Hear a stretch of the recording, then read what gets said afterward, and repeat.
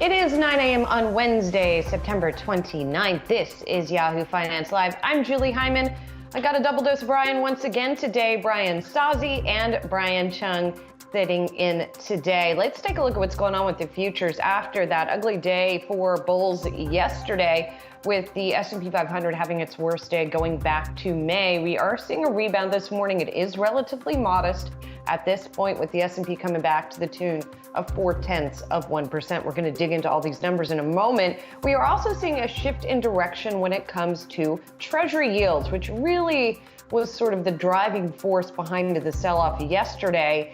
And those yields are coming down, but very, very little. I believe the high that was reached yesterday was 1.56%, now at 1.52%. So however you slice it, we are still seeing yields at relatively elevated levels relative to what we have seen over the past several months. A dangerous man, Senator Elizabeth Warren, says she will not vote to renominate Jay Powell as Fed chair. We'll break down his path to remain central bank chief. Chip flip. Micron shares take a hit on weak PC demand. ASML, on the other hand, rising on strong demand for chip-making equipment. We'll discuss. And the power of YouTube. Media analyst Rich Greenfield on why it might win a battle with legacy giant Comcast. But first, we got to break down what has been happening in the markets over the past 24 hours or so, you guys. And really, as I mentioned, we have seen a reversal here. If you take a look at the Wi-Fi Interactive, I'm just going to take a quick tour of what we're seeing this morning, and then we can kind of dig into what is going on in a little more detail. So here are the futures this morning for the S&P 500, pretty stable here. I wanted to look at the two-day chart as well, because this gives, once again, a picture of the idea that we are not coming back from the declines that we saw yesterday. Definitely not all the way. Also, if you're looking around at some other assets, we are seeing crude oil futures. Here's the two-day chart there. So we are seeing a little bit of weakness in crude oil where it had been seeing a lot of strength in yesterday's session. But again, it is a relatively modest move. And then rounding this out, taking a look at the 10-year as well. Here's the two-day chart for the 10-year.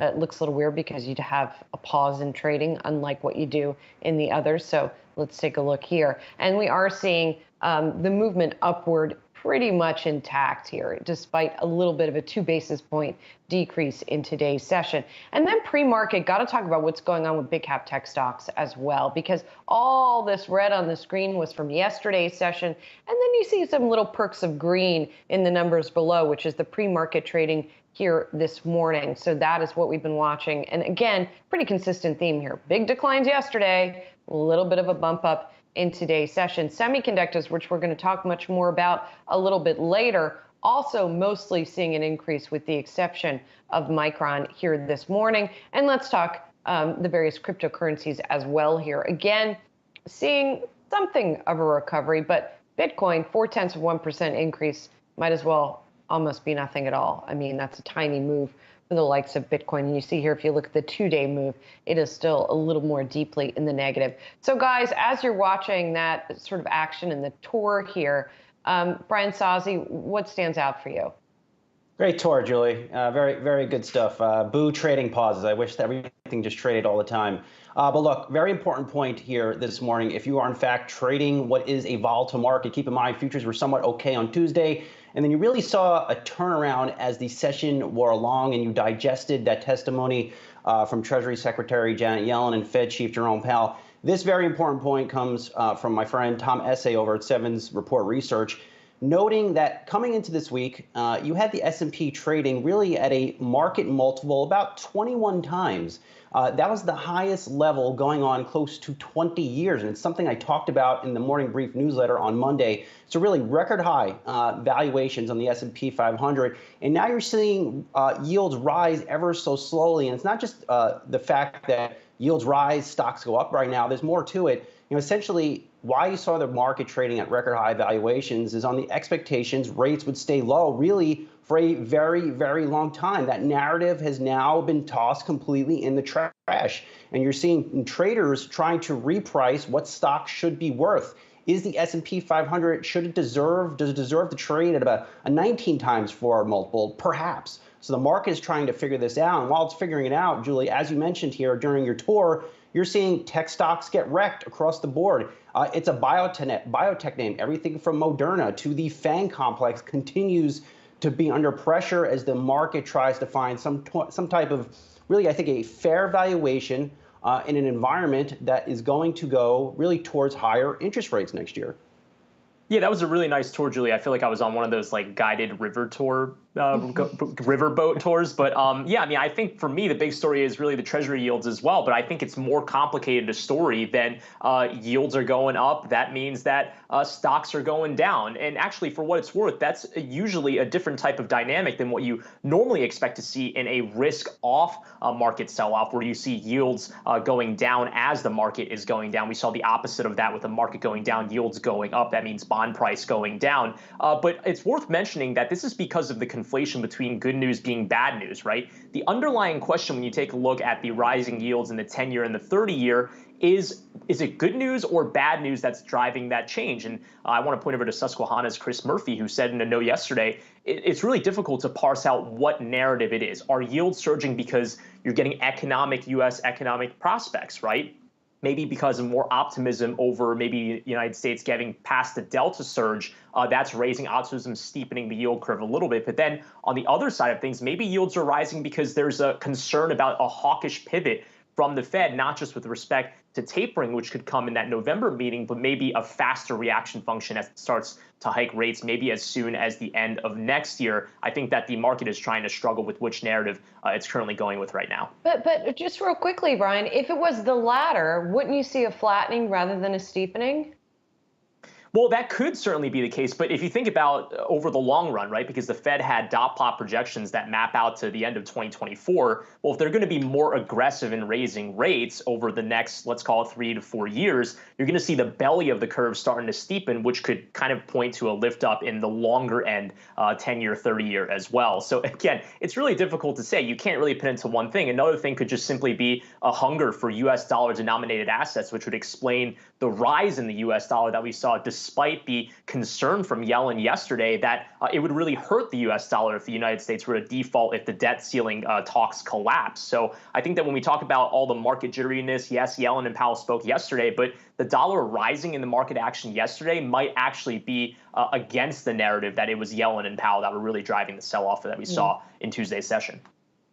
Very interesting. All right, one more thing I wanted to mention as we're watching what's going on this morning, and for this I want to go back into the Wi-Fi Interactive, because I'm looking at Tesla, and that's because of ARK Invest and the ARK Innovation ETF, because they come out. This is, of course, is Kathy Wood's ETF. It comes out with a daily trading update, and in yesterday's there was a revelation: a near $270 million stake in Tesla was sold because of the losses that were being incurred because of what we've been talking about with all those other tech stocks that are under pressure here. Of course, there's still an 11% weighting in that ETF to Tesla. But if you look here, we are seeing, yes, a little bit of a bump up in Tesla this morning, but it's just an interesting movement here as we talk about this so-called ARKiverse. If you look at the ARK Innovation ETF itself here, it's seeing a similar move. It was down 4% yesterday. It's up some 0.8% call this morning, and I'm showing the 6-month chart as well. But again, what this illustrates, I think, Saz, is that there's a ripple effect when this stuff happens, right? When you see a sell-off in tech, for people who have ETFs or other holdings, if they're seeing losses in that area, they got to rejigger in other ways.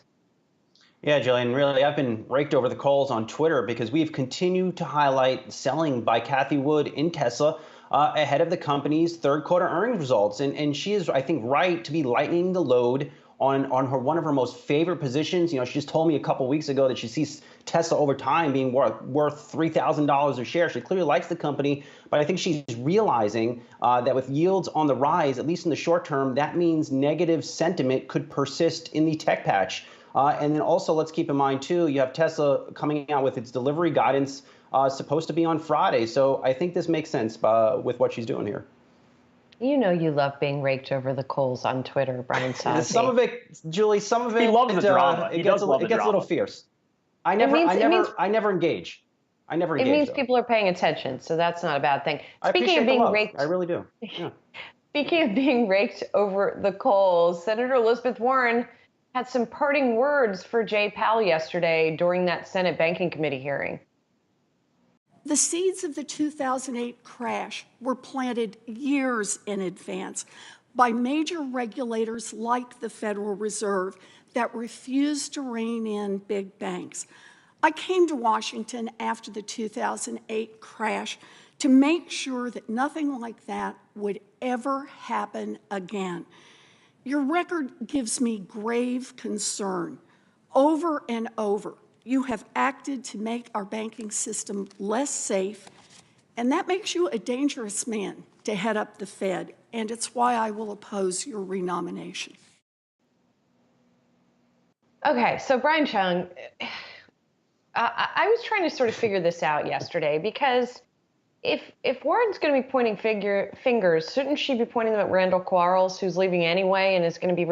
In other words, like what exactly is she blaming on Jay Powell? Yeah, there's a lot to unpack here, and Randall Quarles is definitely someone that's worth pointing out here. He's the vice chairman of supervision. He's really been driving a lot of the financial regulatory changes over the past few years. He's a Trump appointee that Warren is criticizing. One example being tweaks to the stress test scenario, which is what the Federal Reserve does to make sure that banks have enough capital to withstand any sort of hypothetical shocks. There have been some changes and a slight delinking between how closely related stress test results are from the banks to the Federal Reserve's decision on when they do or don't restrict their ability to issue dividends or share buybacks. But of course, the broader picture here is within the context of Fed Chairman Powell's odds at renomination. His term as chair expires in February of next year. And the big question is going to be, will the Biden White House pick him or someone else? Now, it's important to remember the White House hasn't named anyone yet. So maybe Warren, by saying she doesn't want to support his nomination, maybe gives a little bit of water to the idea that the Biden administration could be leaning towards Powell. But it is nonetheless important to note because if he is renominated, going to have to get Senate confirmation again. Whether or not Warren can whip together enough progressive Democrat votes to join her in opposing him would be a big question and calculus that the White House needs to sort through. I want to point out that Evercore ISI's Krishna Guha wrote a note yesterday saying that Powell's prospects are, quote, less certain than they appeared a month ago as a result of that. But on the other hand, it's kind of like the yield story, right? Good news might be bad news might be good news. Neil Dutta over at RenMac tweeting earlier this morning that Warren may have improved Powell's chances because, quote, Republicans now have cover to vote for his confirmation should he be renominated. So that 50-50 split of Republicans and progressives in the U.S. Senate could definitely be coming into play as the White House tries to figure out whether or not they want Powell to be their guy in February of next year. Very interesting as we continue to follow this. But obviously, Warren, as always, ready with the quotable, which it worked. We're quoting today. Wow. Ooh. All right.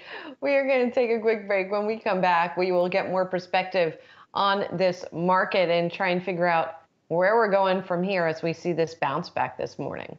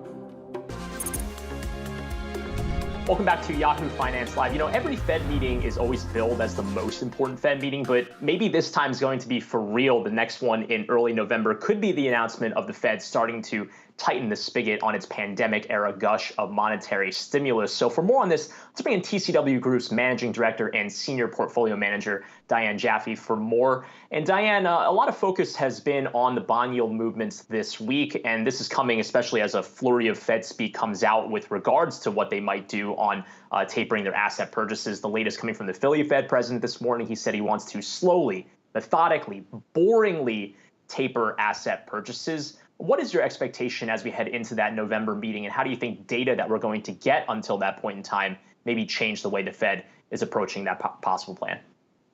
All excellent points, Brian. The Fed loves data, and the unemployment number in August gave everyone a little bit of a soft pause, but then ensuing data, as you mentioned, seemed a little bit better. So that's why, the Jay Powell made those announcements that indicated that November was going to be liftoff time. We do expect, though, that they will be paying strong attention, though, to the September employment data to make sure that August was just one aberration, of course, led by the Delta variant. And then if things go as everyone foresees, then we'll start the taper process. And I agree that, the people at the Fed want to make it slow and boring. They don't want to make it very exciting. Diane, just based on what we have heard from Fed officials, what's going on with the debt ceiling, more earnings warnings from companies, do you think right now we're on the cliff and we're ready to go over the cliff? And by that, I mean, we see a deeper market correction going into October. So there's a reason why September is one of the worst months of the market. And one of those reasons is because that's when the end of the fiscal year for the US government is. And there's always a lot of, power plays and brokering and brinksmanship. And that's 100% true, since everything is really focused on, some of these bills right here this week. It's not abnormal to have market corrections, 3 or 4 short spurts downwards of 3 to 5% in any calendar year. We've gone several months without anything really hectic, and that's because we have this tremendous monetary and fiscal stimulus behind, holding us up, being a booster. So while I think there's some nail biting going around, me included, that this lift from the stimulus is really supportive going into 2022. So yes, there will be some waves along the way, but the trajectory we think is quite positive for stocks. Dan, is this one of those waves? Are we in one of those correction periods now? The market is testing the resolve of lawmakers to do the right thing. So correction is typically 5 to 10%. We're not there yet, but we're bouncing along here. I believe that we're going to come out on the other side of even just this week in a better way. But it requires a lot of oar strength to get this boat through. Diane, it's Julie here. The market seems to be betting that lawmakers are going to get done in terms of the debt ceiling, in terms of not shutting down the government, or at least not for an extended period. What about in terms of getting the infrastructure package done, the other spending package done, and in a size that the market for a long time seemed to just take it for granted that was going to happen. It was going to get through. What if it doesn't? How dire is that going to be? Well, don't forget that this kind of stimulus takes years to unwind and play itself into the economy. So it wouldn't be like the reconciliation package would immediately send huge jolts into the economic activity, but it would, really preordain the next 3 to 5 years of good supportive economic growth. So we have a lot of stimulus already in the system. And, I'm a big believer in the infrastructure plan. We have to build our roads and bridges, internet, come on, let's get it across all the United States so people can, go to school if they need to from home, or work from home if they need to. But I don't think it would be something that would immediately jolt the economy in a big positive way. We already have that. We already have that stimulus for today and tomorrow and into next year. And Diane, I want to ask about wages, which could be a big data point in that next jobs report we're going to get next Friday. How important is that to the story of inflation? Because it's interesting to see, just in addition to the nuances between CPI or PCE inflation, what level of inflation you're looking at, and whether or not you're looking at that in the labor market, because there's kind of some debate about whether or not that translates into overall price inflation, is certainly a question that is outstanding, not just for people watching markets, but also at the Federal Reserve itself. Wages are the least transitory of the inflation statistics that the Fed is watching, because they, employees don't want to give up wages, of course, and employers don't want to, make cuts when they don't have to. So we're now at about a 4% rate. That looks pretty sticky to me. Other things could be more transitory, like lumber, like oil prices to some degree, but wages have a positive side as well. If employees are getting more money, they're coming back to work, that adds to their spending power. And there's usually a sweet spot with margins for companies where employees are getting higher wages and they are feeling confident about the economy and they're willing to spend.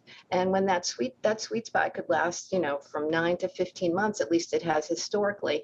And that's when margins can actually increase at US corporations as wages are rising. So we want to be watchful for that. We want to be careful about that, but wages are the sticky wicket. All right, Diane Jaffe at TCW Group, thanks again for hopping on Yahoo Finance this morning. Coming up on the other side of this break, we'll have the opening bell as we get 8 minutes towards the start of market action here on the East Coast. We'll be right back after this.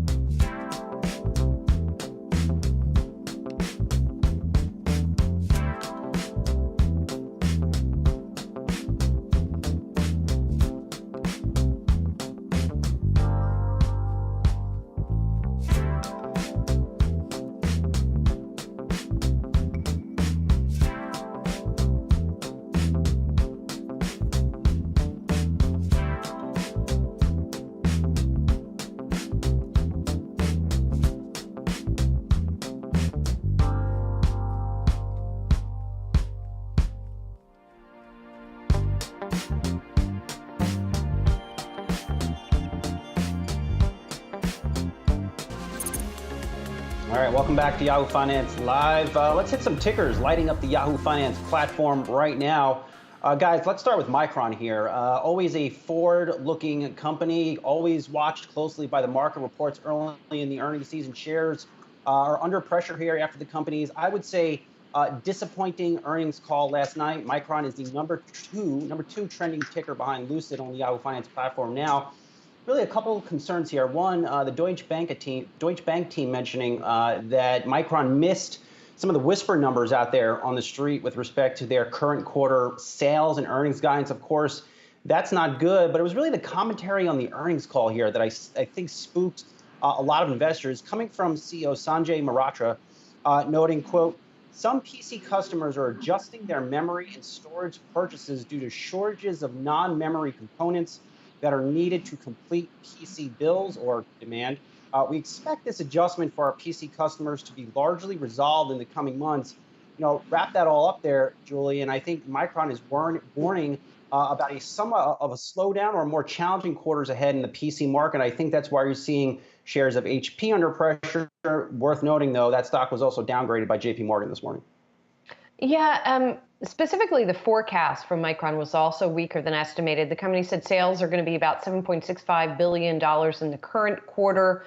About $8.5 billion is what analysts have been looking for in the earnings per share forecast, also below estimates. It's interesting because Mehrotra has tried to emphasize that Micron's business has gotten more steady. It's not going to be as volatile. And yet here we do indeed see that volatility. What seems to be happening, you guys, is that the PC, maybe not call it a boom, but the increase in PC demand that was brought about by the pandemic, people having to buy more computers because they were at home, that seems to be abating, and we seem to be going back now to the secular decline in PC demand. So what's interesting is when you look at Micron in the context of the bigger chipmaker environment, it doesn't necessarily seem to tell us anything about other chip makers, right? It seems to tell us, to your point, Saz, more about the personal computer industry than it does about the semiconductor industry. Yeah, and I think one other important point to bring out here is that it's not a monolith, the whole demand for chips, right? It's different depending on what type of chips they're looking for, whether that's DRAM or NAND, right? Versus what type of technology they're trying to put the chip in. And I thought what was interesting from the earnings call was that the CEO was pointing to this idea that there's actually a resurgence in chip demand that's kind of unique to the fourth quarter, which they just reported. When you take a look at cloud tech, PCs at the office, what's the big reason for that? That's because people are going back to the office. Now, whether or not Delta slowed, that is one thing. That may have been more at the beginning of Q4 than a different type of than at the latter part of Q4. But cloud tech, PCs that people are using when they're sitting down in their office is a big reason why demand's going to be there. The question, of course, not just for Micron, but for all the other chip makers, is going to be, can the supply chain catch up to meet that demand? Well, there's one company this morning that's also talking about helping the supply chain catch up. That's ASML, the Dutch company. It trades here in the U.S. under that ticker, ASML, the ADRs. And it's a company that makes machines that make high-end semiconductors. And perhaps not surprisingly, it's saying demand's going to last a while. We've been hearing about all of the various companies that are now pouring a lot of investment into their supply chain, from Taiwan Semiconductor to Intel, that are saying they're going to be spending on this. So the company is predicting annual revenue growth of about 11% this decade. It raised the revenue guidance for 2025. So that is some runway in terms of the visibility that ASML has. It's interesting that the shares are up just modestly here this morning, just about 0.5%. Of course, we're coming up against the opening bell on Wall Street. You see Warby Parker down there, founded in 2010, finally their long-awaited IPO. We'll be talking to Warby Parker's co-founders coming up very shortly. Again, Warby Parker going public on the New York Stock Exchange via a direct listing. That reference price, if you're trading this stock and you're on the Yahoo Finance platform, that reference price, $40 a share. Looking forward to catching up with them. I was trying to see if is everyone up there wearing glasses? I think so, except for the kids. The kids are. Yeah, the kids. Well, I see one person in the back not wearing glasses. It should be noted that Warby Parker, of course, also sells contacts. They sell contacts. So if you bought your contacts from Warby Parker, you're allowed there up there on the stage in the New York Stock Exchange.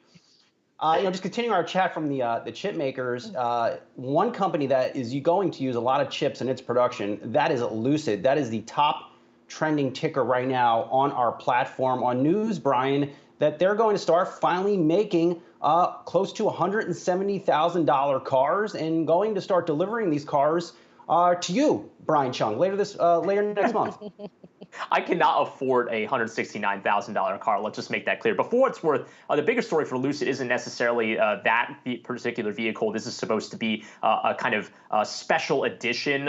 It's a sedan that's going to be in a limited quantity, I believe. I think even less than 100 units they'll be making. But the Air sedan is really the big focus for them from a consumer standpoint. It's supposed to be a $77,000 car. That's before you have that $7,500 federal tax credit. And apparently they've got 13,000 reservations so far. I think the big question here is going to be whether or not they can distinguish themselves from, I don't want to call them secondary EVs, but the EVs that are trying to certainly gun for market share, not just from Tesla, but from the other major OEMs getting into the EV game as well. So think about Faraday Future, Fisker, Lordstown Motors, some of these companies certainly that have had issues trying to scale up because it's so difficult from a capital standpoint alone to build up an EV company. So Lucid certainly seems like, especially the fact that it already has orders kind of already halfway there. But again, we'll see if they can ultimately deliver on that, which, as many will recall, was a big kind of a metric for Tesla in its early stages as well.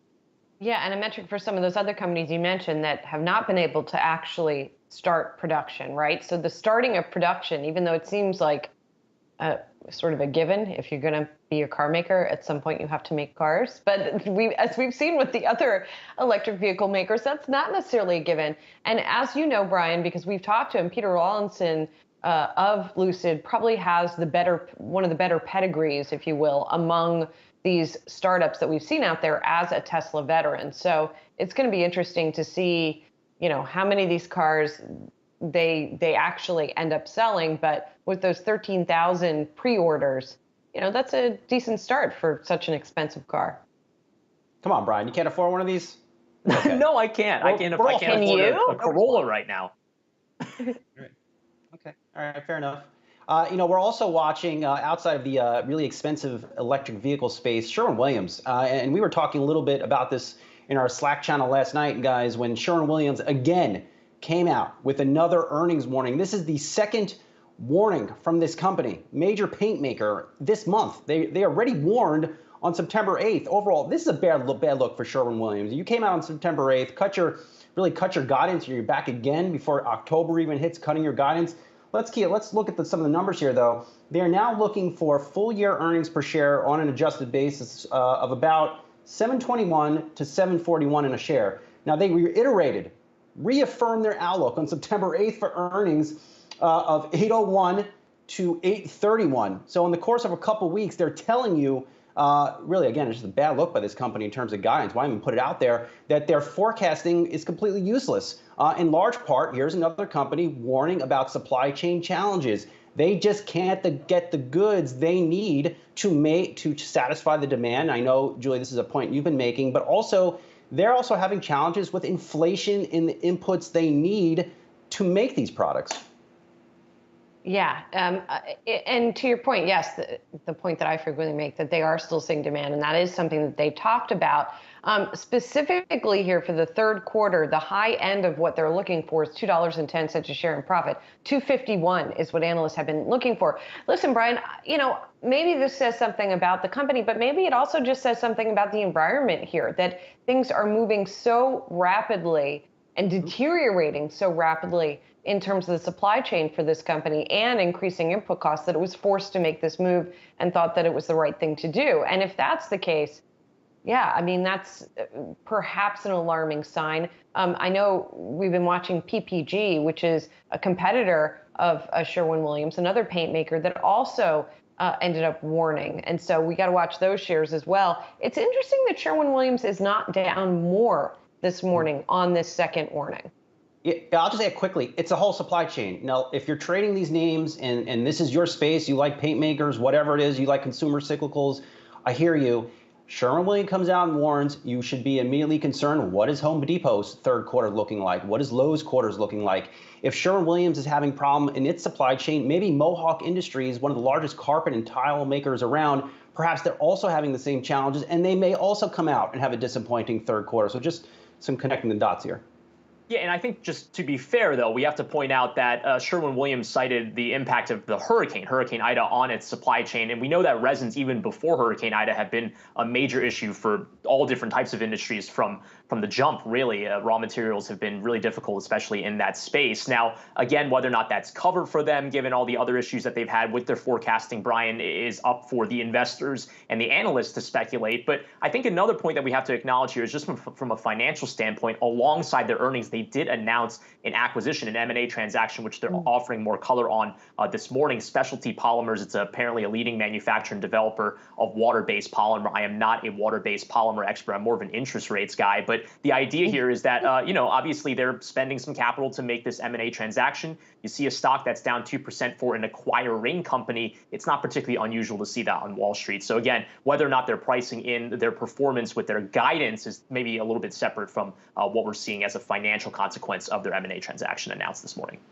Brian, who do we blame for all these supply chain challenges? We just blame the Fed, right? Their tapering program. Yeah, they're the right? one. Yeah, they're definitely the ones holding all the resin, Brian. Yeah. All right, as I expected. All right, a forward-looking Yahoo Finance stat of the day for all you Lucid and EV fans out there. Tesla is slated to report its third quarter delivery numbers this Friday. Whisper numbers on the street are looking for a delivery number around 220,000, but there are a few Uber bulls out there looking for even more. Should note, Wedbush analyst Dan Ives is modeling for 230,000 deliveries from Tesla. So if Tesla doesn't put up some of those big numbers, stock may continue to be under pressure. All right, straight ahead, Jared Blickery is down at the New York Stock Exchange, where Warby Parker is debuting today. We'll check on all things markets with Jared, who is wearing glasses, on the other side of the break.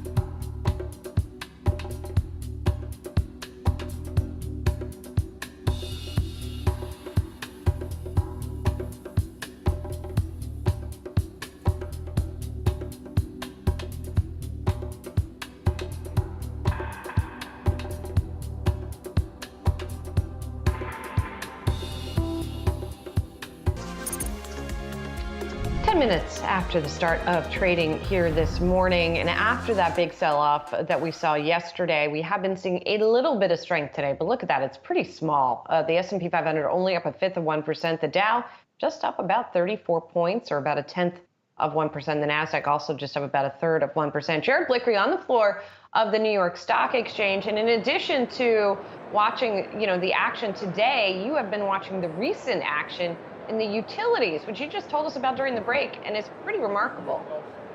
That's right. Usually we don't say utilities and remarkable in the same sentence, but that's what's going on here. XLU, that is the S&P 500 Select Utilities ETF, that is down 14 straight days, and this really ties into the interest rate discussion that you guys were having at the beginning of the show. By the way, Julie, really great command of the Wi-Fi Interactive. Pretty proud of how that's coming along here with everybody. But the interest rate discussion, our yields, so where do we have a ceiling in yields? We know that the 10-year, the 5-year, the belly of the curve, all those have been shooting up. I think 1.6% probably going to be the most that we see in the 10-year right now, but we've also seen various components in it. Inside the 10-year, you have the break-evens, which is inflation expectations, and you have the real yield, and it's break-evens, the inflation expectations, which have really been shooting to the upside and supporting this move. And part of this ties into the crude oil story. As crude oil prices rise, though, that really ties into consumer sentiment and those readings and expectations on inflation that we get into the future. So people are reading the economy as an inflationary environment right now. So I think what we're seeing in utilities, which moves inversely, those are kind of yield proxies, is really saying that in spades right now. So I think not only are we seeing that in the consumer, but also the street is kind of rotating out of these names, expecting these higher rates to stay with us and be a little bit sticky. And when we talk about rotation too, just quickly want to mention Micron, which we were talking about. I know you're watching as well, and you tend to watch the semiconductors closely all the time, but particularly, of course, when there's news. Yeah, I think the supply chain constraints here are really just bleeding everywhere. The outlook was really dim for the current quarter. For the full year of 2022, they still maintain their guidance or their belief that it's going to be a robust year. But in the short term, I think we're seeing some hiccups here. You don't have the semiconductors along for the ride. It's going to be difficult for tech to rally. So I'm going to call this a dead cat bounce in the Qs, in the tech, in the Nasdaq right now until proven otherwise. All right, we will see if you are proven otherwise at some point. We'll keep watching that, Jared. Thank you so much, appreciate it. All right, coming up next, we're gonna have a big old media conversation, wide-ranging, talking about YouTube's current dust-up with Comcast's NBCU, as well as the latest on Disney and Netflix. We'll try and do it all with Rich Greenfield next.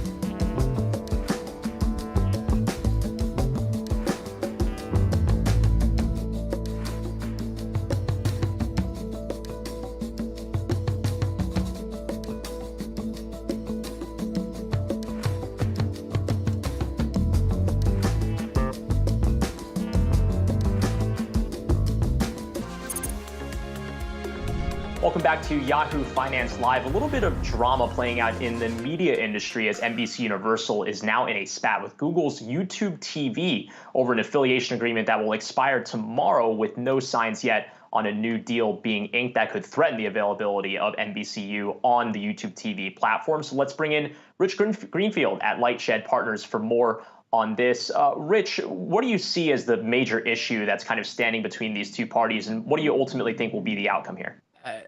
Look, these discussions are always complicated. It's never just about money. I mean, yes, it's always about money, but it's more complicated. You know, in this case, Peacock is playing a major role. NBC Universal, you know, is obviously trying to make Peacock the success that Disney Plus and Netflix and even HBO Max has been to date. And I think, you know, Peacock is certainly struggling in terms of subscriber adoption outside of the Comcast footprint, where you essentially get it for free if you're a Comcast subscriber. And so I think what Comcast is doing is saying, hey, just like a channel, so think of it as NBC or Bravo or USA Network. Hey, if you want to renew our deal, like if you want Sunday Night Football, you've also got to jam in Peacock and pay us for all of your subscribers. So for the 4 million subscribers of YouTube TV, they're saying pay us for Peacock. And Google's going, wait, Peacock is an over-the-top service. It has nothing to do with the multi-channel bundle. In fact, a lot of the programming that you watch inside of the bundle is on Peacock now. Sunday Night Football is on Peacock, Next Day TV, just like Hulu is now on Peacock. And so I think Google's like, you want us to pay twice for the same programming?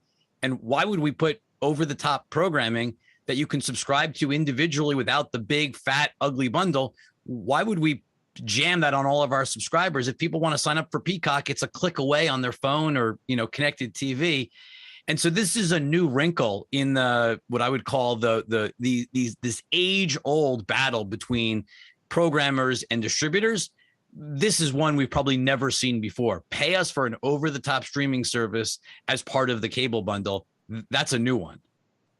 And Rich, it's Julie here. As you said, it's age-old. We're used to seeing this back and forth, right, and people getting upset about not having access to the program if indeed there's a blackout. What it usually comes down to is power, right? Power. Who holds the power in that dynamic? In this case, is YouTube going to win out because NBC needs them?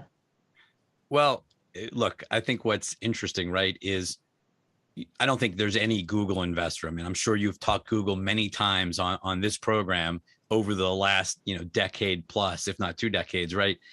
I don't think there's ever been a Google investor that says, oh, they care about YouTube.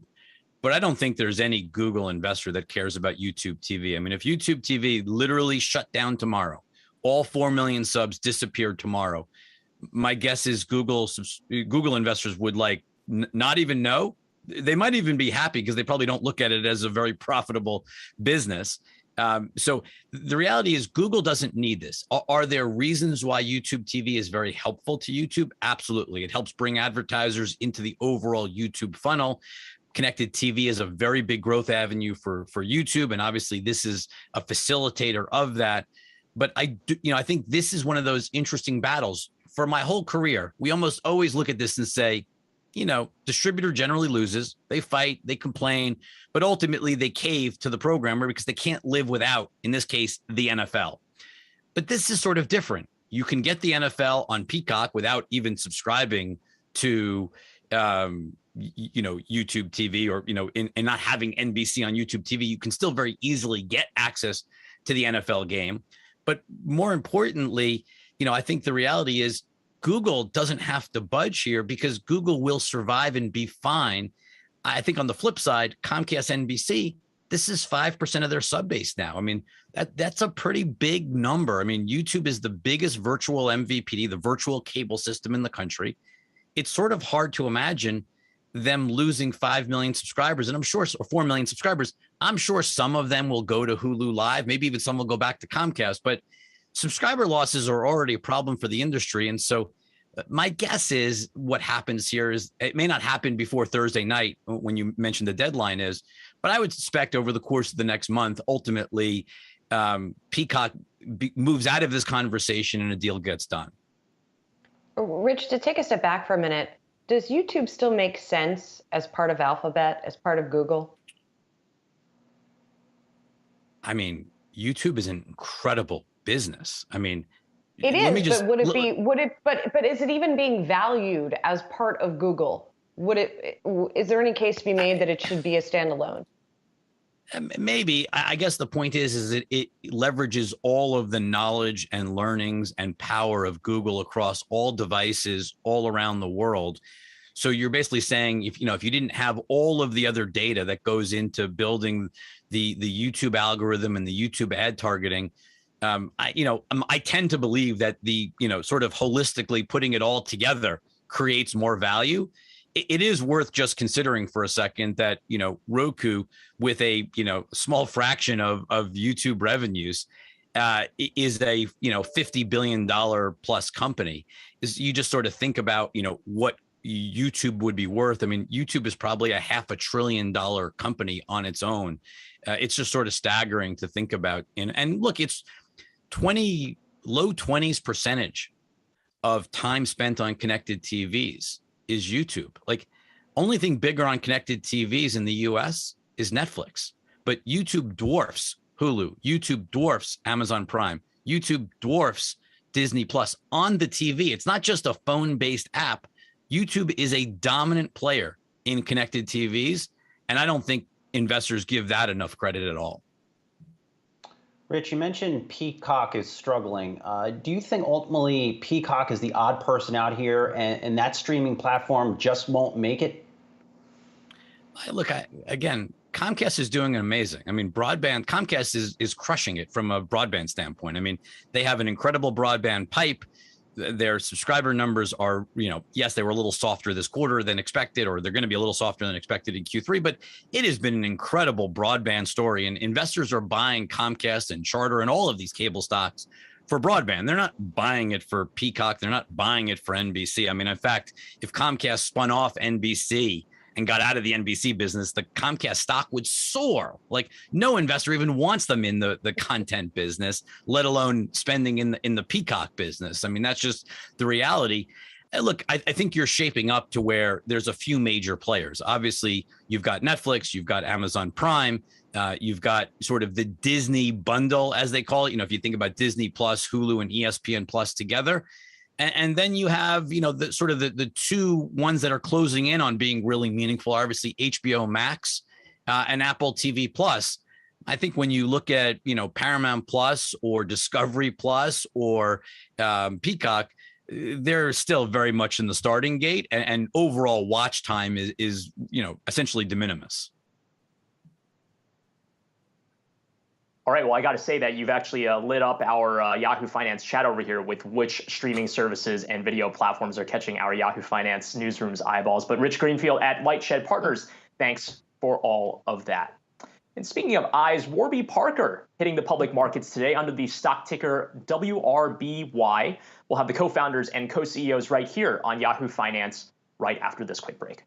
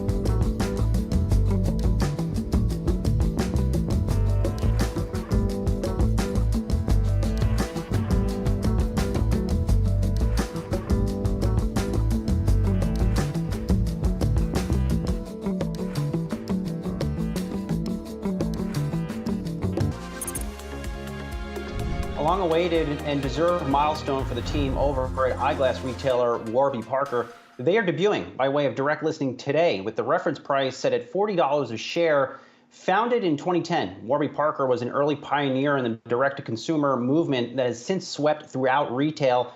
Joining us now from the New York Stock Exchange are the co-founders and co-CEOs of Warby Parker, Neil Blumenthal and Dave Gilboa. Listen, we were talking in the break, guys. It feels like yesterday you launched in 2010. It feels like to me it was yesterday. Congrats on this milestone.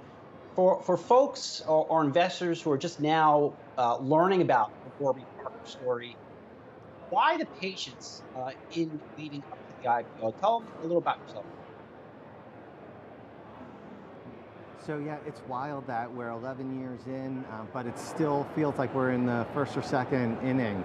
So right, we started Warby Parker because we were frustrated consumers walking into an optical shop, walking out, feeling like we had been ripped off. So the thought was, if we could build our own brand, design our own glasses under our own brand and go direct to customers, right? We could sell a product like the ones I'm wearing for $95 instead of $400 or $500. And that was the basis premise, just how can we make customers happy? And what we found is a lot of people don't realize how big the optical industry is. It's $140 billion.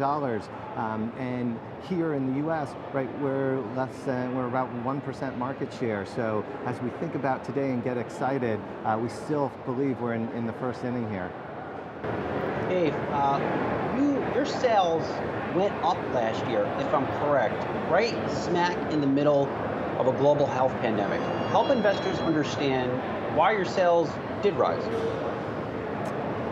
Yeah, so we've always believed that we should focus on providing the best possible experience to all of our customers, and that means having a world-class offering both online and offline. And so even though the pandemic impacted our business and we were one of the first in our industry and one of the first national retailers to close all of our stores, and we kept them closed until we thought it was safe to welcome our team and customers back into those stores, we were able to continue to serve those customers through our digital capabilities, including our e-commerce offering where customers can download our app and do a virtually try on any of our glasses. They can get their prescriptions remotely through our virtual vision test. And we have the first of its kind home try on where we can send glasses to customers' homes for free. And because we have that flexibility in our model, we were able to continue to serve customers when the rest of our industry couldn't. And so we were able to grow in spite of the challenges and the headwinds from the pandemic. And frankly, we feel like we're emerging stronger because we have that flexibility in our model, and we're able to continue to meet customers wherever they want to shop with us. Hey guys, you are not a typical or a traditional corporate structure in that you are registered as a public benefit corporation, a B Corp in other words, which effectively that means that you can't just consider the wants and needs and priorities of shareholders. You have to look at the bigger community of stakeholders. Well, and I know that's not something that's new to you guys becoming a public company. Why did you decide to structure that way? And how are you going to sell that to public market investors? Well, you know, our corporate structure just reflects how we run our business, which is focusing on customers, focusing on employees, focusing on investors and shareholders, and the public benefit corporation status enables us to do that. We think that it's really about long-termism, and we've built Warby Parker over the last 11 years for the long term. As Dave mentioned, we were one of the first national retailers to close our stores in March of 2020 when the pandemic was first hitting. Remember, we didn't even call it COVID-19 back then. It was a novel coronavirus. There wasn't enough PPE, but we continued to pay our employees because it was the right thing to do. And we've always been concerned that there might be some short-term thinkers who think that that's a bad financial decision, when in reality it's the right financial long-term decision. So fast forward to today, we don't have a lot of the labor challenges recruiting and retaining talent in our 150 plus stores across the US and Canada as a lot of our peers and other retailers do, because we did the right thing.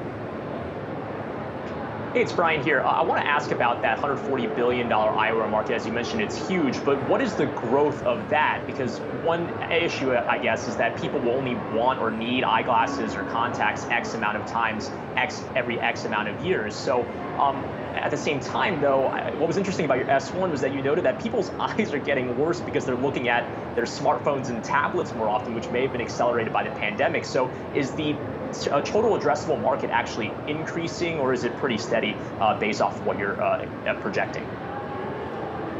Yeah, so the market's projected to grow at 9% annually, which is significantly faster than the overall economy.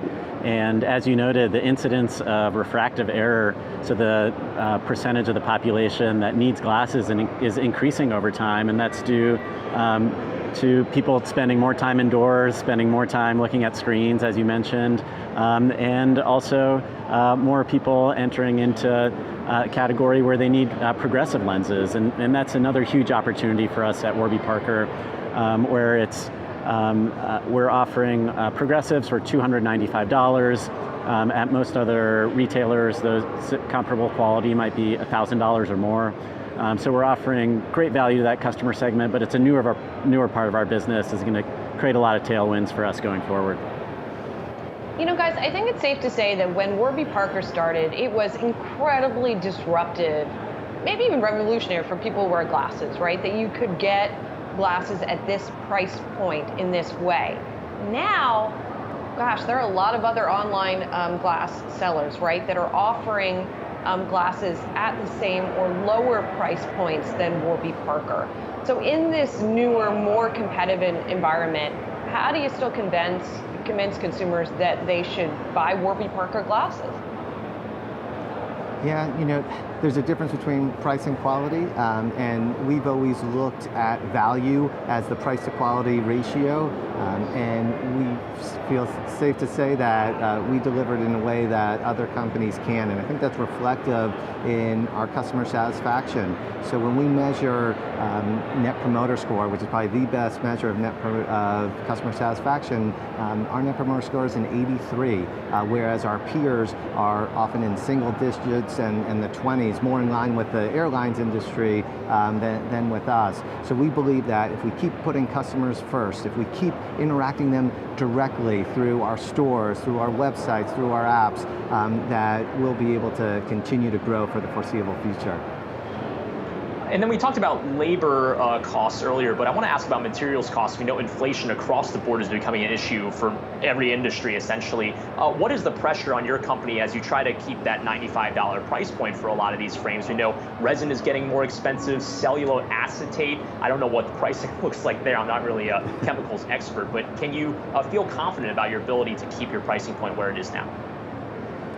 Yeah, so we've been able to significantly increase our gross margins historically, and we don't expect global supply chain issues to impact our ability to maintain that great value that Neil mentioned and maintain our margins.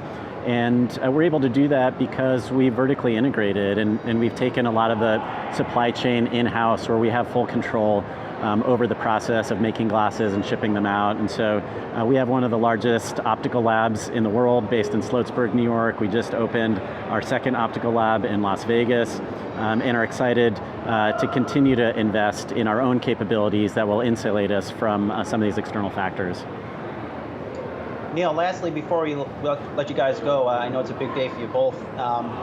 Where else, so 95% of your business is in fact tied to eyeglasses. Where else do you see or think that Warby Parker has permission to play? What other categories? Yeah, so that's one of the things that we're so excited is all the tailwinds. So we only started selling contact lenses. Last year was our first full year.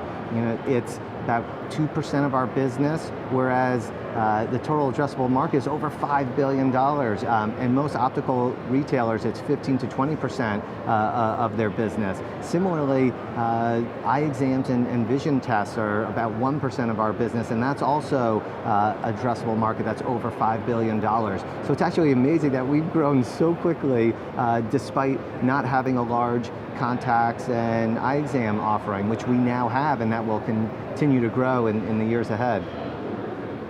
All right, we have to let you guys go. You have to get ready for your first earnings call, right? It's coming up soon, guys. Thanks so much for having us. Thanks for having us.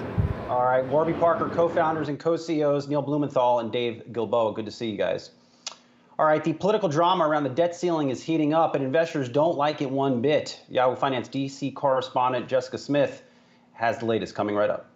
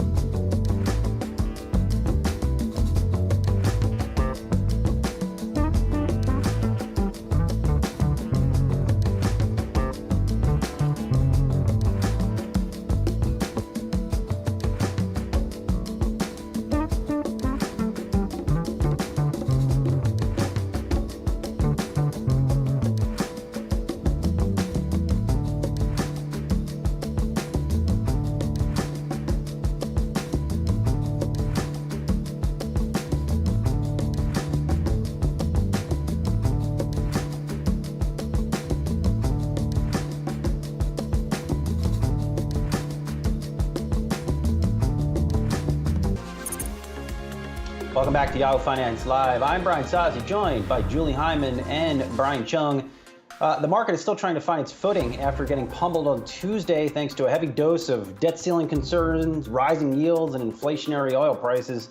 Seeing the major indices hanging tough in the green so far. The Dow, S&P 500, Nasdaq all in the green so far in the session.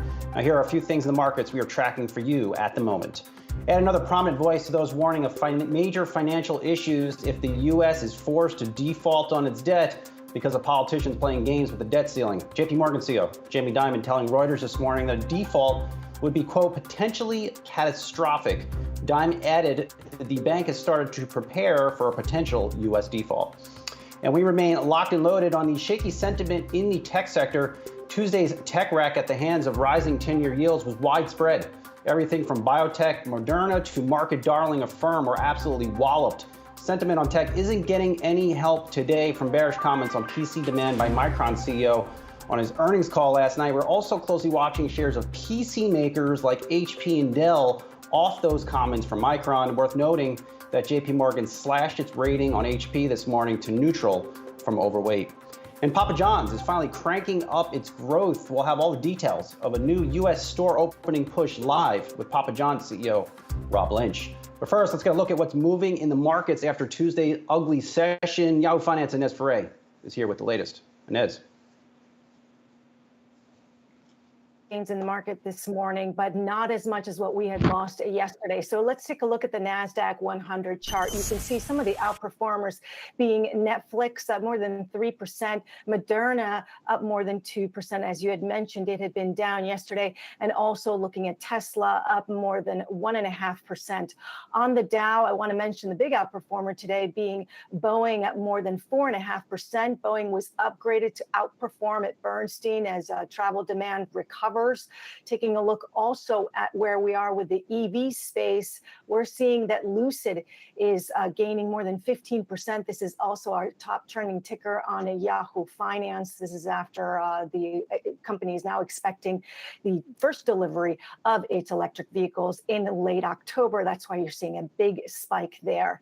And then I also want to mention some of the retailers actually in the retail space. Is it too early to talk about the holidays? Well, Walmart is just announced that it is hiring 150,000 associates. That announcement coming ahead of the holidays. And also Target announcing that it's kicking off its holiday deals starting October 10th already, and the company is also going to be matching prices. If it lowers items, prices on items during the holiday, it'll be matching those prices. Finally, just one note on Walmart, up more than 0.5%. B of A coming out with a positive note about Walmart's recently announced new products, the home robot, the Halo fitness tracker, saying that these will become more significant over time. Brian? Never too early to talk about the holiday season, as I'm hoping you and Brian Chung chip in and get me one of those $170,000 Lucid motor cars. Those are very cool. Forget it. Maybe the 77,000 one. Let's start with that one next year. All I can do is try. And that's for A. Thanks so much. The political theater around the debt ceiling is on grand display right now, and to be sure, investors aren't feeling those vibes from their elected officials. Yahoo Finance DC correspondent Jessica Smith has the latest in this standoff. Jessica. Yeah, Brian, there are lots of urgent issues happening all at once in D.C. Let's actually start with the government shutdown, because it looks like there could be some resolution on that front. Majority Leader Schumer just said on the Senate floor that the Senate will, as potentially as soon as today, take up a short-term funding bill to keep the government open through early December. You'll remember Republicans had blocked a package that both raised the debt limit and had government funding. They blocked that earlier, so now they are stripping the debt ceiling provision, and they're trying to pass this clean bill to avoid a shutdown. They could do that as soon as today, send it to the House, where it's also expected to pass. So if everything goes as planned, it looks like they could avoid a shutdown that is due to start Friday morning.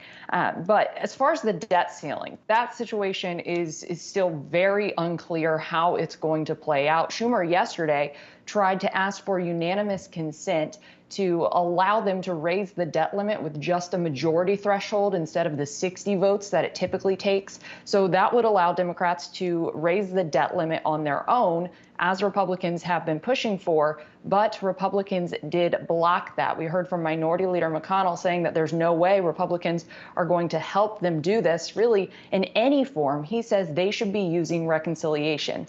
Well, Majority Leader Schumer just a few minutes ago took a very firm stance against using reconciliation to raise the debt limit. He says they cannot and will not do it. So there is really this stare down over the debt limit happening right now, and it is not clear how this is going to end. But we have heard over and over again from Treasury Secretary Janet Yellen urging Congress to act, saying a default would lead to a financial crisis and calamity. Let's watch.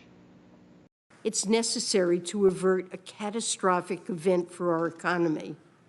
Senators, the debt ceiling has been raised or suspended 78 times since 1960, almost always on a bipartisan basis.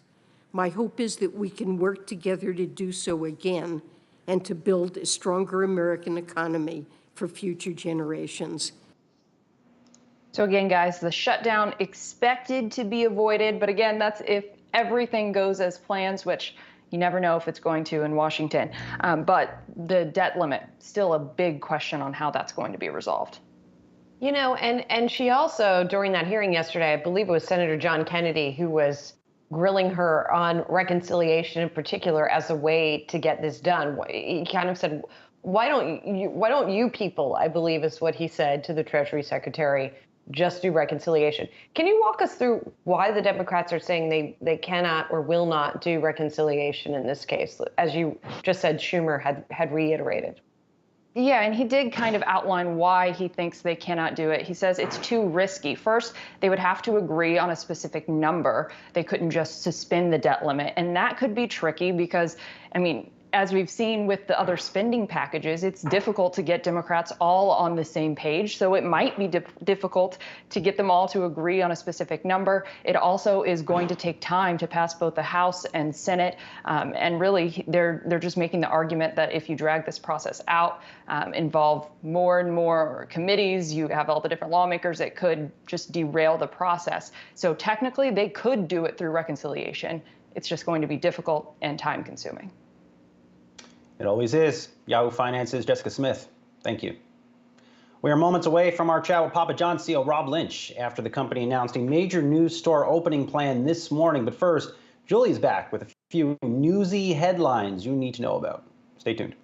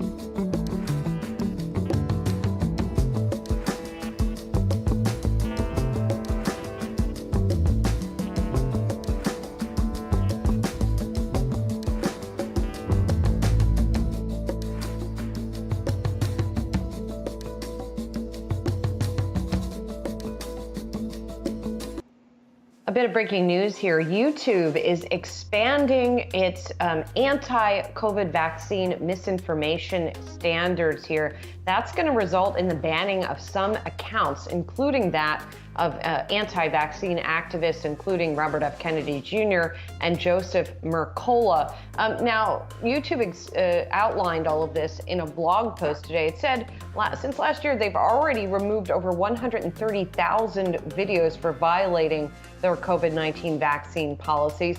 But they say now that they are going to expand that and say that we're expanding our medical misinformation policies on YouTube, new guidelines on currently administered vaccines that are approved and confirmed to be safe. Basically, those videos that question the safety or allege that they are not safe or do not, in fact, prevent disease will be removed from the platform. So this seems to be a fairly significant expansion of their existing policy. We'll keep an eye on that and see if it has an effect on vaccination rates nationwide. Moving on to some other stories that we are watching at this hour. Pfizer and BioNTech's COVID-19 vaccines, speaking of which, may not be cleared for children younger than 12 until November. That's according to the Wall Street Journal, which said the companies had previously targeted submitting their approval application to the Food and Drug Administration as early as the end of September. The drug makers on Tuesday said they have provided health regulators with data from the study of the vaccine in children ages 5 to 11. Chinese authorities appear to be taking steps to help Evergrande resolve some of its financial issues. A Chinese state-owned enterprise will buy most of Evergrande's stake in Shenzhen Bank for about $1.5 billion, dropping Evergrande's stake in the commercial bank to 14.6%. The world's most indebted property developer missed a coupon payment on its U.S. dollar bonds last week. Another interest payment is due today. And Aussie Media has hired a law firm to investigate its business practices following a New York Times report that the company's chief operating officer, Samir Rao, had impersonated a YouTube executive on a fundraising call with Goldman Sachs. Aussie CEO Carlos Watson blamed the incident on a mental health issue with Rao, and the company's board asked him to take a leave of absence pending the investigation. Now the law firm will be looking into the whole affair. Coming up next, we're going to be talking about pizza and talking about Papa John's new expansion. Rob Lynch will be with us next.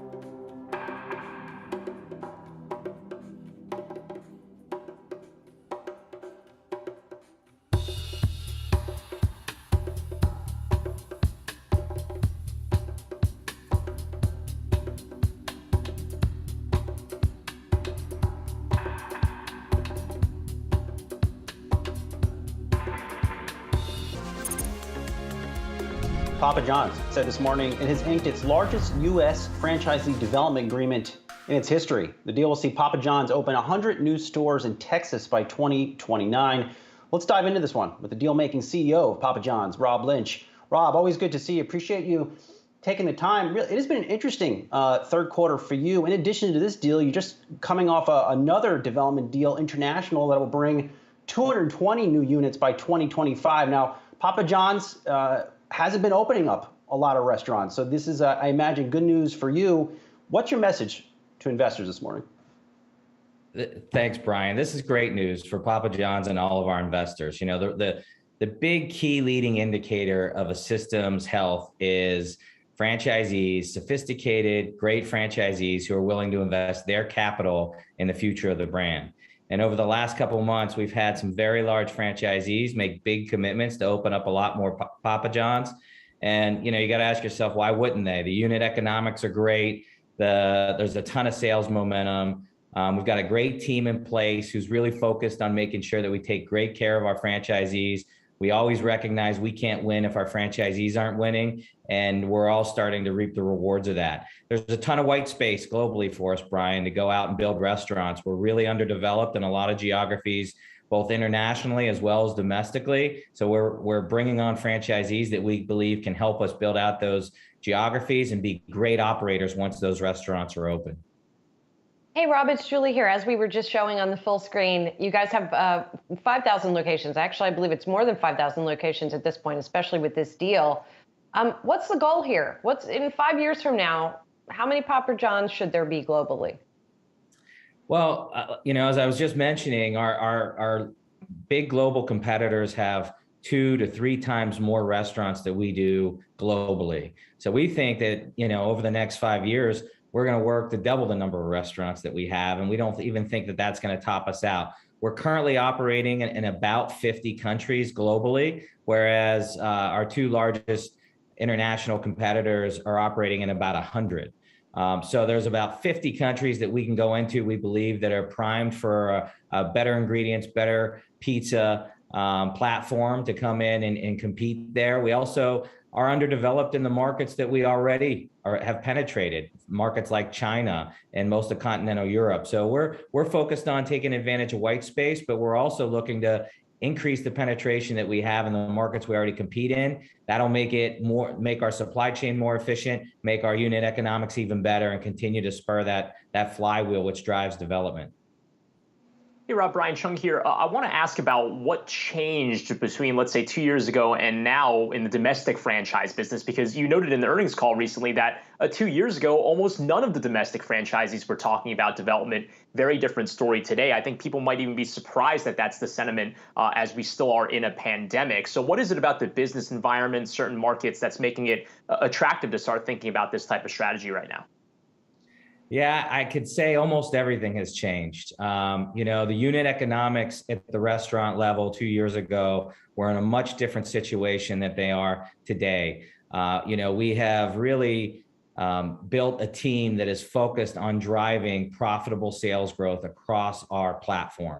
And that's what we've done. We've done that through product innovation. We've done that through productivity enhancements at the restaurant level. We've done that through supply chain optimization. We've really worked hard to make sure that our franchisees are set up not only to grow sales, but also to profitably grow sales. And that really motivates franchisees. And right now, you know, we've got 7 straight quarters of industry outperformance. And so our franchisees have a lot of capital that they want to invest in, and we want them to invest it in Papa John's, and they're signing up to do that. So we think that we can deliver as good or better return on their investment than anywhere else they can put their cash.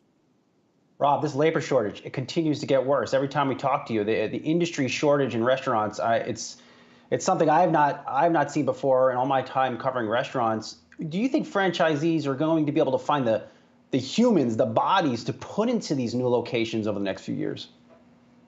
You know, you're absolutely right, Brian. It is a challenge that we're all dealing with, and it's exacerbated in the restaurant industry, but I would tell you it's not just the restaurant industry. It's really across every sector of our economy. A lot of our suppliers who supply us with ingredients are also, you know, having to pay more and having to really work to find people to come in and work. And I, you know, my hope is that we will get back to normal. We will get back to a place where everyone feels like they can come in and contribute to society and show up for work every day. But until then, we're doing our best to be the employer of choice.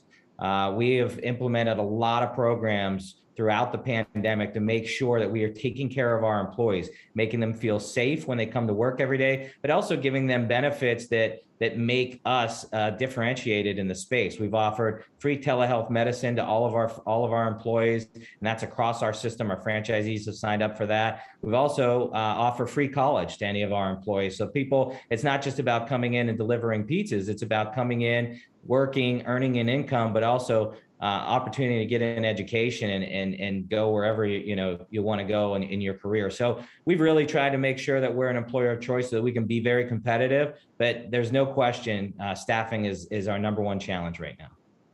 Rob, I remember talking to you on the day you got hired or announced as CEO of Papa John's, and you've had a couple chapters in your career so far at the company. First was cleaning up the mess from many years before. You did that. Ignited innovation, you've done that. You've reignited now, apparently, just opening up more restaurants. That's done. And now I would say you're entering your fourth chapter, and that includes a new headquarters out in Atlanta. Why is that so important for you and the brand? You know, we have 5 core values at Papa John's, and the first 2 are everyone belongs and people first. We are focused on making sure that we can all come together and work together and build the kind of culture and the kind of company that we all can be proud of. And that's us. Over the last 2 years you mentioned, that's us trying to build, out of where we were and build the future of where we want to go. And so, opening up a new headquarters in Atlanta is a new start for a lot of our team members, is an opportunity for people to come in and feel inspired about the future and not necessarily, beholden to the past. Now, I'd like to say we also are going to continue to have a big presence in Louisville. We've got a lot of team members up there who are bought into our future, who are doing a great job. So, we're going to have multiple offices. Everyone's going to play a role. Everyone is important to the organization. And we just can't wait to get back to work and do the work that we love together again. Fair enough. Papa John's CEO Rob Lynch, good to see the news. Stay safe. We'll talk to you soon. Coming up, it's not often we see a major shakeup at the Federal Reserve like the one orchestrated this week. We're back with one longtime Fed expert for a look at what went wrong here and what changes to the Fed will mean moving forward. Stick around.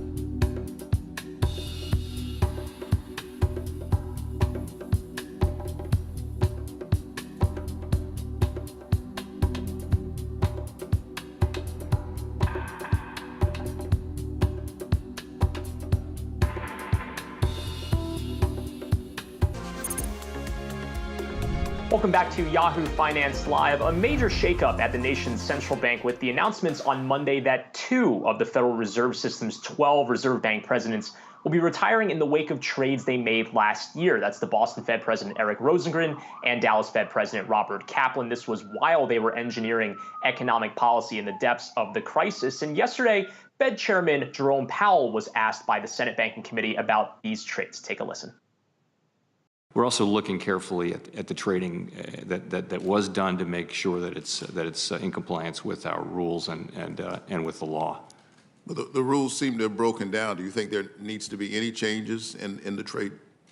Yes, I'm 100% sure there is a need for those, and there will be. And I don't know precisely what they will be, but the appearance is just obviously unacceptable. And even if, as appears to be the case, these trades were in compliance with the existing rules, that just tells you the problem is that the rules and the practices and the disclosure needs to be improved, and that's what we're working on. We will rise to this moment and address this. For more on this, let's bring in Wharton School professor Peter Conti-Brown, who's also a fellow at the Brookings Institution. You watch the Fed closely, and you also penned the book Power and Independence of the Federal Reserve. And even as I was introing that, Peter, you heard the sirens outside of my apartment, maybe a bit of a commentary on the situation over at the Fed. What's your grade on how the Fed has handled all of this, given the developments in the last few days? Remember that the Fed is a they, not an it. And so I have some criticisms for how parts of the Fed have responded, but some praise for how the process looks to be unfolding in other parts. I think that the process that led to lawyers and central bankers thinking it's a good idea and appropriate for those central bankers to make directional bets on interest rates for their own profit is a calamity and a scandal. And so that should be the exclamation point. But once these things were reported by terrific financial journalists, I think the Board of Governors has responded well in launching an investigation, as Chair Powell mentioned, and looking into what could possibly lead both central bankers and lawyers to think that this was a good idea, that this could be appropriate. Well, Peter, it seems like this is an ongoing story because even though both Kaplan and Rosengren will be no longer part of the system effective next week, there's still the review that Fed Chairman Jay Powell launched a few weeks back with regards to the ethics rules. So what should it look like as they embark on that? And how much should Congress get involved here? Because we know that Sherrod Brown, the head of the Senate Banking Committee yesterday, teed up the possibility of maybe Congress introducing something. Of course, whether or not Congress can actually get anything done right now remains a separate question. But what do you think is the proper way to address this?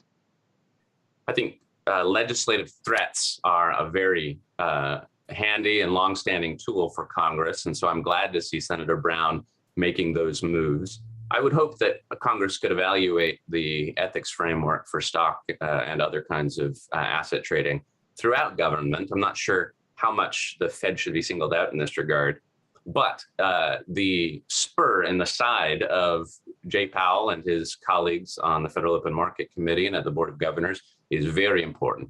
And what I'd like to see is for the Fed not only to, as Powell mentioned, completely rewrite its ethics rules. I think it would be very useful to have an investigation, not only for what happened and who approved these trades, but how the reappointment of central bankers, presidents of Federal Reserve banks, occurred at the Board of Governors and whether these trades were known at the time of those reappointments. I think that's a very important part of our understanding of how Fed governance works, because we should know if the central bankers at the Board of Governors approved reappointment of Reserve Bank presidents who'd been trading for their own profit. Peter, it's Julie here. What should the ethics rules look like? Should they be, do we go in the other direction and just bar them from trading entirely while they hold their positions? Is that the safest course? Yes. I think it's very simple. I think central bankers should never be under a cloud of suspicion that they're advocating for policies that will enrich them. And so holding assets in general market index funds over long time horizons, preferably under some sort of trust arrangement, I think is basically, that should be table stakes. We should not ever have a situation where a central banker is trying to time markets on the back of changes in interest rates as we saw here.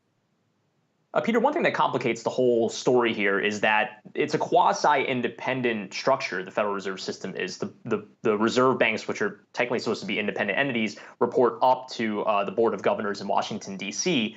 Is it clear about whether or not Powell had the ability to remove Kaplan and Rosengren? We know that they said that they're retiring, which, of course, is a bit conspicuous given the timing that they both announced on the same day, even when they, a few weeks ago, apologized for all of this and then said they would be selling their stakes. Both of those announcements came at the same time in emails to the press. So, of course, it's possible the board could have coordinated some of this, but from a legal standpoint, could Powell have removed them if he wanted to and then said so after the fact?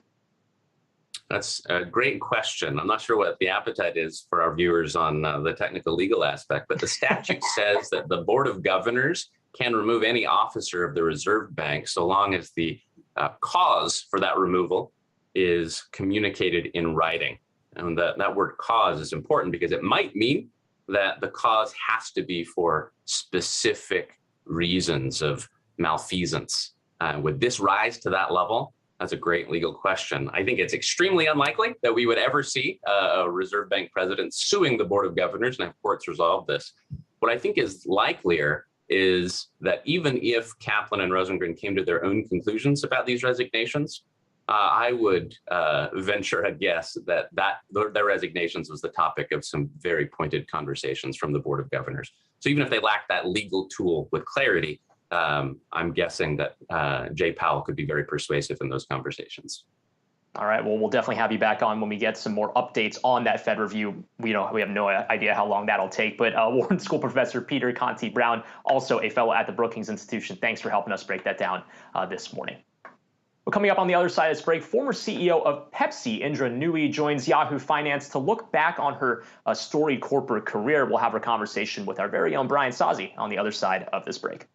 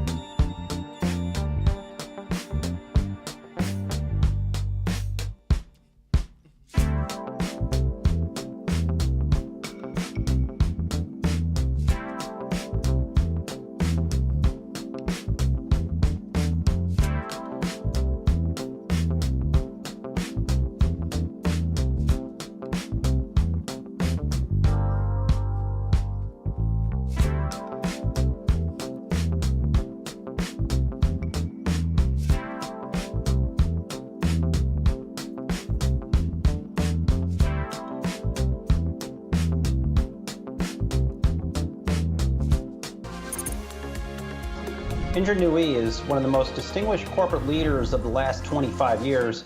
But the road to reach the peak of her corporate career, chairman and CEO of PepsiCo for 12 years, wasn't easy by any stretch of the imagination. I talked at length with Nooyi about her new memoir, My Life in Full, her rise to the top, and what's next in her career and life journey.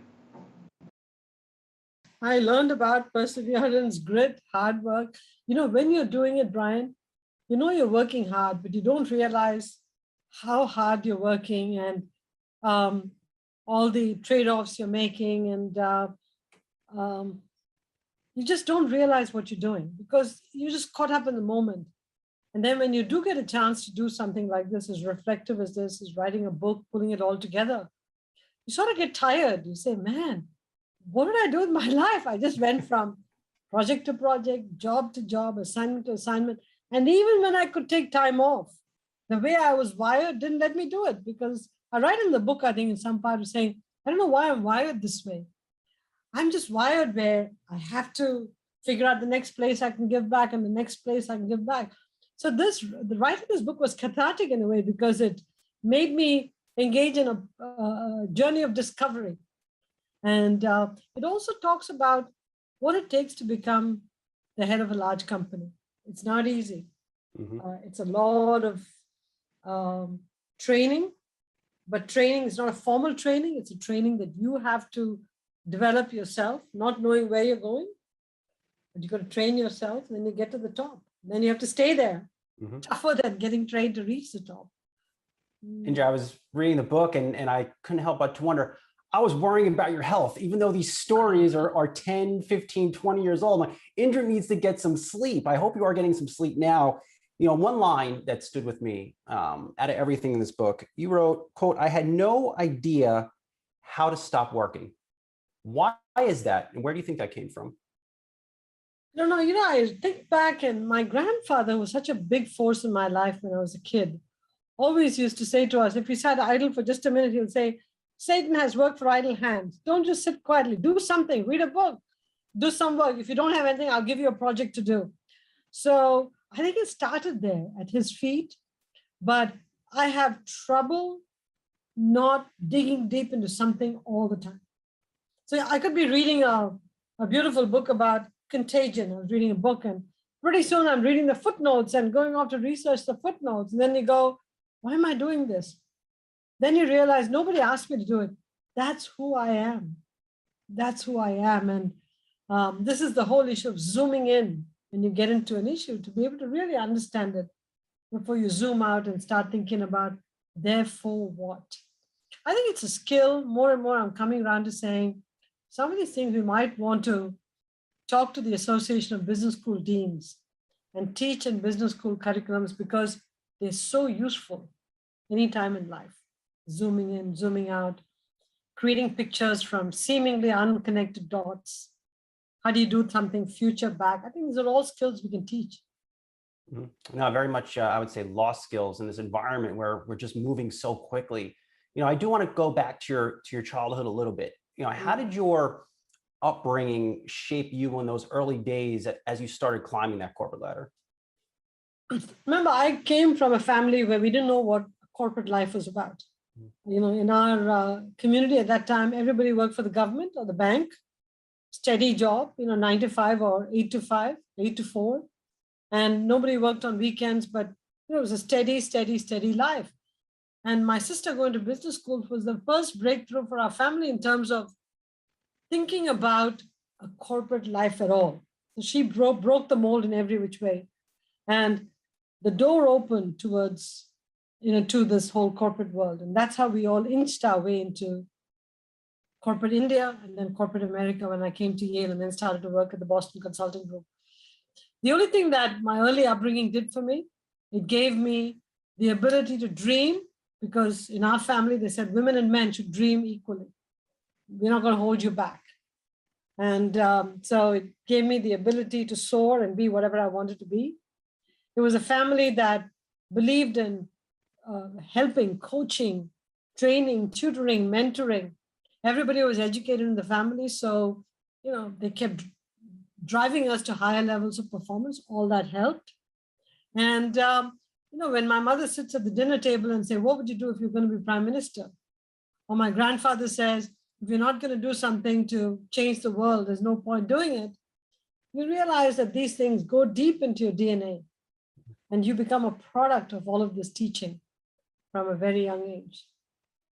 The corporate world you entered it was very different compared to what we know today. There were really no women in leadership positions. Those early days, what was it like for you to be in these important meetings and not see people such as yourself in those meetings? That's interesting because I had almost no women peers, almost no women bosses. I would say no women bosses. And I was different, immigrant, person of color, woman. I had every quote strike you could think of against me. So when I'd walk into any room of power, remember, I didn't start in the boardroom, I worked my way up.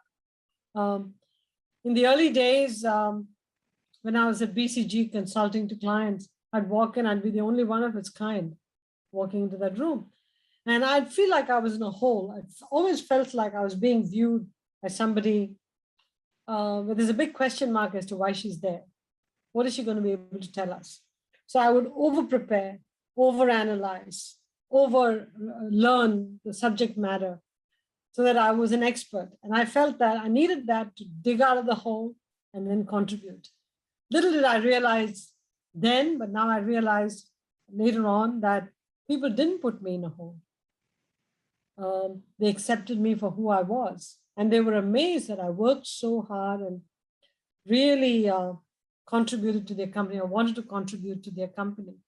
And so that stood me in good stead. In a way, that immigrant mentality, that feeling of, what am I doing here, propelled me to learn more, contribute more, get into the details, fly high, do all of that stuff. Did fear drive you at all? Yeah, fear of failure. I always was afraid that I would let my family down, let myself down, and by inference, would people say people from India are not very good? So I felt like I had the weight of the country, my family, my own self. Now, nobody told me that they would say that, but I just assumed they would say that. So all of that drove me, not in bad ways, but it just drove me to do better and better and better.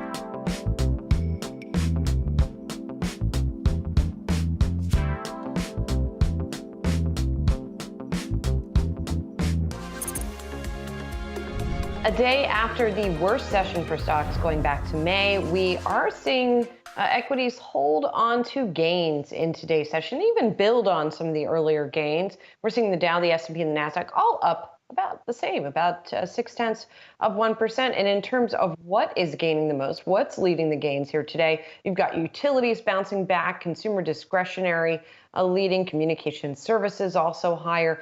In fact, I believe 10 of 11 groups in the S&P 500 are trading higher. We've also been watching bonds, of course, after the spike in yields that we have been getting. We're seeing yields come down a little bit, but still 1.51% on the 10-year yield. That does it for Brian, and I on this Wednesday. We'll see you back here tomorrow.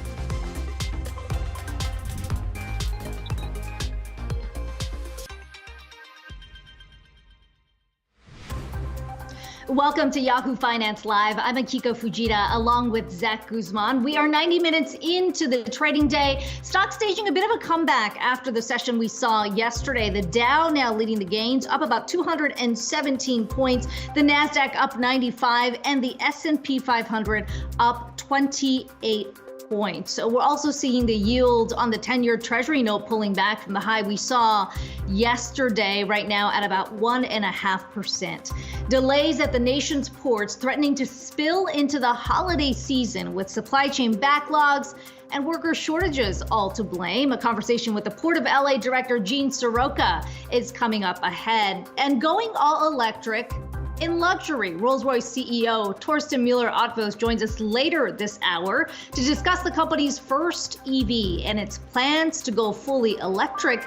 by the end of the decade. We are beginning this hour, though, in Washington with the clock ticking on the debt ceiling. Treasury Secretary Janet Yellen saying yesterday that the government will run out of money by October 18th, but we still do not have a deal in place over in Washington. Let's bring in Yahoo Finance's Jessica Smith, who's tracking the very latest for us. And Jess, we had heard that a vote could come to the floor of the Senate as early as today. Yeah, and that vote would be to avert a government shutdown. So that's one crisis where we're starting to see a little progress potentially. Majority Leader Schumer did say that the Senate today will take up a short-term funding bill that would keep the government funded through early December. It would also have some money for disaster relief and resettling Afghan refugees. If it makes it through the Senate as expected, it would then go to the House, where it's also expected to pass. Now, the debt limit situation is still very uncertain. There is quite the standoff happening. Majority Leader Schumer did try yesterday to get unanimous consent to allow the Democrats to raise the debt limit with just a majority threshold instead of the 60 votes that it normally takes to get this done. That would make Democrats do this on their own, as Republicans have been pushing for.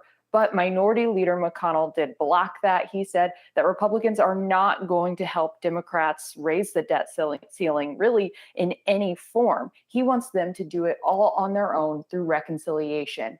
But we heard from Majority Leader Schumer just earlier this morning saying that they cannot and will not do it through reconciliation. Here's why. It risks the full faith and credit of the United States. To do this through reconciliation requires ping-ponging separate bills back from the Senate and the House. It's uncharted waters. Individual senators could move to delay and delay and delay. It is very risky and could well lead us to default, even if only one senator wanted that to happen.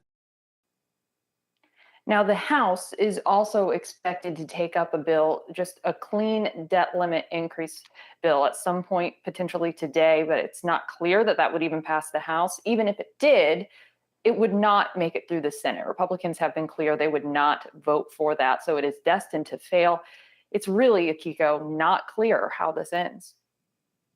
Okay, Jessica Smith giving us the very latest out of Washington. Let's bring in somebody who's very familiar with what's happening on the ground there. Of course, we've got Minnesota Senator Tina Smith joining us today. Senator, it's great to talk to you. Let's start with what we're expecting in the Senate today, particularly around the debt ceiling. When do we expect the vote, and how optimistic are you? Well, the Democrats are not going to allow the government to run out of money. We're going to avert the shutdown. We're going to do that today, I hope. And we are not going to allow our country to default on our debt. This is just a ridiculous situation here. Yesterday in the Banking Committee, I listened to Republican after Republican talk about the debt ceiling and basically say it's up to the Democrats to resolve this issue in the most partisan of terms. And then, as was just reported, we attempted to move a bill to raise the debt ceiling, and we were blocked. So this is not just about a partisan battle in Washington. For the United States to default on its obligations would be a catastrophe.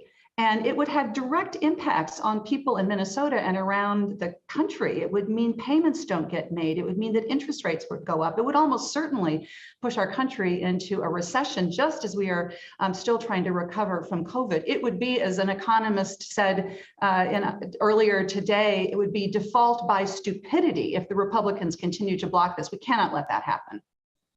And we heard from Janet Yellen talking about it being economic catastrophe too.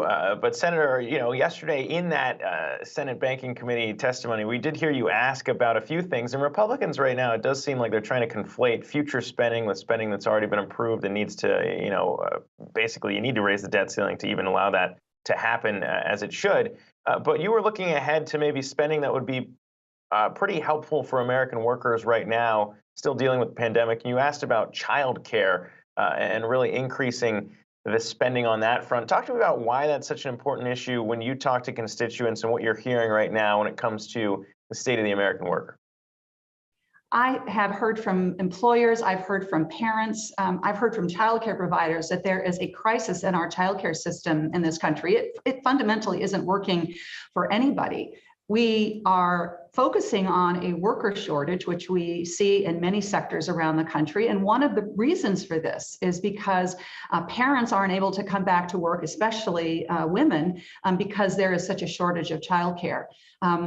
Elizabeth Warren and Patty Murray and I and others have been working hard to get direct support to increase the supply of childcare providers in this country, and also to help make childcare more affordable. You know, when it costs a family roughly the same amount to send their infant to a high quality daycare as it does to send their 18-year-old to college, at a time when many families are just starting out, we have a significant problem with affordability. So this is one of the reasons why we're fighting so hard for this Build Back Better budget that I was asking Secretary Yellen about yesterday, because it includes childcare, which is a really like economic infrastructure for families and businesses. So let's talk specifically about that reconciliation bill. You've got one part of your party right now saying that there's no infrastructure bill without this additional $3.5 trillion bill. And yet others who are saying, like the president, that let's try to get the infrastructure bill passed first. Which side do you stand on, and why is it important to get these two in tandem? Well, these two bills, the Build Back Better budget, the plan that is within reconciliation, and the infrastructure bill are all part of the same plan. That's how I see it. Of course, it's extremely important that we make long needed investments in roads and bridges and in broadband and improving, getting rid of lead pipes for drinking water. That's extremely important. The rest of the package, though, is also really important. It is about lowering costs for the things that Americans pay for every day, like prescription drugs and like childcare. It is about doing something to address the significant shortage of housing that we have in this country. So I want to see these two bills go together. The sequencing of them is something that we're fighting about right now. I think what we ought to be focused on is what we want to get done in these bills, which I should say, by the way, are broadly popular with the American public, including something I've been focused on quite a bit, which is to clean up our power sector so that we get to clean electricity as we address the crisis of climate change in our country. Yeah, specifically the proposals for a clean energy standard in place. Can you speak to the importance of the timing of passing this right now? You've got the president on the one hand pushing for this domestic agenda, and yet he's going into an international climate meeting on November 1st, essentially saying the U.S. is leading the way. Can the U.S. stake that claim if they don't get this bill passed? Well, if we get the Clean Electricity Plan passed, which would get our power sector to 80% clean power in 10 years, if we include with that incentives for building out clean power, including strategies like carbon capture and storage, if we get past the big push for electrifying our transportation sector with electric vehicles, then the president can go to Glasgow and say with strength that the United States is leading. And this is important for our world leadership, but it is so important because we want to put the United States on the forefront of this clean energy transition, where we can lead or we can follow. And if we are leading, we're going to be building out the supply chains. We're going to be creating the jobs. We're going to be having creating the innovation, the technological innovation that's going to keep us on the forefront. So this is the way that we need to position the president for Glasgow, but it also is what we need to do to position our economy and our country for success in the next 30, 40, 50 years. And Senator, it was interesting to hear you talking about childcare in that hearing. Elsewhere, we saw some fireworks from some of your peers on the Democratic side, specifically Senator Elizabeth Warren talking about not supporting Jay Powell for renomination in his role as the chairman of the Federal Reserve. Specifically citing a couple things. Mostly she took issue with kind of rolling back some of the regulations there, making the system less safe, in her words, calling him a dangerous man. As a Democrat, too, who's on the Senate Banking Committee, who's going to be weighing in on his renomination, where do you lie in that debate, and would you support him staying chair? Well, Senator Warren came to the Senate because she cares so passionately about making sure that we hold big banks accountable, that big banks are working are working for everybody in this country.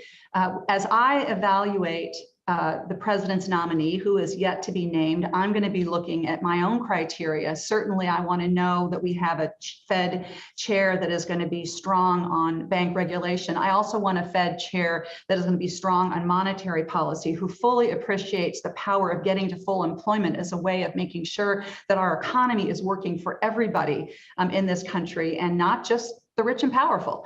And so as the president makes his nominee known, that's the criteria that I'll be using, in addition to other really important factors like climate change and addressing the systemic risk of climate change. I'll be looking at those factors as I decide whether or not to support the president's nominee. So, Senator, those criteria that you just laid out right now, do you think that the Fed chair meets those criteria right now? Well, again, I'm going to wait until I know who the president is putting forward. I will say that I have respected Chair Powell's focus on getting us to full employment, and I also think that he has taken a measured approach on questions of inflation, which I respect as well. But I'll wait and see who the president nominates, and then make a decision. Okay, we hope to get you to weigh in on that when that happens. Senator Tina Smith, it's good to talk to you today. Really appreciate the time. Let's turn our attention back to the market action today. A bit of a bounce back that's happening with the Dow now up more than 200 points. Tech, which we saw as the big laggards yesterday, also rebounding in the session. Let's bring in Yahoo Finance's Jared Blickery, who is tracking the very latest for us. Jared. That's right, and let's check out the price action on the Wi-Fi Interactive. Indeed, a bounce back, but is it a dead cat bounce? Remains to be seen, but the Dow is the leader, so value and cyclical play back in play today. We see the Dow up about 0.6%, so is the S&P 500, Nasdaq just a little bit less, and the Russell 2000 up about 0.3%. Now, looking inside the Nasdaq, wow, what a difference a day makes. You can see the mega caps nicely in the green here. Apple up 1.5%, Tesla up over 1% here. I do want to focus in on some of the leaders here. Dollar Tree, that is the highest, greatest performing stock in the Nasdaq 100, up 15%, and this is over its release of multiple price points. So it's been pegging its prices at $1 for years, decades. Finally expanding beyond that, some excitement from analysts in the street about that. That stock up about 16% today. Also, Netflix, a lot of analyst commentary weighing on the Squid Game phenomenon, which I have to admit, I binge watched over the weekend. Pretty compelling there, and not safe, definitely. But nevertheless, Netflix up 4%, closing in on its record high from only a few months ago. And I do want to check out a longer term chart of Netflix, because we have what kind of looks like a pseudo cup and handle formation here. So if we break out to record highs here, have some significant momentum. Also, might as well check out Electronic Arts. That stock is up 5 days straight. A lot of excitement over that stock as well. You can see over the last 5 days up 9% here. Now, looking at the sector action, very telling. Utilities. We don't talk about utilities very much, but I'm going to put a 2-month chart. You can see utilities is about to snap a 14-day losing streak. You don't really see losing streaks like this in an overall sector. Nevertheless, that's what's happening with utilities right now. That's a play on interest rates. We're finally seeing a break in the 10-year T-note yield to the downside. We can take a look at that in just a second. But also want to round out the sector action. We got staples and discretionary. So the consumer very front and center here, followed by communication services and real estate. To the downside, only seeing materials in the red here.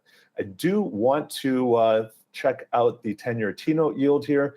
We can see it is abating a little bit after this big rise, so we'll have to keep an eye on that. I think that explains the outperformance of the tech stocks, which were getting beaten down out of this, but we'll have to see if this trend continues into the future, guys.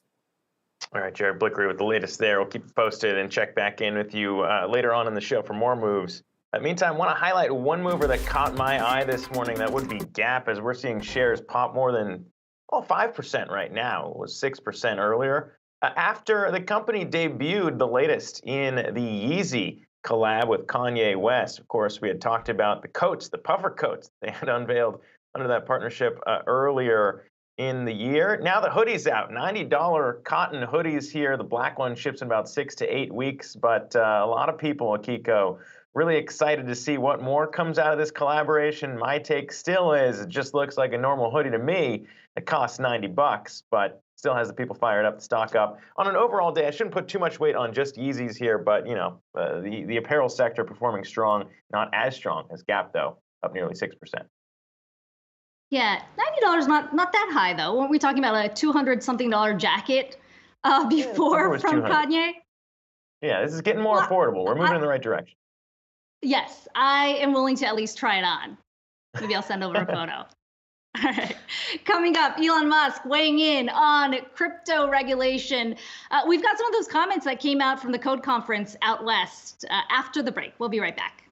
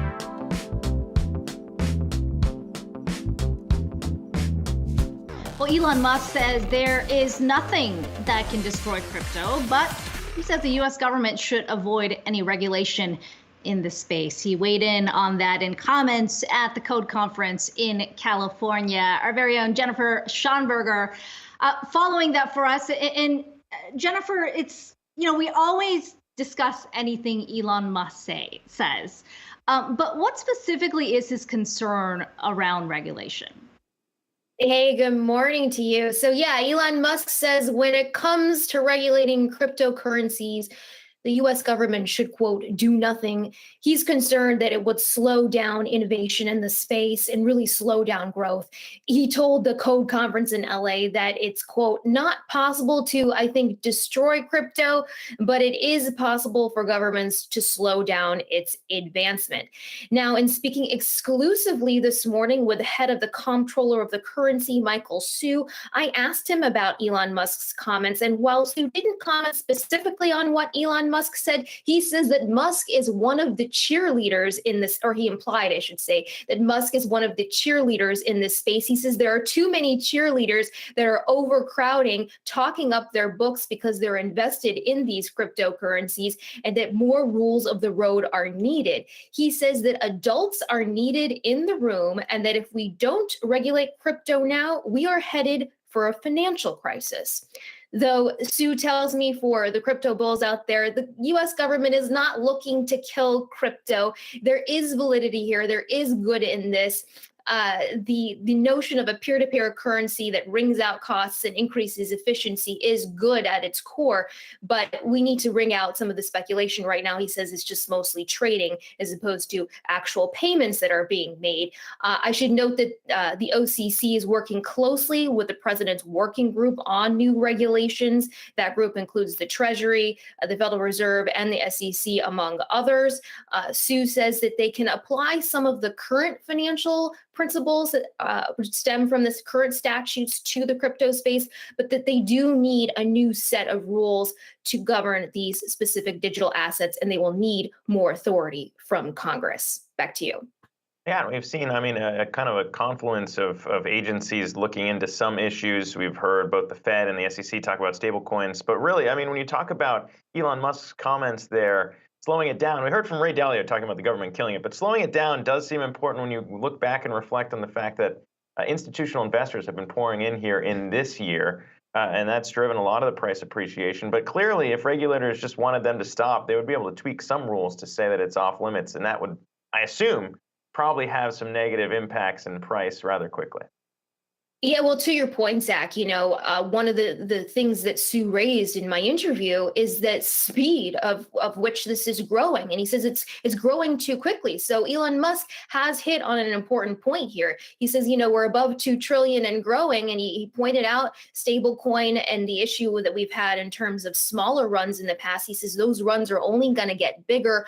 And once you have a run, it's very hard to stop that. And what really concerns him now is that crypto is in its own little space. It's now being intertwined with the rest of the banking system. And so that's where the concern is popping up about the fragility potentially for the overall financial system. Jennifer Schomburger on top of that for us today. Appreciate you joining the show. Coming up, supply chain backlogs and worker shortages adding to delays at the nation's ports. We've got a conversation with the Port of LA Director, Gene Soroka, on the other side. We'll be right back.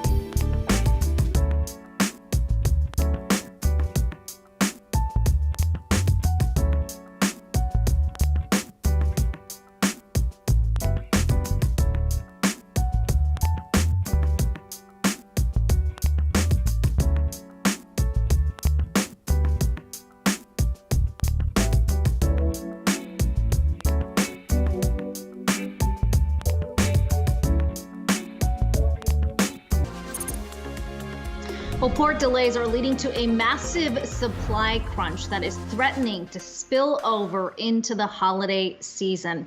At the country's largest port, the Port of Los Angeles, the times to process shipments are now extending out 3 weeks. Let's bring in the executive director of the Port of LA, Gene Soroka, joining us this morning. And Gene, I know there are so many layers to this story that lead to that 3-week wait time we talked about. But what do you see as the biggest pain point right now? We're buying so much product at Kiko, combined with the work that we did in the summer for back to school and fall fashion. Our importers here in the United States pulled inventory forward. They saw lead times being extended. And although Asia factory output is at recorded highs, they're still behind on orders there as well. So we started to see traditional peak season cargo moving our way in June, as opposed to normal times when we saw that in August and September. And Gene, the backlog there is, looks pretty serious. From reports we're seeing truck drivers having to wait a long time, and it seems like the backlog is more on kind of the offloading process, and they don't get paid for that. So clearly not happy with that backlog. But when it comes to maybe federal assistance or what you're pushing for to help in that, what are you looking to get to fix the issue as it's grown? Good morning, Zach. 3 pieces to that. Vessel productivity by our longshore members of the ILWU is up 80% in the last month compared to pre-surge times. And since this surge began last summer, we're up 50% in vessel productivity. With each ship that comes into the Port of Los Angeles, we're loading and unloading more than 11,300 containers, which is the best in the world. Truck turn times, although higher than I would like right now, are not that far off what we look like during peak seasons in the recent past. But here's the key statistic. 30% of our truck appointments go unused every day for a variety of reasons, and that has to change. We've got skilled labor on deck. We're open. Our truck drivers are on the roads. We've got to take advantage of that open capacity. How do you do that? Well, we started a program with the help of Port Envoy John Picari and others in the federal government called Accelerate Cargo LA, where we've created a push system. We know how much cargo is on our docks by each of our importers, telling them exactly where and when that cargo can be picked up and getting commitments from those importers and their partner truckers. This basically will move cargo much quicker than just simply opening up the terminals and waiting for appointments to be made. Gene, I know there's also been talk of moving to a 24/7 operation. Is that really the solution to cut down some of the wait times in addition to those trucking appointments you just talked about? And do you have the workers in place to transition in that direction? Our terminals are already working extended hours. By the time I left the harbor area Saturday night around 10:30, 6 of our 7 terminals were actively working. And that's not a time in normal days that you would see that much activity. Realistically speaking, before we start adding more cost to the supply chain and pushing inflationary thoughts, we need to take advantage of that latent capacity I just mentioned. The dock workers here of the ILWU have been averaging 6 days of work per week, every week, since the pandemic began in March of 2020. We've added about 1,000 longshore as an industry. The Employers Association continues to work with our skilled labor leadership at the ILWU to maximize every job opportunity. But there are 2 other segments that we have to look at as well. On the truck driver side, there are 18,000 drivers registered to do business at the ports. Only half call here at least once a week. And on the warehousing side, which traditionally works a day shift only, we've got to match up hours of operation and get more folks on the job in that setting. Mm-hmm. Yeah, Gene, I wonder too. We were hearing about this issue, in the Senate Banking Committee yesterday during that testimony. And people were talking about whether or not this is an issue of just kind of COVID supply backlogs and what we've seen in the pandemic, but also maybe a factor in a lack of investment going into infrastructure, obviously coming at an interesting time when we're waiting to see what progress is made in D.C. on that front. But you've been pretty outspoken about how other ports have seen money flow in, maybe not the case for the Port of L.A. Talk to me about how important that is to fix this from happening again moving forward. That's right. And I've shared this with Department of Transportation Secretary Pete Buttigieg and other senior official and cabinet members in Washington. Over the last decade, the federal government and U.S. Congress has outinvested the West Coast ports at a rate of 11-1. That's $11 billion that's gone to port infrastructure on the East and Gulf Coast compared to a little more than $1 billion here on the West Coast. And this conversation is so timely because we're hopeful that tomorrow Congress takes up the vote on the infrastructure bill as well as reconciliation. And we'll be working very closely with policymakers, legislators, and appropriators to get funding here because in our opinion, all roads lead to Los Angeles when it comes to return on investment here at the nation's largest port. And finally, Gene, there's a lot of people watching this saying, well, what does this all mean for me as a consumer? I know when we talked previously, you talked about potential delays going into the holiday season. What's going to be the impact down the line here for those who are thinking, well, am I going to be able to get the things I want during the holiday season? Yeah, the answer to that is yes. And because our import community saw this and the extended lead times, they began to bring holiday season inventory starting back in June, as I mentioned. So we will have Christmas on December 25th and other year-end holidays as scheduled, but maybe shop a little earlier, go online, see if your favorite products are available. If not, set that timing up. But we'll be able to find plenty of gifts for family and friends. It may just take a little extra work and time to get prepared. Yeah, it's hard to believe we're getting that warning in September to start your holiday shopping right now. But Gene, it's always good to have you on the show. Gene Soroka, Port of Los Angeles Executive Director.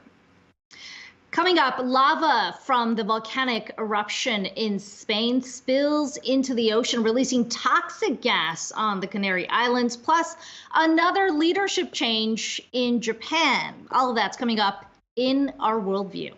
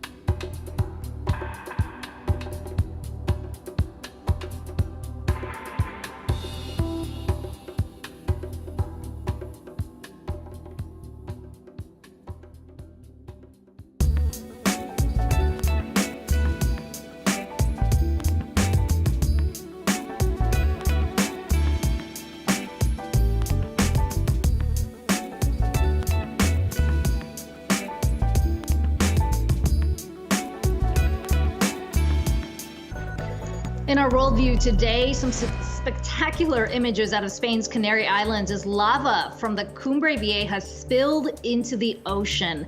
That sent clouds of steam and toxic gases into the sky. above La Palma as emergency officials urge residents to stay indoors. The volcanic eruption that began 10 days ago has already destroyed 600 homes and forced more than 6,000 people to evacuate now. Now there are fears that parts of the shoreline may collapse. Roads to the southern part of the island have already been cut off by lava, stranding residents in the town of Tasakorte. Well, Japan is poised to have a new prime minister in place for the second time in roughly a year. Former Foreign Minister Fumio Kishida won his party's leadership vote on Wednesday, beating out a crowded field that included Japan's vaccine minister Taro Kono. He's vowed to counter China's growing influence in the region and close the growing income gap by redistributing the country's wealth. Kishida is set to formally take office on Monday following a special parliamentary session. Current Prime Minister Yoshihide Suga is stepping down after just a year in office amid plummeting public support over his handling of the pandemic. And data disclosure without consent could lead to 5 years in prison in Hong Kong. The legislature strengthened doxing laws, or laws banning the publication of personal information to harass people. The move is seen as yet another step to crack down on dissent in the city, with new amendments to the data privacy law carrying a maximum fine of nearly $130,000. Internet companies have all opposed the changes, saying they amount to censorship.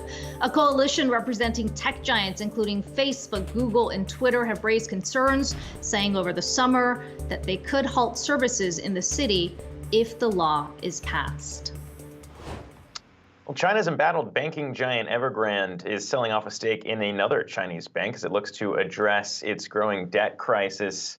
Evergrande pulling in roughly 10 billion yuan or $1.5 billion through that asset sale. And as that continues, Evergrande's credit rating was cut to C by Fitch Ratings. It's just one rung above default. And really, Akiko, I think that reflects some of what we're hearing about their difficulties paying back investors on some of their notes, entering a 30-day grace period. At least that's what Fitch had kind of said was behind the rate cut. They've got another $45 million bond due today. So a lot of issues here in terms of what that crisis looks like for Evergrande when it comes to being able to pay investors. And obviously, this is something we've been watching, across the Chinese market here as it's kind of rattled everybody over there. They've already missed that $83 million coupon payment last week. As you noted, the deadline today looks like they're not going to make that as well. We're talking about a 30-day grace period here until they officially default. But the government really hasn't shown any willingness to actually come in and rescue the company. There's still a lot of questions about those property owners who are on the other side, many of them who paid in full to get these Evergrande properties that still have not gotten the keys to what they purchased. So that's the other piece to be watching as well. No question the Chinese government's watching that because there are real fears about growing dissent. There's been protests on that front, or as much as you can call a protest over in China. But really, there's the credit picture, obviously, that could lead to huge impact to the Chinese economy. But obviously, social dissent as well, something that the government's watching really closely, Zach. Yeah, and I mean, we've watched some of these other moves and investors trying to maybe nibble at the bottoms, as we've talked about. A lot of the Chinese names had already been hit, earlier in the year when we look at Baba or Tencent. And you saw some investors coming in there hoping that they would see some changes in terms of the crackdowns on the regulatory front, that was over. And then you have to deal with the Evergrande situation here now on top of it.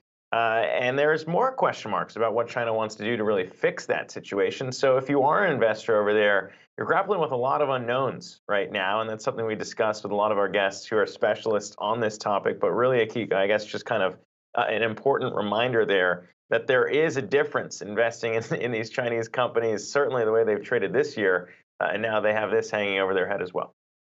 Yeah, and we've heard a lot of China watchers say that this is really marks the beginning of a new lower growth period for China. Essentially, that President Xi Jinping has indicated that he doesn't want to grow at all costs. It is about the quality of growth as well. And of course, last week we were talking about the Wall Street Journal story that came out pointing to how Xi's thinking had changed, that he no longer believes that Western-style capitalism is really a way to grow the economy. So while we're talking about Evergrande, this, of course, has larger implications about the growth outlook for the Chinese economy and something that we'll be watching watching very closely.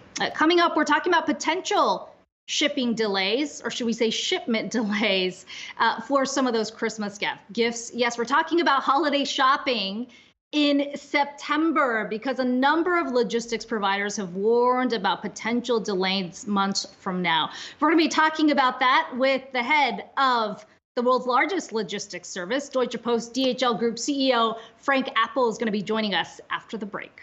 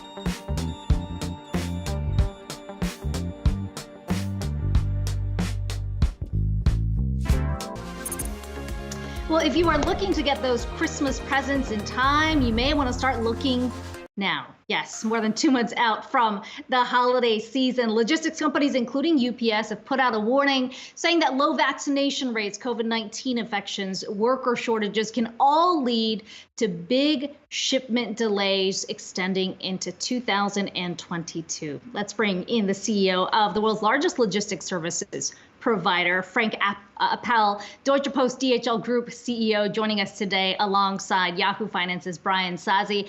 Frank, it's good to talk to you today. Give me a sense of the outlook right now as you look into the busy holiday season. What kind of potential delays can DHL customers expect? Yeah, so it's a little bit difficult to project final dates right now, but it's true that we have constraints with capacity. The ports are congested in the US, and that leads to delays on unloading vessels. The hinterland transportation is also quite tight as well. There is a labor shortage. Hopefully that will change, after the subsidies are now over a little bit in the next weeks. But it's probably the most unpredictable season we have ever seen. And because the demand surged so rapidly, and of course, there are imbalances in trade, and that has led to the situation we have in. So what the final last day for really ordering stuff might be, I think that's too early to judge. Frank, what steps is DHL taking to alleviate the supply chain pressures? Yeah, of course, being a global company, we are using, of course, our purchase power to help our customers as much as possible. We are hiring people. We want to be seen by our employees as a great place to work, and that helps us. We believe also to get more people on board an hour than some of our competitors. But we can't change the world. We can't change the tremendous increase in demand. We can't change that there are not more vessels available at the moment. We can't change that we have congestion in ports in particular. So what we can do is when we can leverage our own capabilities to the best extent and help customers to get the stuff moving. And what I heard, I had a meeting 2 days ago with customers, and what I heard is that they appreciate really what we are doing for them, that we really pulled up the sleeves and do our utmost to help them to get things moving. Of course, prices are very high at the moment for air and ocean freight. But I think we have demonstrated our global capabilities, and that's of course a sign of strength we have as an organization, being the most global logistics company. But beyond that, there are limitations for all of us somehow. It is an abnormal situation, as I said, we have never experienced before. No, not a lot of people have experience in what a pandemic looks like here. Certainly not the one that we've seen in the scale or duration of what we've been going through. But you guys have been hiring more, as you talked about there, 800 holiday employees, 2,000 more. We've heard from some of your shipping competitors here, as Sazi's highlighted on Yahoo Finance in his interviews, costs going up when it comes to hiring those workers. So what should maybe investors expect when it comes to the way DHL might have to shell out a bit more to bring that labor on board? Yeah, I think this is our job to manage that somehow, and it's always linked between the cost we have and of course the pricing we have. I think we have done that pretty well, in the last quarters, because we have seen already a tightness of the labor market for some quarters. I think that's the job of good management. And if I look into our first half year results, we had record growth, we had record profits. And that is what I expect from the organization. I tell them, listen, don't tell me your problems, tell me your solutions. And I think the management around the world has done a great job, really, I think, managing the situation, despite that we have seen tight labor markets, not only in the US. Frank, how are you approaching the issue of vaccinations for workers? Obviously, the vaccination rates are higher in the US, in Europe, but you've got a global operation in place. We've seen places like China, the ports there shut down because of COVID outbreaks. How do you approach that to keep things running during the busiest season in terms of mandates and restrictions? Yeah, so first of all, of course, we follow everywhere in the world, the government rulings. So if governments are demanding certain things, so must we follow. But what we have done through the pandemic is we have really scaled up our protection for our people. We have seen that this works very well. The feedback from our colleagues is great. They really feel healthy and safe in our operations. And that, I think, is the first thing. The vaccination, we constantly, tell people that this is a great idea. I'm vaccinated already now for months, and I tell everybody, go for the vaccination. If you have concerns, go to your doctor and ask them. Actually, we have seen in some countries we are operating a higher pickup even than in some of the developed countries. I have talked to country management. 100% of the people were on a voluntary basis vaccinated because they believe that this is a great idea, and it protects them in their day-to-day job. So I can only be an advocate and say everybody, and there is overwhelming evidence that this is good. Being myself a chemist and neurobiologist from education, I understand how these vaccines are working pretty well. And I can only recommend to everybody, if you are not vaccinated yet, please go out. It is the best way how you can protect yourself, your family members, and your friends. Frank, we are coming up against the holiday season, and we have a lot of consumers, a lot of people watching us. What's your advice to them? When should they start their holiday shopping, given all the challenges we're seeing out there? I always said that in the past, the earlier the better, because, we love more a balanced network instead of having a tremendous peak. And we have seen that in the last years, that in November, many people start already buying in November. The key issue is somehow what the e-tailers and retailers will say. If you can still return the product, even if you have bought in October, probably consumers will do that because very often they know already what they want to buy and say, okay, then I have it already at place. That is good for the networks anyway if we have more equal distribution instead of having very tight 2 weeks of tight volumes and capacity. So that's a good advice anyway. But of course, it's linked to what retailers and e-tailers are saying. If they say, you can send that product only back in a certain time frame, which is short, then of course people will only buy online because they don't know if that gift is appreciated by whoever is the receiver of your gift. So I think that's an element where I feel like our customers, our B2B customers, can help us a lot by relaxing that and say, okay, we give the opportunity to send products even back after a longer period because that would normalize that. To finally give a recommendation is very difficult because it's different by product type. Whatever you buy is not equally constrained. Some of the stuff will be flown in anyway due to the high value of the product. So it's very difficult to give a general rule. The general rule is if you are clear what you want to buy, go out and buy that. I'm not sure if the market price will be lower, later this year before Christmas. So, but that's an individual choice at the end of the day. But for logistics, of course, it would make our life much easier if we have a more balanced load over several weeks instead of just have a very tight peak period.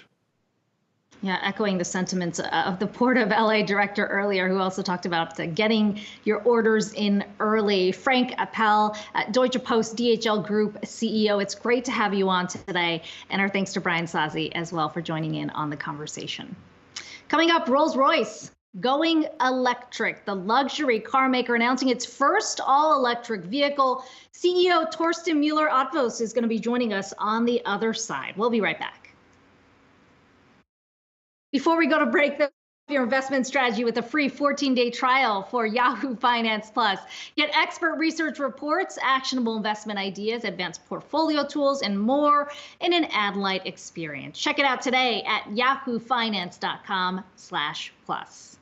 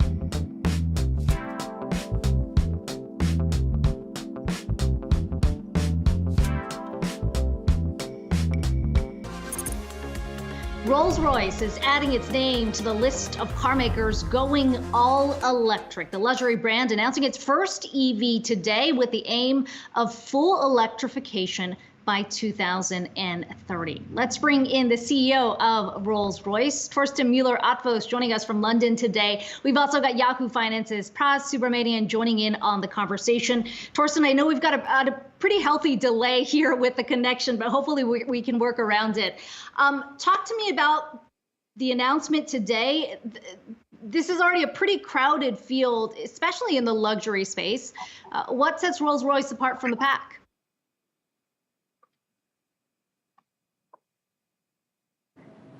I mean, for us, it is quite a seminal moment today to make that announcement. This is 120 years after the prophecy by Charles Rolls that electrification is the perfect fit also for Rolls-Royce. And so his prophecy basically fulfilled. But I mean, on a more, let's say, serious note, for us, electrification is, on the side of our marvelous, lovely 12-cylinder engines, a very important step into the long-term future for that brand. Because you know that worldwide we see lots of legislation when it comes to city closures and so on. We also see on the other side clients asking us actively, when are you going electric? And I think with that proposition, we are now putting into the market, and it comes already in 2 years from now, which is quite stunning. I think we are the very first ones in the luxury segment going all electric. Hey, Torsten, Pras here. Nice to speak to you again, sir. You mentioned the prophecy being fulfilled here. Why do you think it makes sense for a super luxury car like a Rolls-Royce to go electric? What is so great about that powertrain? And do you think that it can match the performance of a V12, for instance, in a Wraith?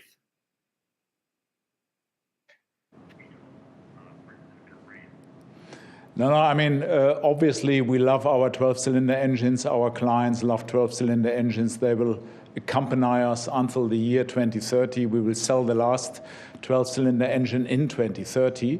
But I think we need to prepare ourselves, because you might know that in the UK, from 2030 onwards, no combustion engines are any longer allowed. And we will see similar things happening all over the world. That will happen in China and many other Asian markets. That will happen in the United States, maybe in certain cities.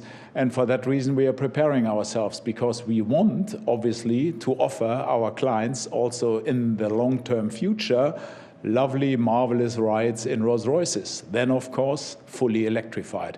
And that's the reason why we are doing it. On the other side, we see also more and more active demand by our clients. And there are a lot of reasons behind that. Number one is obviously zero emission.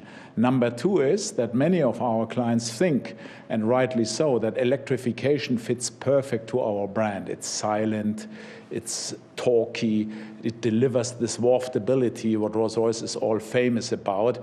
And for that reason, it fits perfect. We are by chance and luckily enough not defining ourselves we are engine sound or loud exhaust noises. That's not us. This is other brands. So for that reason, electric fits very well to our brand. Hey, Torsten, Pras again. You mentioned that the goal for the brand was to go fully electric by 2030, meaning no hybrids, no those V12s that we'll see ever again. So do you think that the design language of the cars that are coming up are going to sort of mirror the Concept 103EX that you had a couple of years ago, very long flowing lines, or will it be completely different for the customers and for the clientele coming up?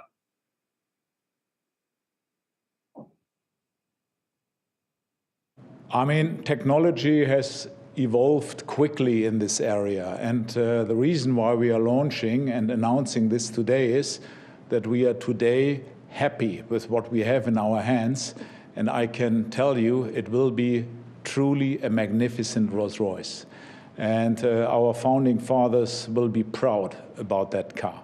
And years ago, it was technically not possible to really build a convincing electric Rolls-Royce. And we have experimented with that a couple of years ago, and it was seen by our clients as not having enough range, battery not really convincing enough, charging time too long. That has all changed.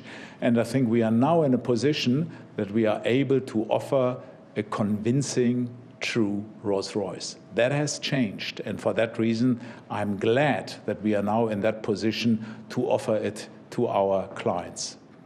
All right, the CEO there of Rolls-Royce Motor Cars. Appreciate you taking the time to chat today with us, Torsten. Look forward to seeing Pras give that one a little drive there to see how she handles. But thanks again to you both for the time. We're going to take another quick break here on the show. And when we return, digging into the latest headlines as Jay Powell continues his speaking tour, this time with the ECB at the table, as well as some other leaders joining in on that conversation. We'll bring you the latest there as we see the markets continue their rebound. Stay with us. We're back in 2.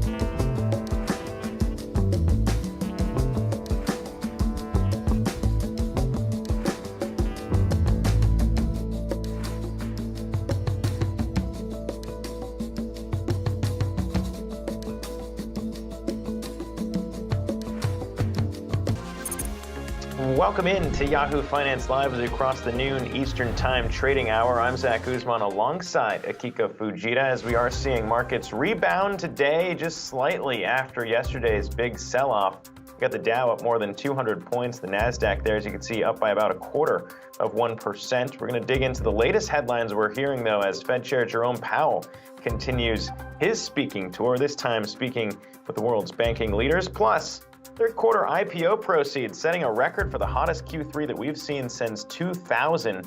And today, another private darling making its public debut. Glasses company's Warby Parker completes its direct listing. We'll spotlight that company's growth a bit later in the show. And the infamous, possibly famous in some circles, Edward Snowden racking up millions in paid speaking fees. Why that puts the former CIA leaker in violation of a court order. The U.S. government caught in a tight spot, figuring out what they want to do about that. But first, here in the back half of today's show, I want to kick things off with the attention around Jerome Powell speaking again, this time with the ECB President Christine Lagarde nearby at the table, along with the leader there in Japan as well. I want to get to Yahoo Finance's Brian Chung for some of the headlines we're hearing out of that. Brian?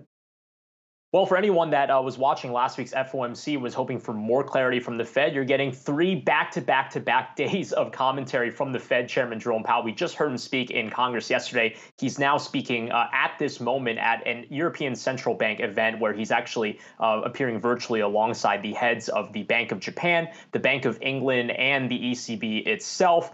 Powell just wrapping up his intro remarks about a minute ago. He said supply chain constraints are holding back the U.S. economy and said that Delta variant has held up progress in the economic recovery. But he says ultimately the outlook for next year is going to be still for quite a strong year with, quote, growth well above trend and unemployment reaching significantly lower levels than now, not necessarily materially different than what he shared to Congress or, for that matter, to investors in his press conference last Wednesday, where the Fed held interest rates at near zero. But one interesting remark that's worth mentioning, he said, quote, it is frustrating to acknowledge that getting people vaccinated and getting Delta under control 18 months later still remains the most important economic policy that we have. Maybe a little bit of frustration, as you can hear from the Fed chairman, with regards to the fact that this pandemic is not over. I'm sure a sentiment that all of us are feeling as well, Zach. But of course, we'll see if there's any more commentary coming out of this meeting. And if not, there will be another day of congressional testimony from Fed Chairman Jay Powell in the House Financial Services Committee. That'll be tomorrow morning. Yeah, it's tough for him to really get new material out there, not giving him much time in between gigs here, one right after the other. But Brian Chung bringing us the latest there. Appreciate that. For more on what it means, though, for the market and your investments, want to bring on a market guest here to break it all down for us. The CIO of Gerard, Timothy Chubb, joins us here. And Timothy, I mean, when we look at it, it had been interesting just in the context of yesterday's sell-off. Really, tech stocks getting hit hard as we saw the yield on the 10-year start to rise back north of 1.5%. I mean, talk to me about where you're seeing this kind of churn go as we wrap up September. A lot of people applauding that. What looks next to you here on the horizon?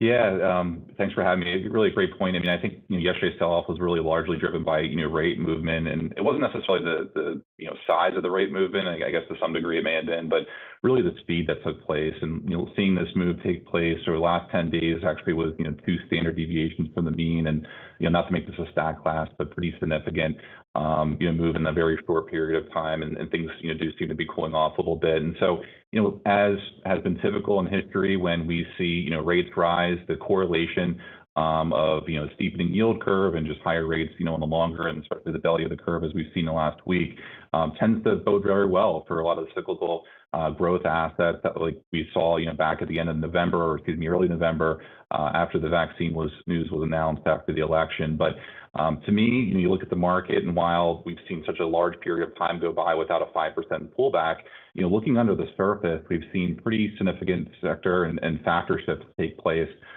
with a number of companies in a variety of different sectors well off their highs, well more than what the S&P 500 has, as a whole, in excess of 10%.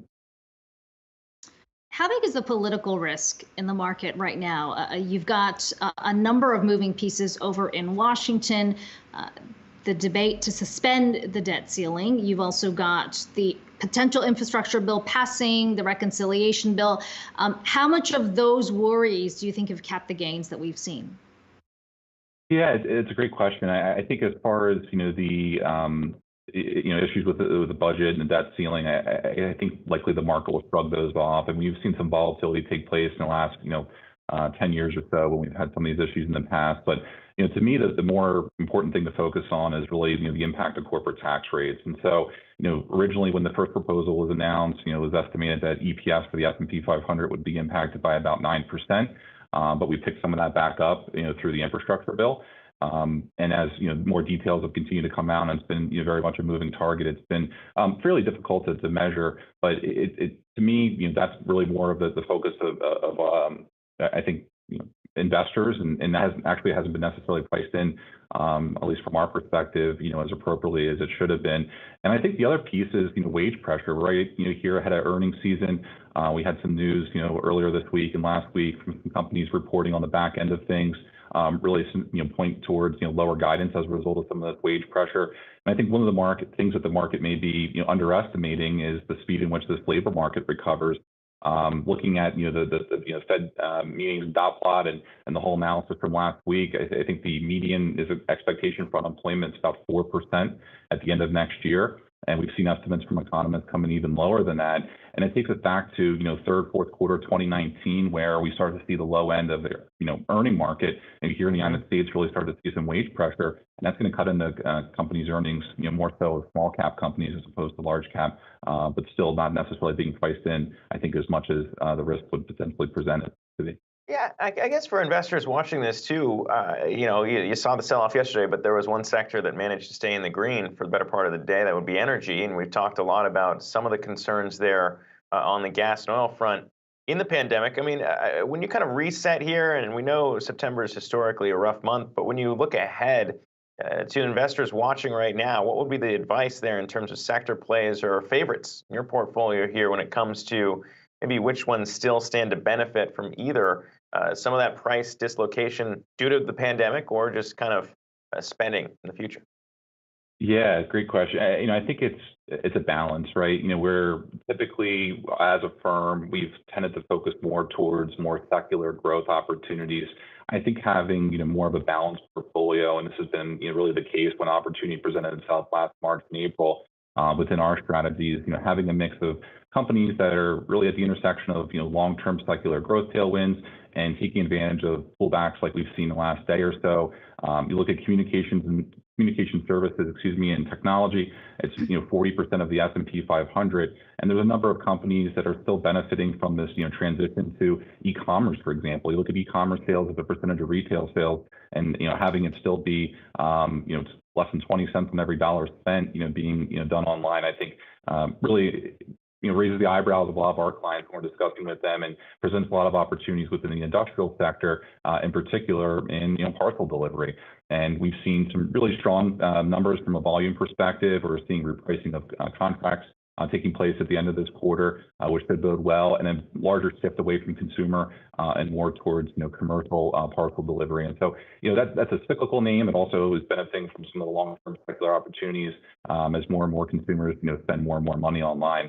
I think the other place that we're optimistic about is in healthcare and the life science tool space. There's a lot of exciting new biotech companies that we're spending a lot of time looking at ourselves, but for a lot of our clients who maybe can't deal with the emotion and the volatility associated with an FDA approval, there's businesses in life sciences that are ultimately picks and shovels type of opportunities that are integral in making sure those drugs come to market as they go through instrument acquisition, leasing, and sometimes even revenue sharing of some of these products. And so those are really some of the areas that we're looking at and taking advantage of this pullback. Again, some of those companies tend to have higher multiples and have a little bit below a longer growth runway. Some good takeaways there. Timothy Chubb, Gerard CIO. Good to have you on today. Now let's turn our attention to one stock that is seeing a big move to the downside today. Micron shares down about 2% on the back of their quarterly results. The company did beat expectations, earning $2.39 a share, but the stock is moving lower on the outlook. Micron says it expects revenue of $7.6 billion. That came in well below Wall Street forecasts. CEO Sanjay Mehrotra saying that demand for memory chips will continue to grow. He expects growth about mid to high teens in 2022. But Zach, certainly not doing a lot to ease concerns for investors. I mean, many ways, we've talked about this with the semiconductor space. The expectation for chip makers have soared because of the shortage. The thinking here is that when you've got a market that needs so much of it, if you are on the other side supplying the market, the demand should be much higher. That seems to be the expectation among investors, at least. There's also some concerns about pricing of the memory chips that are at the core of Micron's business, whether those price drops could lead to lower profit margins too. So a number of concerns weighing on the stock today, despite what was a pretty strong quarter. Yeah, a bit of a head scratcher there when you think about forward outlook. We talk so much on this show about chip delays and chip shortages there. General supply and demand would think you'd be able to have a little bit more pricing power, but not the case. We'll keep our eyes on that space as we always do on the show. Going to take another quick break here. When we return, though, interesting to see some headlines around former CIA leaker there, Edward Snowden, the way that he continues to rake in millions of dollars from speaking fees. What the government wants to do about that, since he's not supposed to be able to do it after a court order. We'll break it down on the other side. Stay with us.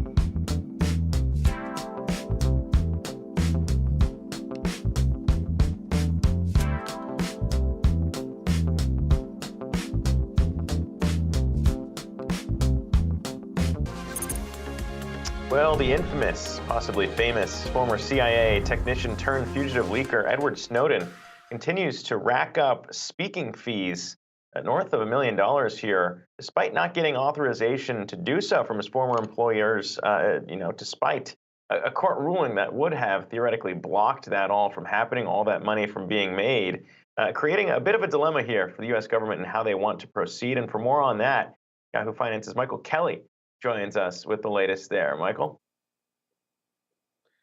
Yeah, Zach, basically we obtained a contract showing that Iowa State University paid $35,000 for Edward Snowden to make a digital appearance on March 4th of this year. And then he also got paid to go to a cryptocurrency conference and then $25,000 for a real estate seminar. He also started a Substack. And this is all happening after a court ruling that was a year ago today that basically put a permanent injunction on these kinds of things because he first has to clear this with his former employers. Michael, I know you've been following this story very closely, but it's been, nearly 7 years since Edward Snowden became a household name. What's the status of the criminal charges against him? Yeah, so this civil case that we're talking about here are separate from the criminal charges. They were filed in the same district in Virginia, but they have not been adjudicated since Snowden has avoided arrest. He's lived in Russia since June of 2013. So these charges of theft of government property, unauthorized communication of national defense information, and willful communication of classified information to unauthorized people are just kind of sitting there, and it's unlikely to be settled unless he's allowed to leave Russia for some reason.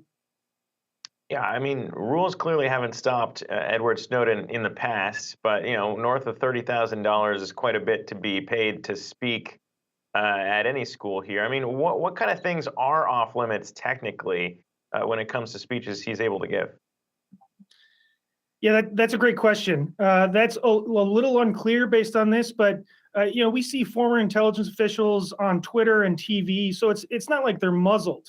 When we asked the CIA about this, they basically pointed to their rules that say what's off limits is any and all materials intended to share with the public that are intelligence related or concern topics on which they had access to classified information while employed by the CIA. So for this court ruling, they identified 56 individual speeches that broke this agreement. And that's about 80% of the speeches that they evaluated. So whatever the underlying criteria for what's called this pre-publication review that the government is using here and the judge agreed to, that applies to most of his speeches. And then another point here is that his speech to Iowa, his speech at a cryptocurrency conference, and his speech, the real estate seminar is a little different, but basically, particularly to universities, he recycles a lot of stuff. He has images that he puts on screen and things like that. So he's drawing on his own cachet as a former CIA technician and NSA contractor. Yeah, still rolling out the greatest hits there for what made him a household name, as Kiko said. But Michael Kelly bringing us the latest there on Snowden Watch. Appreciate that. We're going to take another quick break here, but when we return, the hottest third quarter for IPO fundraising that we've seen since the year 2000. And Warby Parker becoming the latest name here to make its public debut, going the route of a direct listing. We'll break down the latest there as it begins to trade on the New York Stock Exchange right after this.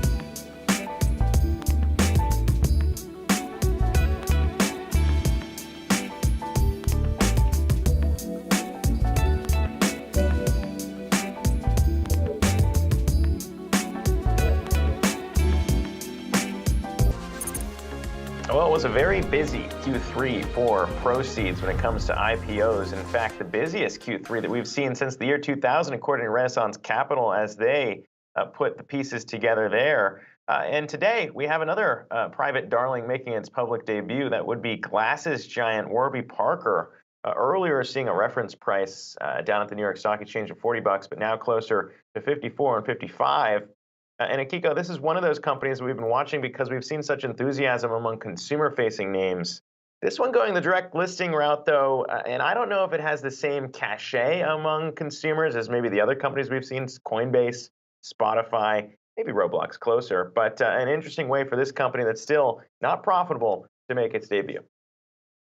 Yeah, I thought it was interesting, the co-founders this morning saying that they only have less than 1% of the market share. And so the selling point being that there is still huge upside when you think about how many Warby Parker stores there are in major cities. You know, we've both gone to them before. We were just saying that, you know, I remember back in 2010, before they had the stores, actually going online and then having the frames shipped to you and being able to return them. They've come a long way since then, but you could argue that they still have significant upside in terms of how much more of the market they can capture. The direct listing route is an interesting one that we've seen with the likes of Spotify as well as Roblox. The verdict is kind of mixed on that one. So, you know, we'll see where this goes. But when you look at the pace, I mean, I'm just thinking back to when the last quarter ended, we were saying, well, are we going to see a bit of a slowdown? We're still talking about the pace of IPOs, at least, raising funds at the same clip that we saw back in 2000. And it doesn't feel like things have slowed down in this current quarter. No, it doesn't. And I mean, I think that's why this one's going to be an interesting heat check, if you will, just because it's not amazing on paper when you look at kind of what they've been able to put up. 6% revenue growth from 2019 to 2020. I'm not entirely sure how the pandemic may have impacted glasses purchases, but as we know, they still do have a pretty significant digital sales through, enterprise on that side, not just the retail piece. But that was something that always bothered me too. I mean, we talked about both using that in the early days of Warby Parker. It was great if you wanted to try on glasses, not great when they didn't fit my face and I had to ship them back. So, you know, there is that change as they kind of lean into the physical brick and mortar. But I mean, the valuation here is going to be interesting to see too. We've talked about step ups for these companies making their debut here. On track though to maybe potentially see a $5 billion valuation north of that, which is pretty good compared to their $3 billion valuation last fall when they last raised money on the private side. So I mean, if a company that's only growing 6% can see a pop like that, still hot, I would say. Yeah, I'm curious what the other growth channels are going to be for the company beyond, you know, what's in place right now. But I know a lot of people, because of the price point, go to Warby Parker. I have not found them to be fitting for my face, but you know, we'll see where it goes because, as you said, a lot of these brands that are familiar or consumers are familiar with have found a lot of traction with especially retail traders. Yeah, and just kind of backing up and looking at performance here too, as we said, the hottest quarter since 2000, you look at kind of the components making up most of that growth. It is kind of interesting to see healthcare and technology, maybe not that surprising for tech to be one of the most active sectors here, but both of those sectors combining to provide 2/3 of the quarter's IPOs. And the consumer sector, the one that we've been watching, those delivered some of the biggest pops, right? When we look at Dutch Bros, that coffee chain, that was one that caught a lot of people's eyes. We had the shoe company on the program, as well as Weber and Traeger, which we covered extensively when it comes to grilling in this pandemic. So that's been kind of where the juice has been when it comes to Q3 as we hit that record since 2000. So we'll see what happens in Q4 as that train rolls on. And of course, we'll see what happens when Warby Parker finally makes their debut here. Last indication, $54 to $55 per share. We'll bring you that when we have it. Going to take another quick break here on the show. Actually, no, we're not. Akiko, we have a big debut here. Zach, you forgot your own segment here. U.S. regulators taking a closer look at systemic financial risk posted by cryptocurrencies. The latest example coming earlier this month, we've talked about this one, the SEC blocked crypto exchange Coinbase from paying customers interest on stable coins. For a closer look at why stable coins have become so important, Zach, has our first installment of Crypto Corner Explainers. Take a look. Stablecoins are a quickly growing piece of the crypto world, and yet, as their name suggests, they set out to accomplish a boringly stable task. Despite that, regulators have increasingly called out potential risks that stablecoins pose to the traditional financial system. So what exactly are stablecoins? Well, stablecoins are digital currencies that are always meant to trade at $1.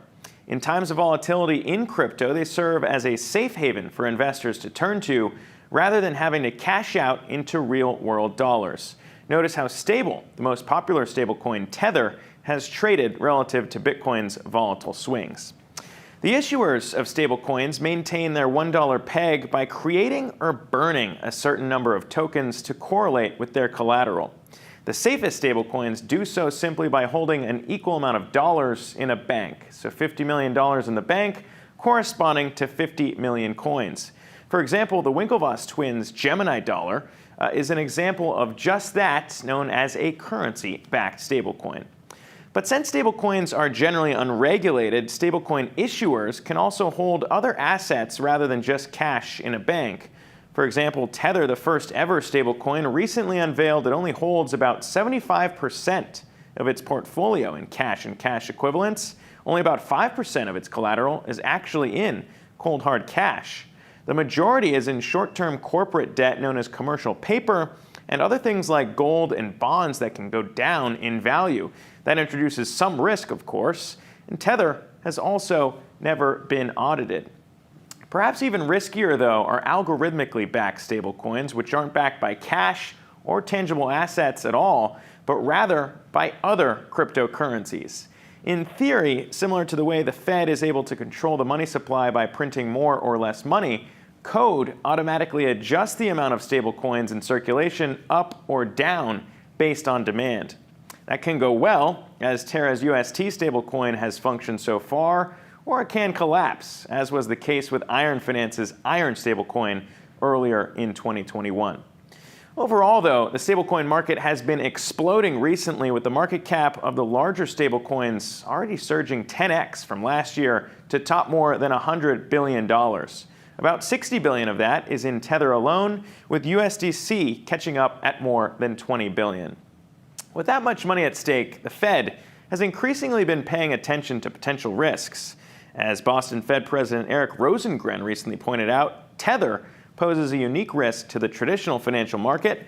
As its commercial paper holdings have swelled in size, the company is now among the top 10 holders of commercial paper, getting close to money market funds from some major financial players you may have heard of, like JP Morgan and Charles Schwab. I do worry that the stablecoin market that is currently pretty much unregulated, as it grows and becomes a more important sector of our economy, that we need to take seriously what happens if people run from these type of instruments very quickly. So in the short term, those issues could persist, but in the longer term, central banks are already experimenting with their own digital currencies. China, for example, is preparing to launch a digital currency of its own, and the Fed is experimenting with a digital dollar. Those could eventually replace the need to trust private companies and their private stablecoins down the road. So there you have it, stablecoins, maybe not so boring after all.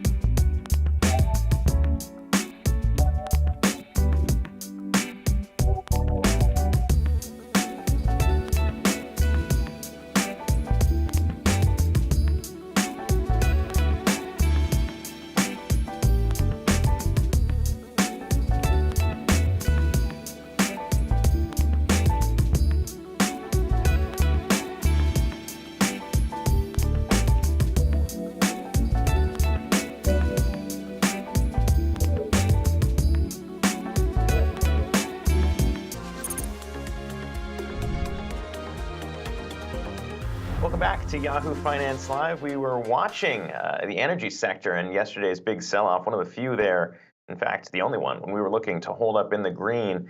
Today, though, when we look at Brent prices, they're slightly giving back a bit of the gains here. As supply and demand issues continue to work themselves out in the pandemic, we've heard more and more calls to see peak oil, perhaps spike prices here, not just in oil, but also gas across the globe. And for more on what the outlook looks like, happy to bring on Bob Iacchino back with us today, Pat Trading Partners co-founder and chief market strategist, as well as the stock think tank co-portfolio manager. And Bob, I mean, when we look at it, it is interesting because we saw Goldman Sachs call this a while ago, earlier this year, calling for $80 oil, now upping it to 90. I mean, when you kind of digest what's going on with the supply and demand dynamics, talk to me about what you see for prices ahead. Well, good afternoon. Specifically in oil, I think the three-digit price target from Bank of America is very disturbing in the short term in terms of transitory inflation or non-transitory inflation. And again, I still don't know what the Fed means in terms of the length of that transition, but that's the biggest fear to me. And I think people are a little maybe not realizing how much the energy shortage that's based on winter, and if we have a harsh winter in Europe, in the northeast of the US, could affect crude oil prices as well, simply because the demand for heating oil will increase, especially in areas of the northwest United States or northeast United States. So there's a carryover effect to the natural gas situation that the globe is seeing right now. And that shift, as you mentioned, from carbon to green, there's a cost to these things. And I don't think people went in naively, for lack of a better word, that there wasn't going to be a cost or short-term pain. But the weather's a wild card in energy markets. It's always a wild card, even in green energy, where the sun has to shine and the wind has to blow in certain sectors of green energy. The weather is a wild card. And that's really where these spikes that we're seeing in both natural gas and crude oil are coming from now. You look at what's happened in the Gulf Coast with 2 consecutive storms hitting, a hurricane, and then a very wet tropical depression that caused production there to slow to a stall and to, in certain cases, a halt. So this is supply side driven more than demand side driven. And that's where the weakest part of the equation is. Bob, when you look at import capacity in a place like Europe, it's actually gone up for natural gas over the last decade or so. If you look at the data that's been put out, I mean, we've had the Global Energy Monitor say that it's actually going to jump 13%, or actually they said 35% by 2030. So it feels like that the production is there in place, the projects are in place. Why did it all come to a halt now? Well, just like many things, Akiko, the pandemic reduced the supply. We actually went through this mid-year last year with metals, for example, with copper, where there was a demand for them. The supply chain was there, the production was not. And that's currently what we're seeing in the energy markets as well. While the capacity is there to be filled, and that's completely the opposite of what happened 2 years ago, specifically in the crude oil market, where we had crude oil, especially in the United States. We didn't have the pipeline capacity or even the rail cars to ship it. It's the reverse now, especially as you mentioned, going toward Europe. The supply just simply isn't there to fill the demand. And again, the fear becomes, if there's a harsh winter, there's going to be harsh price spikes. And the government only has a certain amount of ability to sort of mitigate those to the individual households, those price spikes, because again, the supply is simply not there. Now, whether or not that's going to be addressed quickly, it doesn't seem like it, because the CapEx didn't take place, in part because of policy, but mostly because of the pandemic itself and the inability to produce the supply needed. You just look at the US, we're 229 billion cubic feet below the 5-year average in terms of stockpiles in natural gas. That's a big number going into the winter. That's a very big number, and it's concerning. Yeah, and when we think about kind of how this all works itself out, of course, as you mentioned, critics might point out, some energy takes from the Biden administration here has kind of led to some of these issues and not being prepared. And now we're kind of waiting to see what the OPEC, what OPEC's going to do to maybe increase supply when they meet next week. You got the EIA numbers showing here, we snapped 7 weeks of inventory draws. So we did see adds there. I mean, when you kind of put all the pieces together, and see the ability to maybe increase supply, as you talked about, maybe not so much here in the US, given the fact that we haven't seen CapEx. I mean, how limited is the upside run that we could see if we do see prices spike? Well, there's enough oil, specifically oil, and to a certain degree, natural gas within the OPEC nations to make up where the demand is now. What it can't make up for is the growth in demand. And you mentioned the EIA, the IEA out of Paris pushed up their 2022 and 2023 demand expectations based on economic growth. These things will slow. Again, they can slow from the supply side. So there has to be pressure put on OPEC, and OPEC may respond verbally to pressure, but then there's always sort of a gap between what they say they're going to produce and what they do produce. Sometimes it's over what they say, sometimes it's under, and that becomes almost a bigger wild card than the weather. I don't think, again, that the administration specifically was naive to this problem.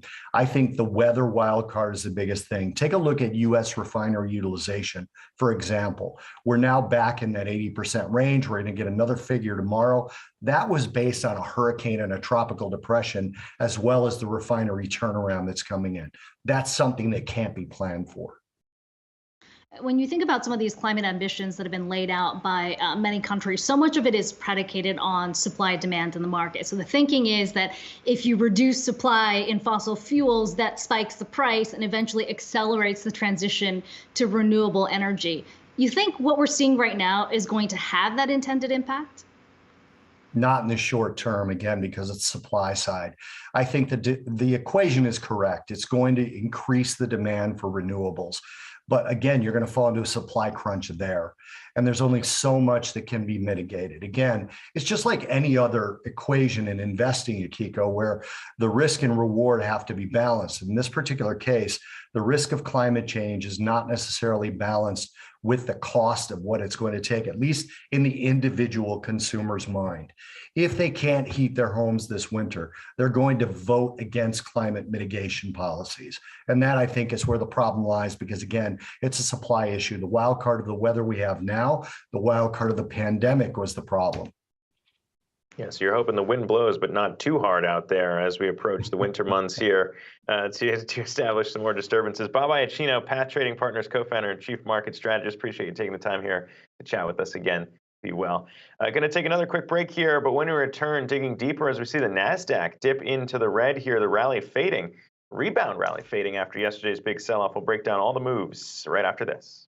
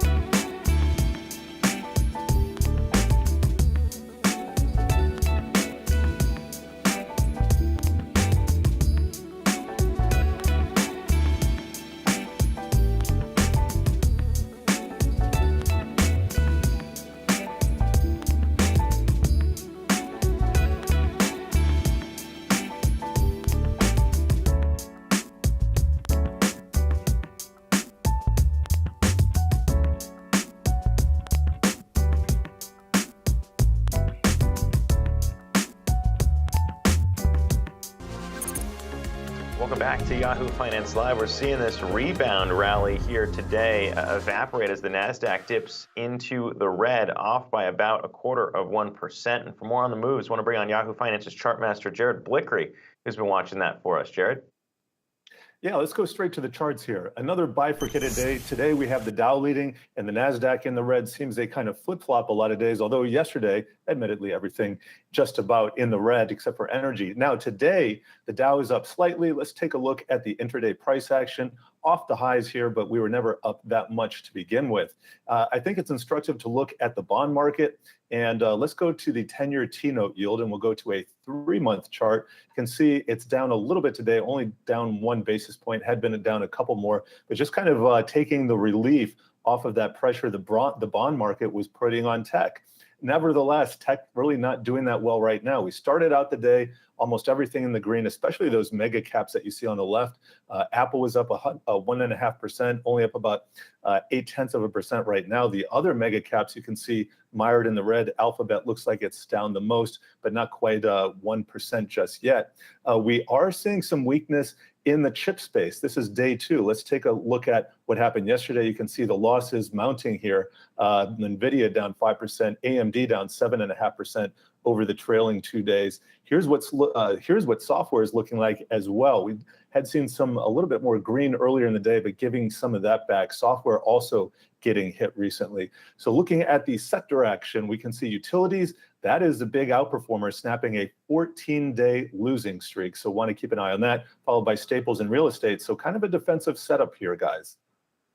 Yeah, and Jared, there's another mover that caught my eye just because I love shopping there. We're seeing the Dollar Tree stock popping almost 20% on news that it's maybe not going to just be selling products that cost $1 anymore. Yeah, this is something that they've been contemplating for some time. Now, Dollar Tree, I'm amazed that they've been able to honor that dollar price point for so many decades here. Nevertheless, they're branching out, might have some $2, some $5 items, and investors seem to like that. I think they're also announcing either a dividend or a buyback. I do have some notes here. Here's Wells Fargo on it, saying the risk reward on Dollar Tree doesn't get any better from here. Strategy will help offset cost inflation, allow for expanded offerings, and make the company a more desirable partner to vendors. Yeah, you got to imagine with the price inflation we're seeing now, there's no way you could keep a large body of goods at $1. Nevertheless, nice pop for Dollar Tree here today, up 16%. You know, it's getting harder and harder to find those dollar deals over there at the Dollar Tree. Signs of inflation, perhaps. I know the crypto community is probably going to be cheering that one as more proof that inflation's here to stay. Jared Blickery bringing us the latest. We're going to take another break here on the show, but when we return, more, I guess, drama around the NBA as we hear from some big-name stars asking not to be asked about their vaccine status as questions swirl about whether or not some of those big-name stars are going to be able to play in New York home games. We'll break it down on the other side. Stay with us.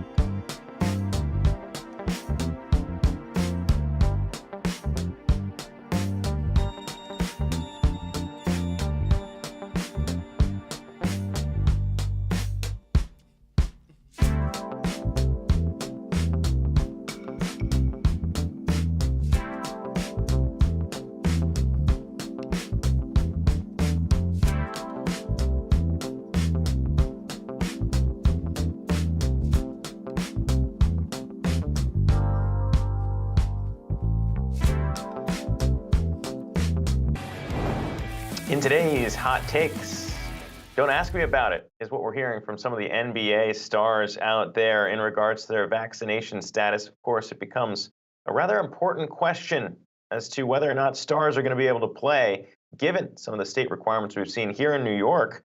That was top of mind for reporters at the Brooklyn Nets media day, asking star Kyrie Irving about his vaccine status and whether or not it means he's going to have to sit out home games if he's not vaccinated. Take a listen to what he had to say when he was asked by reporters. I'm a human being first, and obviously living in this public sphere, there's just a lot of questions about what's going on in the world of Kyrie, and I think I just would love to just keep that private and handle it the right way with my team and go forward together. Please, everything will be released at a due date. And once we get this cleared up, but as of right now, just please respect my privacy regarding anything around home games, what's happening, vaccination, please. And Akiko, we should note this is probably a small minority here when it comes to the NBA players. But if it's a big name player like Kyrie who has to sit out, obviously it's going to get a lot of attention.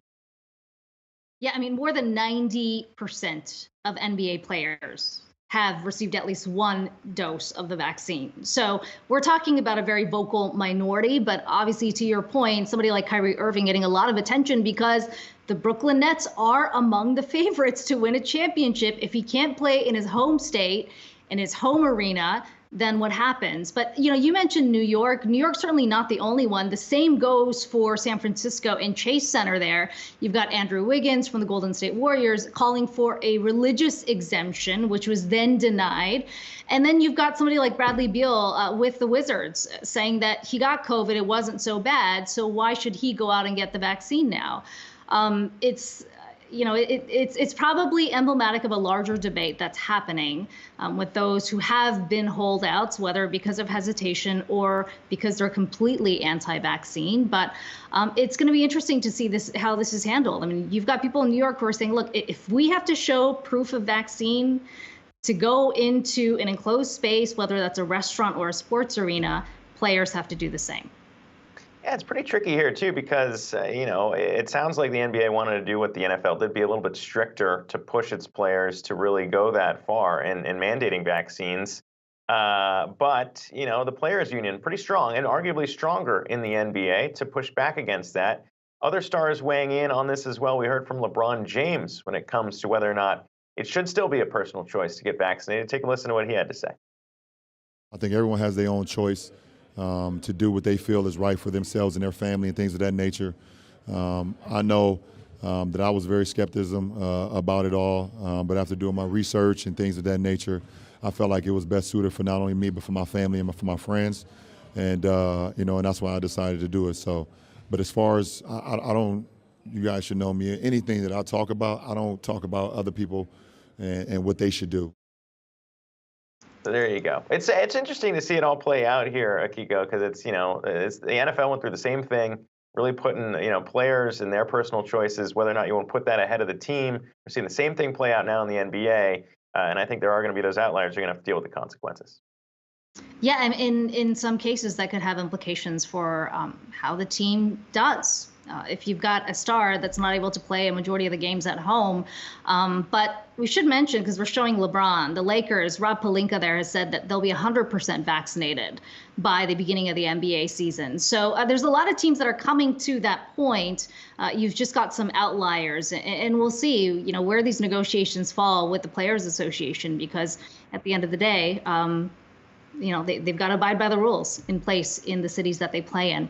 That does it for Zach and I in these 2 hours. But coming up, we've got a time for change, taking a closer look at the financial health and challenges of the Latinx community in the U.S. Our team talking to Carlos Hernandez, the CEO of a brand new personal financial company that's looking to serve Hispanic customers, many of which are unbanked or underbanked. They're also going to be talking to Julie Alma Taveras, also known as Investing Latina, a bilingual content creator who is on a mission to teach Hispanic women to invest. So a lot packed In Time for Change today, we've got Marquise Francis, Sabeel Marcellus, as well as Alexis Christoforous, all hosting that one for us. We're going to send it over there after this short break.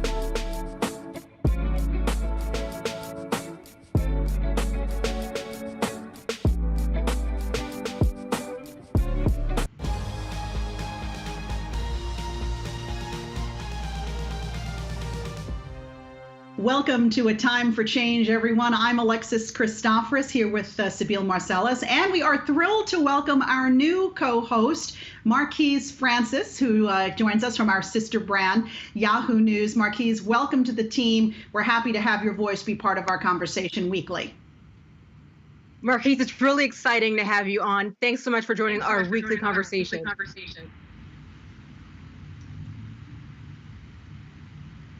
And be a part of the important conversations that you all have that I know I'm deeply passionate about.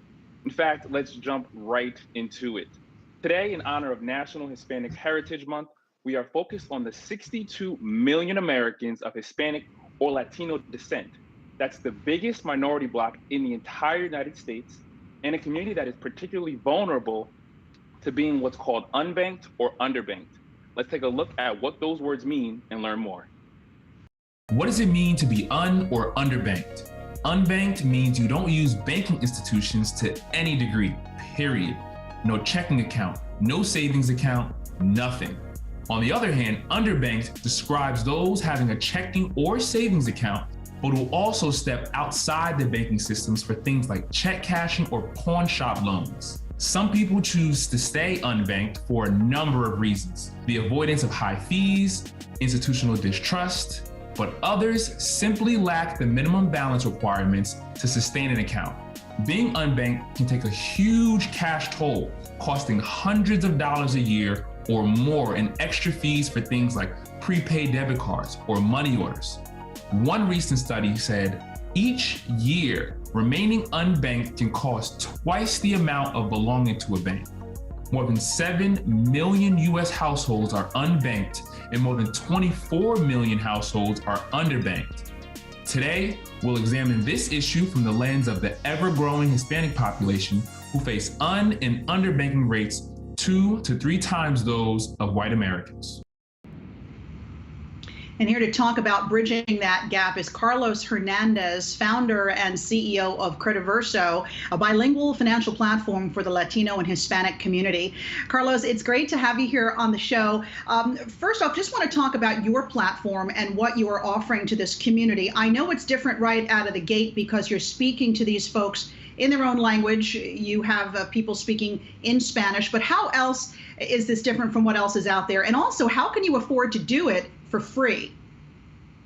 Well, thank you very much for having me. First of all, it's a pleasure to be here, and I love that we are focusing on Hispanic Heritage Month. There is such a big problem across the United States in terms of Hispanic Americans being unbanked and underbanked. This is a huge and growing group in the community of 62 million people right now, expected to be 90 million by about 2030, and they're 2 to 3 times more likely to be underbanked and not have access to financial products. So the platform that we created really was a reflection of that. We looked around the financial landscape and we realized that across every financial product vertical, whether it is credit cards, debit cards, term loans like mortgages, small business loans, or student loans, all the way to insurance products, there is just a huge discrepancy in the adoption rate between the general population in the US and the Hispanic community. So we wanted to solve that. And there was some very low-hanging fruit. As you mentioned, we are the first and only financial product platform on the web to be available fully in English and Spanish. We realized that you couldn't even get a credit check in Spanish in this country. We were the first ones to offer that, if you can believe that. But beyond language, as you said, we kind of view that as table stakes. It's necessary, and it's a reflection of the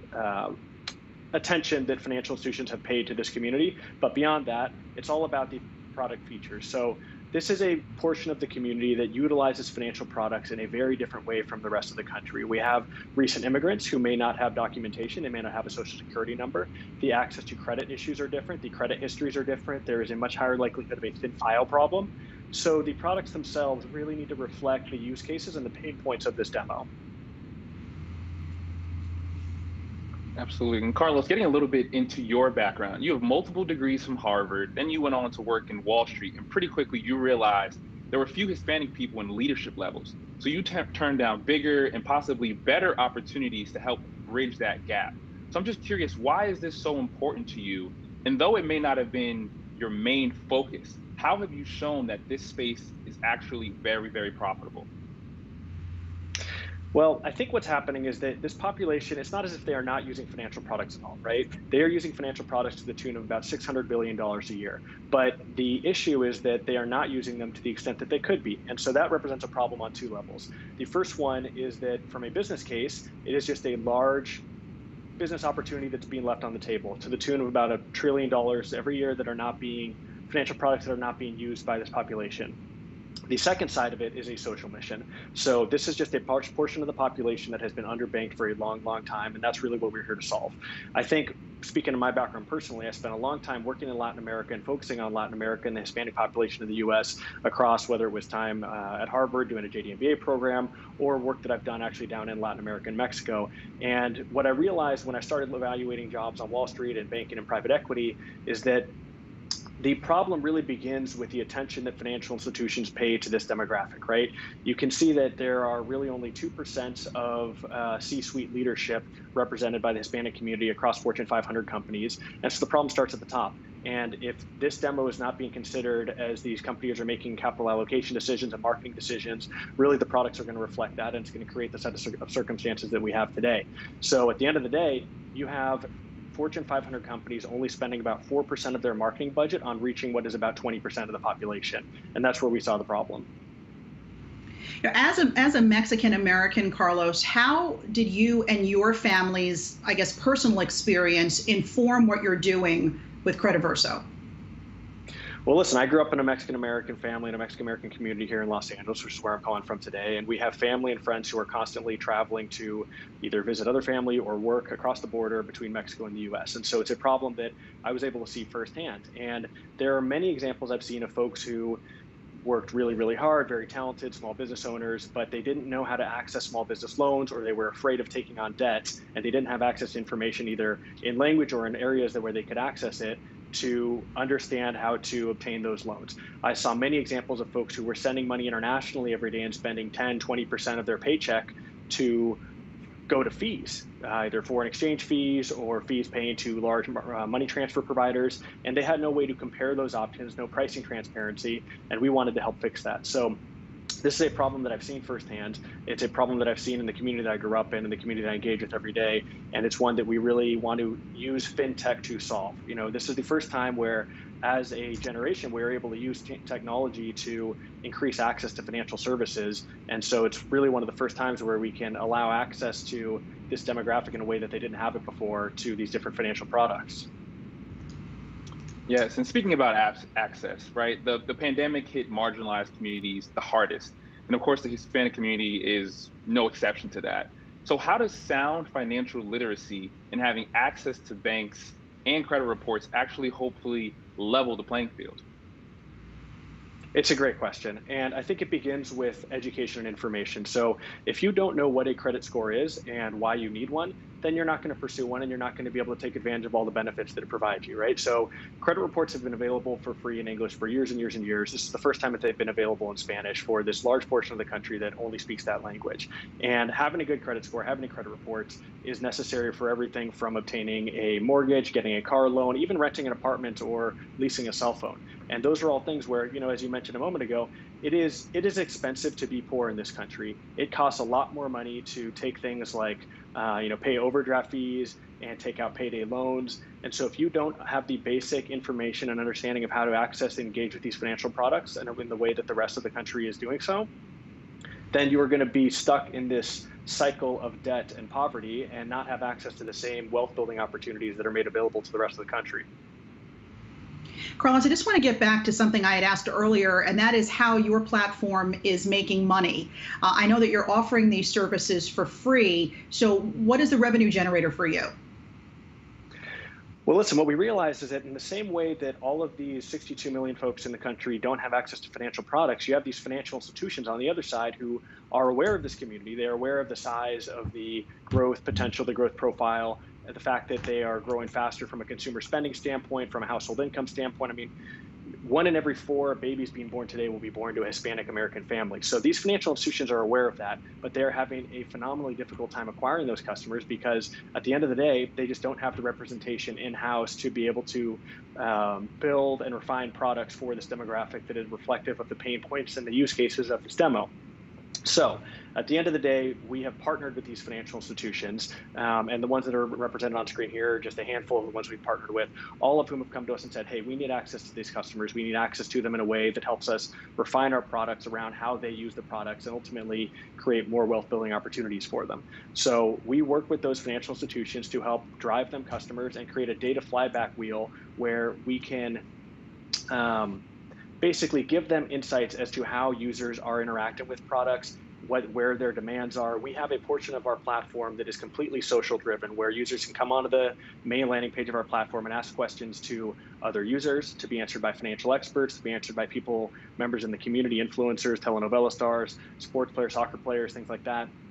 And we really have good insight into how these users are engaging with the financial ecosystem and where the gaps are, where the drop-offs are, where the financial products are just not servicing the needs of this community. And we can help these financial institutions to refine their products. So we say, hey, users are tired of paying overdraft fees. Users need credit products and debit products that don't require a social security number to be able to apply for the product. So we can work with them to refine those products, and ultimately we create a better product for the community, we create better customers for the financial institutions, and it creates a better economic cycle for everybody. And Carlos, closing out here, what's next for you? Are you on the horizon of other languages, right? We're focusing on Hispanic Heritage Month and obviously those 62 million Americans, but are there other languages on the horizon? Well, listen, this is a problem that is not unique to the Hispanic segment in the U.S. There are immigrants from all over the world that live in the United States. That's part of what makes our country so special. And I think these financial issues face many of those segments. I think as we look to our product roadmap, we have plenty to work on. We have a team of 30 plus that is growing every day, and we will, be probably raising more money and continue to pour gas in the fire, as they say. But our product roadmap really speaks to a few different segments. I think the issue that is present in credit cards, debit cards, loans, things like that. It is present across a lot of different financial product verticals. So we are actively getting into auto insurance for one. We are actively expanding into different types of loans. And where there are gaps in the market, we will look at the need and opportunity to start to develop those products ourselves. So I think while there is much to be done for other immigrant communities within the U.S., we certainly have our hands full with the Hispanic community here, those 62 million folks. And there's also a phenomenal opportunity to work on a cross-border basis with the family members and friends that are living abroad. For example, one of our marquee products is a remittance product, which users can, for the first time, compare options to send money internationally. If we can offer them a way to not only send money internationally at a cheaper and faster rate than the rest of the ways that they were doing it previously, but also then help to bridge the gap of being left out of the financial ecosystem for their family and friends who are living abroad, that's something that we are actively considering ways to accomplish. All right, Carlos Hernandez, founder of Crediverso, thanks so much for joining us today. And still ahead on A Time for Change, one woman's fight to help other Hispanic women grow their wealth. We're back right after this.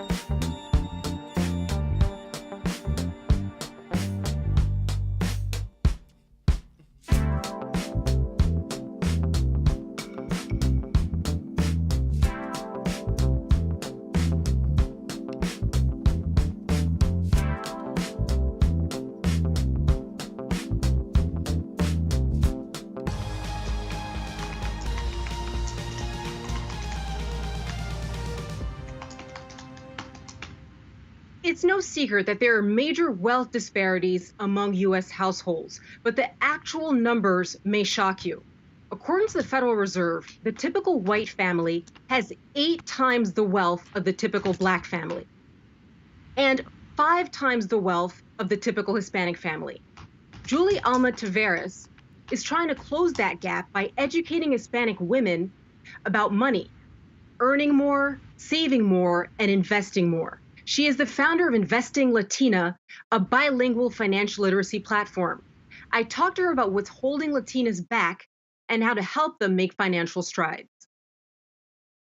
So what I find that's holding women back, especially in my community, is the fact that we do not know how to invest. We have always been very good about saving. I myself had parents that always told me, save your money, save your money. I never really understood what for, but now in hindsight, of course, they wanted to tell us those things so that we can establish this foundation. It's very, very important to have that emergency fund, to have money saved, but it's so powerful to invest in the stock market. So now I know know that there is this huge, wonderful thing called compounding interest. And once I started recognizing how amazing it is to invest a little bit of money and then have that money working for you, as soon as I started seeing that account grow, it caught my attention. And I'm like, okay, this is something that's amazing. And that's what I really focus on teaching women in my community. Get started. Get rid of the fear, because I know it can seem very scary at first. And because we hear those ideas from previous generations that it's risky, we don't do it. So we do have a bigger issue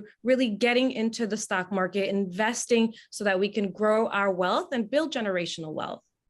For every dollar a white man earns, a Hispanic woman makes just 55 cents. Now, you're a financial educator. How do you motivate Latinas to save and invest when they start out earning so much less? One way that I really tell women to move forward and get past that is to learn how to negotiate. It's really, really important. If you don't ask, you won't receive. And so it's really important that we learn how to negotiate in our community. It's important that we learn what the value of these jobs are, how much it really costs, and making sure that we share with one another, because that's one of the things that really keeps us back, not knowing what market rates are, not knowing how much other people are making. And the more that we can have those conversations, the better and faster we're going to get to closing that wage gap.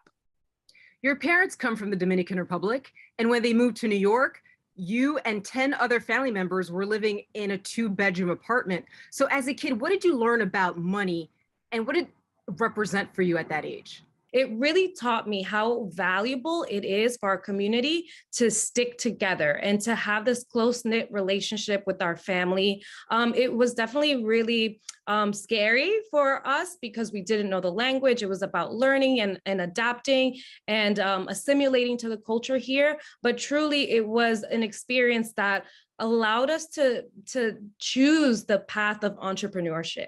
And I love that I was able to get that from my parents. They decided, we may not be able to get a regular job. We may not be able to join what corporate America is. So let's start our own business. And that was an extremely powerful lesson that I still take to this day. The cliche is money can't buy happiness, but of course, you need a certain amount of money to reach financial independence. Now, you said that you need just $581 a month to survive. How did you come up with that very specific number? So I love calculating survival numbers. I do it to all of my students. I'm like, what is your survival number? What exactly does that even mean? It means that we are human. It means that we need a roof over our head. We need our basic needs. We need food. We also need a little bit of entertainment because there's no such thing as working all the time. It's not, we got to find some balance. But calculating some of those basic things and putting a price to it, let's say if your survival number for the year is $20,000, that's what you need to cover all of your needs. The difference between the $20,000 and the rest of the money that you earn is your opportunity to invest, your opportunity to also enjoy life a little bit more. Of course, I always push people to invest more so that you can get to financial freedom sooner. But it's really about establishing the survival number to then figure out what is my opportunity. And in pushing people to invest more, how did you educate yourself about the stock market? And how do you, in turn, transfer that knowledge to others? Yes. So for me, when I got my first investment account, it was a 403B because I worked at a nonprofit organization that focused on helping the elderly. And I saw that those statements. And at first I didn't really pay attention to them. But then when I saw the account growing, like I mentioned a little earlier, I'm like, wait a second, what is going on here? How come I'm making money without doing anything? And I started reading those statements and I started Googling what those funds were. And so I had target date funds. There were some index funds in there. There were some bonds in there. So it was a combination of things. And that was really where my self-education began. Literally just looking at what I already had at my job. And then from there, I became very obsessed. And when I launched Investing Latina, my goal was really to help others. And it's been an honor and a pleasure to be where I am today and be able to help so many people. There's a tremendous need for financial investing education in the Latin community. Why are so few little Hispanic girls and boys, children, taught about having the right kind of relationship with money? how to invest, how to become a financially independent adult. Why don't so many more kids get that kind of a background? Yeah, I think that it's a combination of things. I will say that I am one of 3 girls, and my dad was very focused on taking care of us and handling things for us. And although I did see their entrepreneurial ways, the way how they worked so hard and what they did for the family, there wasn't this conversation of, oh, let me teach you how to manage your money, because I think back in their generation, my parents are Gen X, and they thought, you wouldn't have to worry about these things. You will marry into someone that will worry about these things. These are the traditional roles that have been played. And so I think that has a lot to do with it. Now, when we fast forward, we still have, this happening even in my age group, the millennial group. And I think it has to do with the fact that people are truly scared of money. They're scared to have those conversations. They can be intimidated by the fact that we have student loan debt, which so many people do. We know this, but I always love to encourage people, don't be afraid of debt. Don't be afraid to talk about debt, because it was an investment in yourself. And in many cases, when we talk about educational debt. So having those conversations and talking about it can be difficult, but it's so, so important. What about people watching us right now? I'm sure there are probably some who want to get their finances in order for the very first time. What are the 3 most important things they should do right now? Sure. So you want to calculate your survival number. You want to know exactly how much you make in a year. You want to know how much you spend in a year. And then you want to set a goal. Once you figure out those numbers, you can set that goal and you can say, okay, I can start with maybe just $100 for the year. And guess what? That's your starting point. I started with just $50. I had no idea what I was doing, but I started, and that ultimately led to a 6-figure account. And it really requires consistent and diligent work to be able to continue to learn and figure out how you can make things work for you, for your family, for your situation. And we're always going to face challenges. We're always going to face specific scenarios. We can have a great year, and then look at what happened last year. The pandemic hit us and everything changed. So things are always, the scenarios are always going to change, but how we kind of control what we can control is going to be really important. There are some things that are going to be out of our control, but there are many things when it comes to our money that we can take control of and become financially powerful because of it.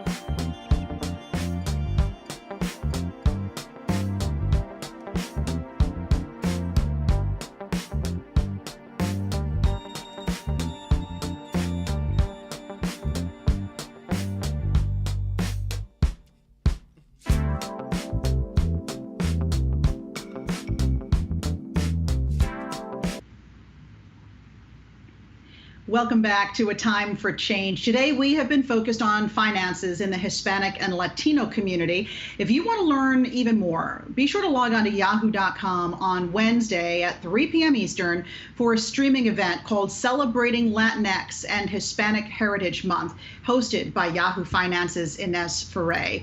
Thanks so much, everybody, for being with us. I'm Alexis Christophers for my co-hosts Marquise and Sabile. Do join us next time here on A Time for Change. Coming up next, more Yahoo Finance Live and the market's rebound following yesterday's big sell-off.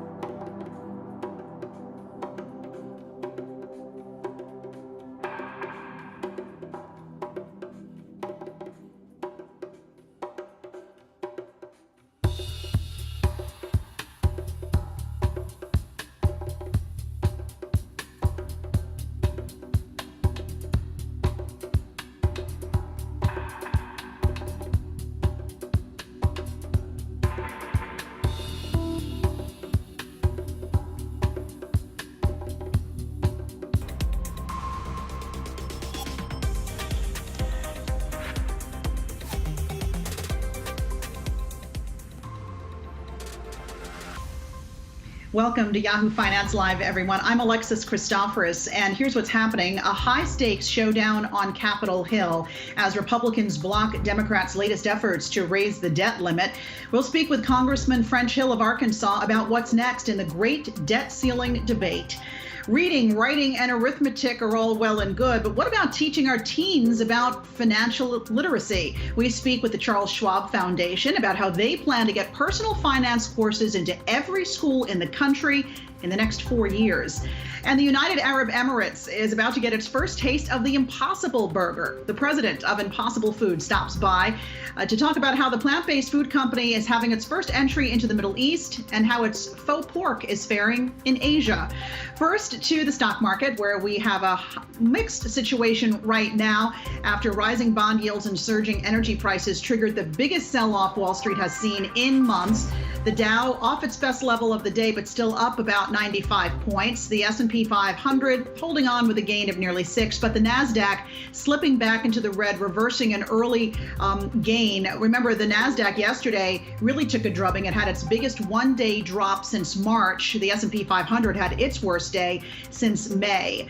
Jared Blickery here now with news on a newcomer to Wall Street. This was a highly anticipated one. The eyewear maker Warby Parker seems to be having a pretty impressive Wall Street debut.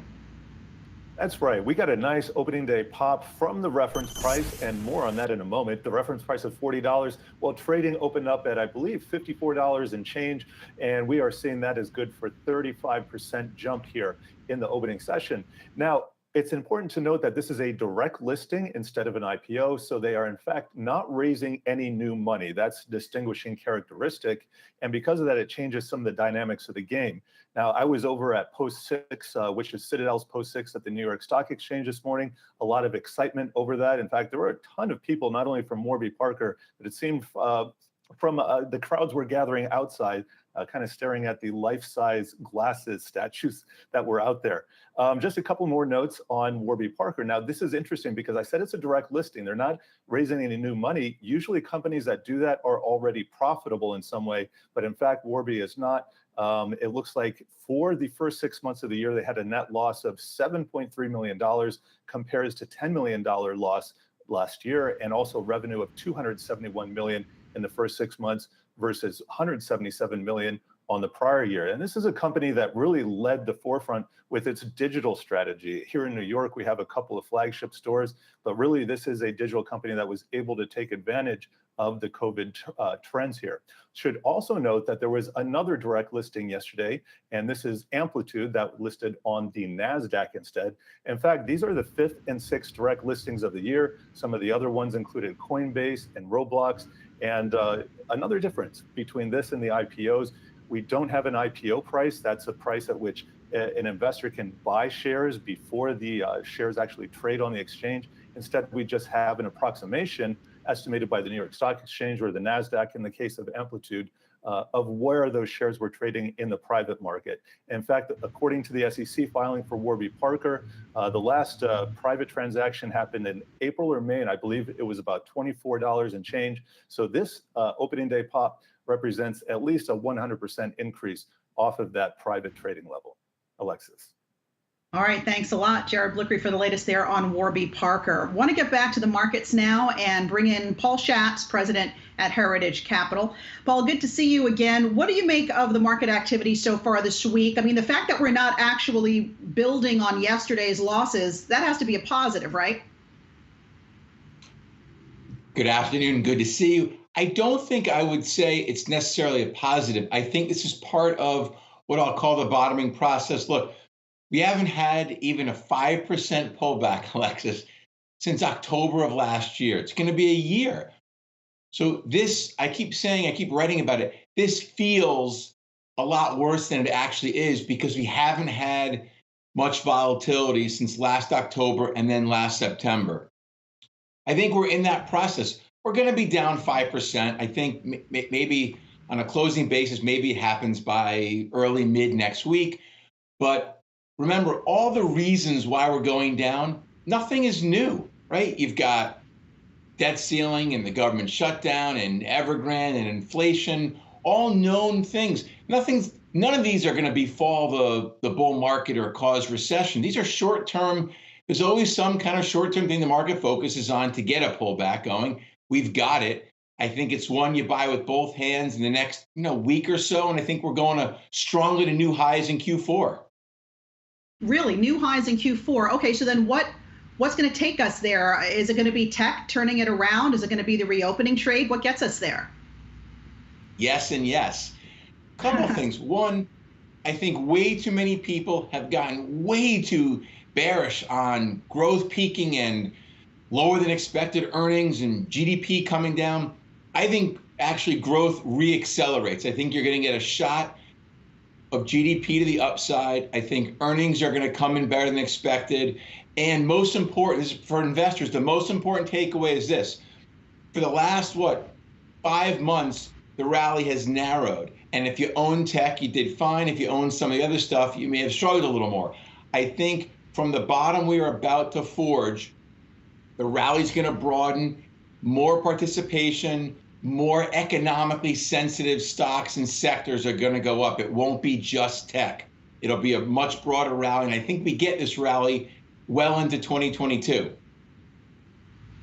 All All right, well, I don't mean to be a party pooper here, but if in 3 weeks the government doesn't get its act together and we do default on our debt as a nation for the first time ever, I mean, we heard Secretary Janet Yellen warn lawmakers yesterday it could be catastrophic and a self-inflicted recession, something we absolutely don't need right now during a global pandemic. So how does the market react if we do indeed default on our debt? So technically, when I read about this online, because I wasn't there, but technically there have been some questionable defaults in the past. One, we're not defaulting. The Democrats or the Republicans, one party is going to lose. They're going to make a deal right before. I feel confident about that. The fact that you've got Yellen and Powell and Jamie Dimon and everybody else saying the sky is falling, I'm sorry, it makes me laugh. If we were really going to default, that's not what would be happening right now. So a chance of default, I would put at less than 0.001%. And if it happened for 12 hours, so be it. It's not going to. But I think we go through this cycle. I mean, how many times are we going to learn that as much as Congress wants to beat their chest and talk party politics, in the end, no one wants to get saddled with a default. Now, people wouldn't mind if they closed the government for a while, but we're not going to default. Someone's going to win, someone's going to lose. They're going to raise the debt ceiling, and we're going to move on. And this is what you get, these pullbacks when they don't have any real bearing on GDP. I saw, the market was going to go down a third to 50%, and GDP gets, well below zero. I mean, it's all nonsense. No politicians, politically untenable for politicians to cause any kind of calamity, catastrophe, insert whatever word you want. It's not going to happen. We've seen this show before. We know how it ends. Investors should turn off that line in TV and online and figure out what sectors. Look at energy on a pullback. Look at banks. Definitely look at technology and industrial. I think it's crazy that interest rates have gone up a little bit on the 10-year, and all of a sudden you go from loving Microsoft and Apple to now hating it because the 10-year is up from 115 to 153. So people are going to look back in January and say, oh man, I missed such a great opportunity. I was too hung up on the government. I mean, come on, folks. Right. I mean, Kevin O'Leary is sort of echoing what you're saying right now. We had him on the show yesterday, and he said all that stuff in Washington, D.C. is just noise. He thinks the economy is healthy right now. So before we let you go, what are you buying? What were you buying, if anything at all, yesterday during the big sell-off? One of my rules, so I don't buy a ton in the middle of the sell-off. I will wait until we get some stability. Had we opened lower today, I would have been in there with both hands. But I do think there's a pretty good chance the market makes a marginal new low. S&P, that's sub, roughly 4,300. The Dow, it was 33.6 or so. Industrials, love. Technology, love. Energy and banks on a pullback, love. So those would be on a sector basis. I'm sorry. I was wrong. We did buy some more small cap value yesterday. So that was one of the things I did do end of day. But I think you got to buy what you always wanted to own and you didn't because the markets have been so strong.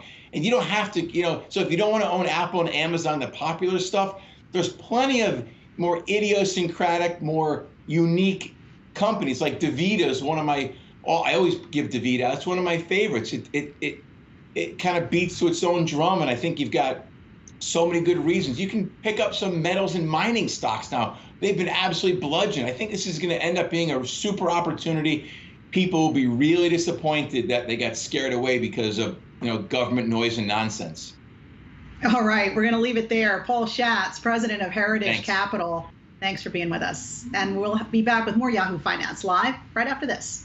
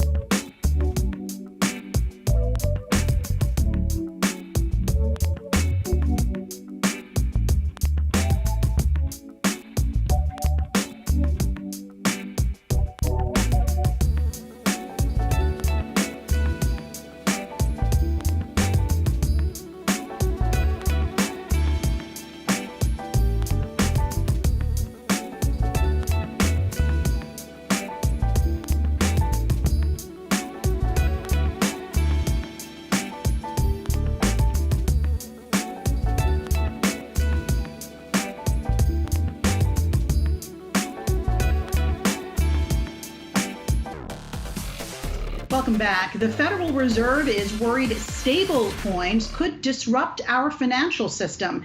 Here's Zach Guzman now to break down what it all means in today's Crypto Corner. Stablecoins are a quickly growing piece of the crypto world, and yet, as their name suggests, they set out to accomplish a boringly stable task. Despite that, regulators have increasingly called out potential risks that stablecoins pose to the traditional financial system. So what exactly are stablecoins? Well, stablecoins are digital currencies that are always meant to trade at $1.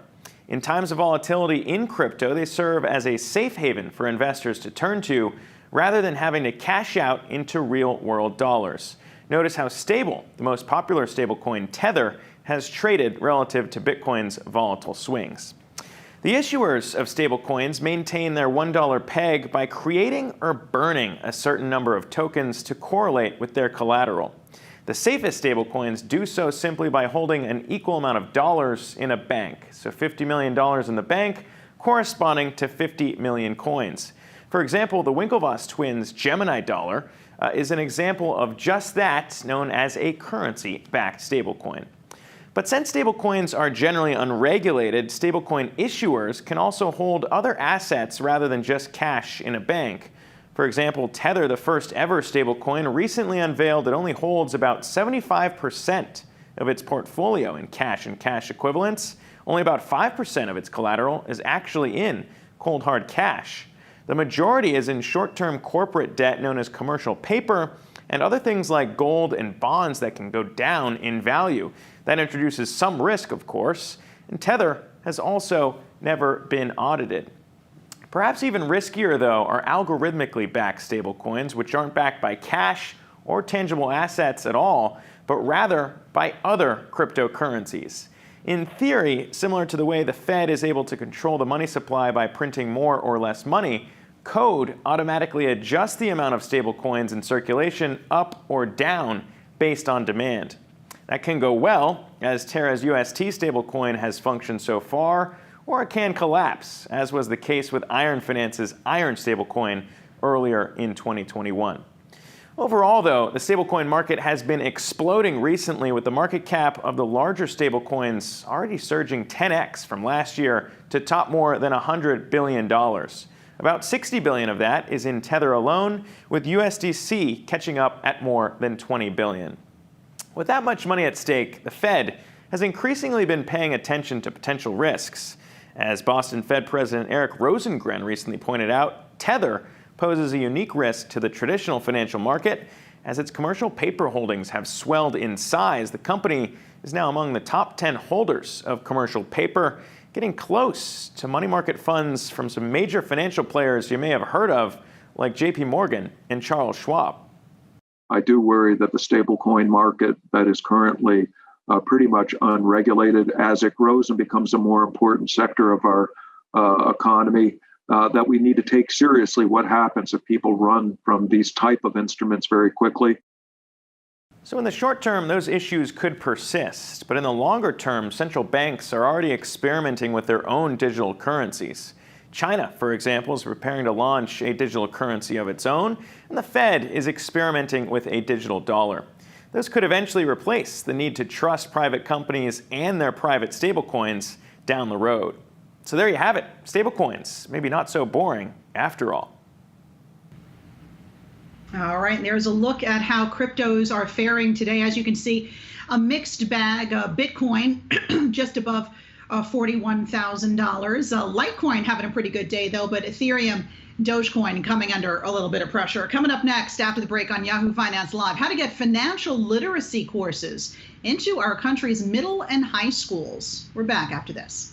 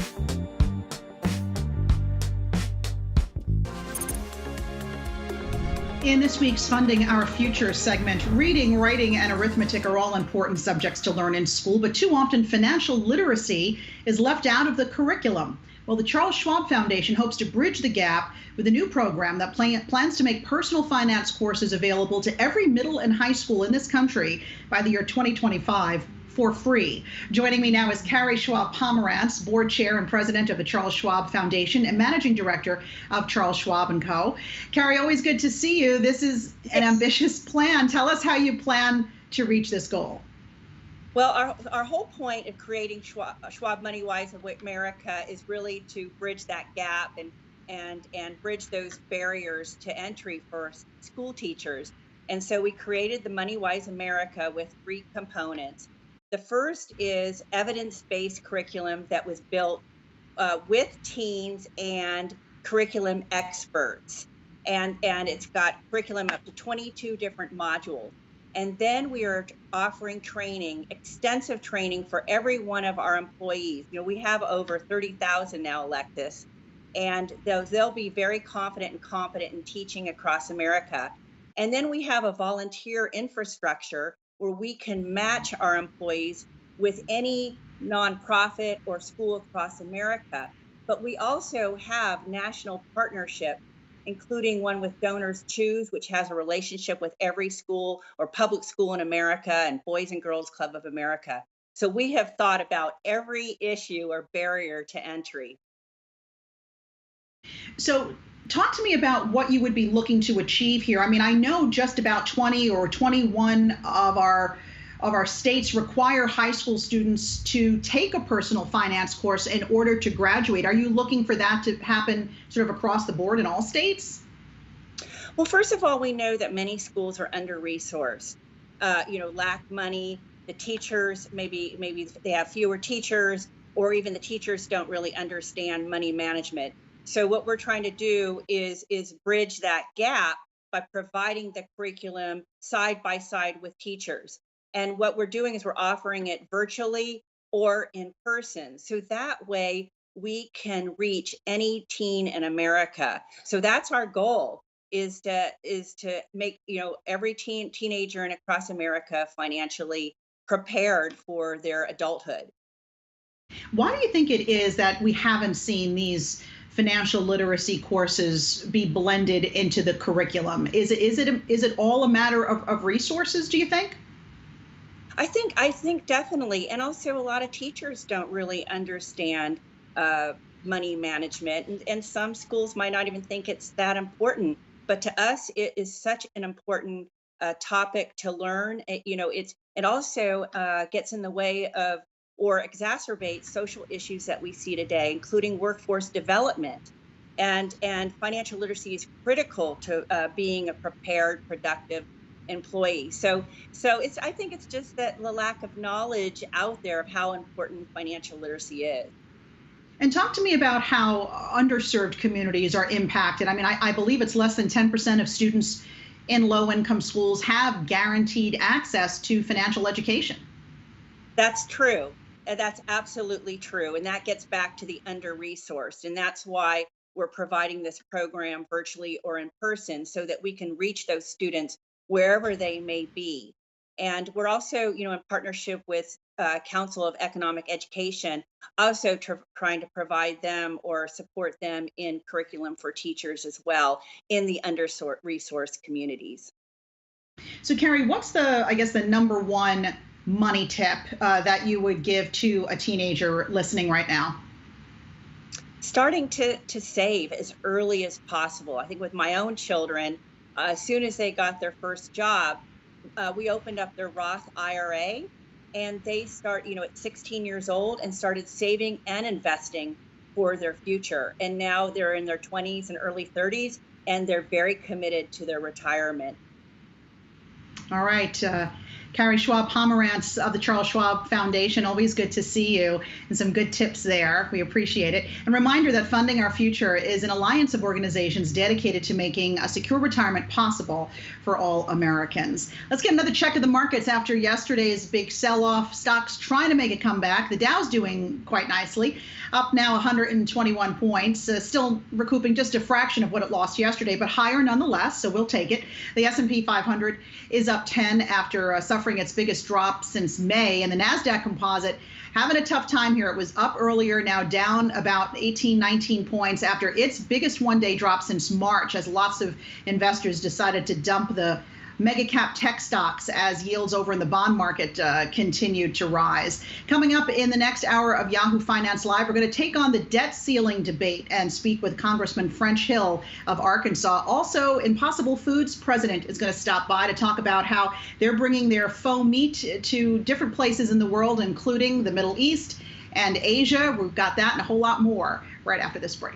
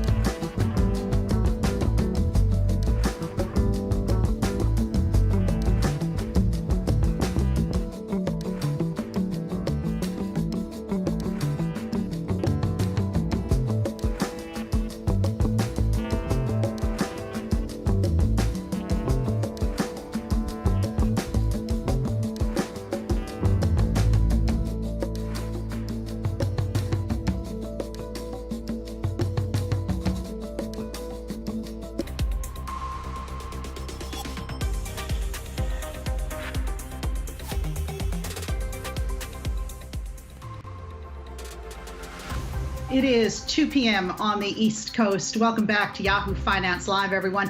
I'm Alexis Christoforous. Well, one day after the market's biggest sell-off since May, we have got a mixed market. Strength among the 30 Dow stocks, with that index up better than 130 points, but a mixed picture for the broader market. The S&P now up 12, the Nasdaq Composite teetering close to the flat line, down now just about 10 points after tech took a real drubbing yesterday. It was the worst sell-off for the Nasdaq since March. I want to take a closer look at the Dow now and take a look at some of the winners that we are seeing there, helping to move the Dow Jones Industrial Average up by triple digits. As you can see in the green, Boeing, Merck, IBM, Amgen among the big winners. As for the flip side of that story, taking a look at some of the losers among the Dow index, that would be some of the tech names. You've got Intel lower, also the financials, which had a pretty nice day yesterday, coming under a little bit of pressure here today, and of course the bond market, which we know those rallying yields really spooked investors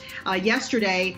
They are still a bit higher today, with the yield on the benchmark 10-year at 1.54% and the yield on the 30-year at 2.09%. Want to say hello to Jared Blickery, taking a look at our trending tickers today. And a stock that got hit yesterday, making a bit of a comeback here today, Jared, that would be Apple, I guess on strong demand for the new iPhone. Yeah, a lot of excitement over that and some preliminary numbers. And I have a number of street analyst commentary notes on this. So let's go to the Wi-Fi Interactive, where we can check out the price action first. You can see it's up about 0.8% today. And the market cap, this always gets me, $2.365 trillion. Pretty impressive there. Looking at a slightly longer term, well, this is a 5 days. We'll go with this first, down about 1.8%. But looking over the longer term, year to date, this is one of the mega caps that isn't up considerably, only about 8%, trailing the S&P 500's 18%, or maybe it's a little bit lower than that right now. But nevertheless, over the last few years, you can see this has been one of those juggernaut stocks, up 161%. Now, getting to that analyst commentary, first, UBS, they rated a buy with a price target of 175. They're saying that wait times for the iPhone 13, quote, suggest strong initial demand across all markets and models. And in both the US and China, wait times for the Pro and the Max models, those are materially exceeding corresponding iPhone 12 models. So all of this suggests stronger growth in average selling prices, or what the street calls ASP in the industry. All right, also from KGI Securities, they rated an outperform with a price target of 180 actually.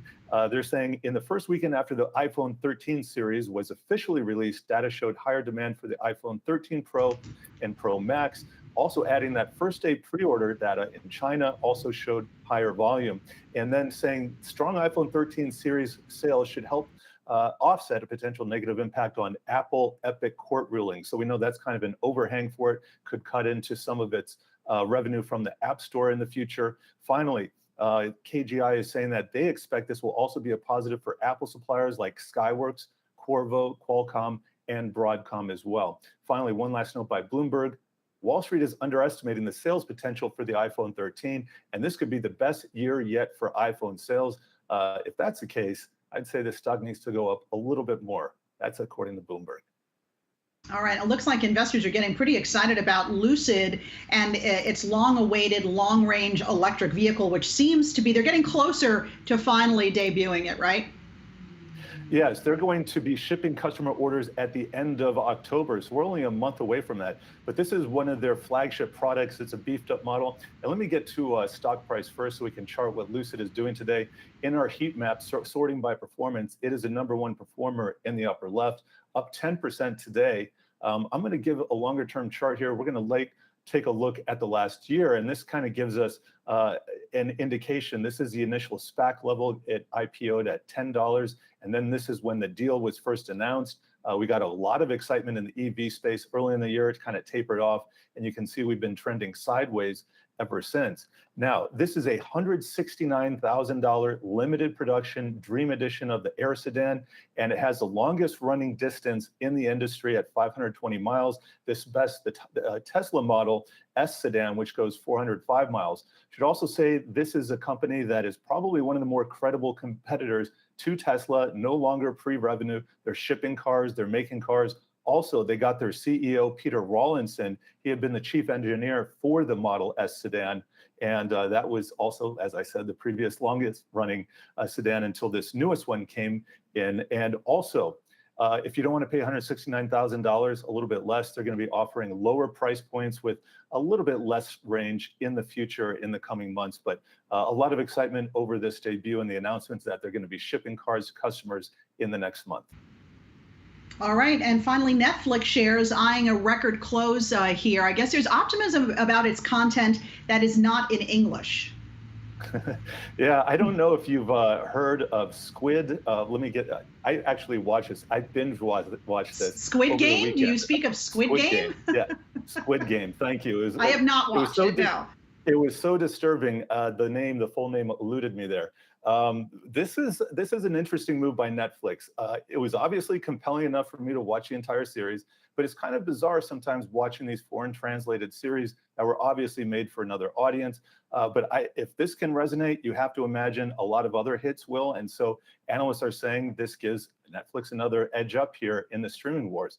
Let's take a look at this chart. Netflix has been largely trading sideways over the last year, although it did make a new nominal record high recently.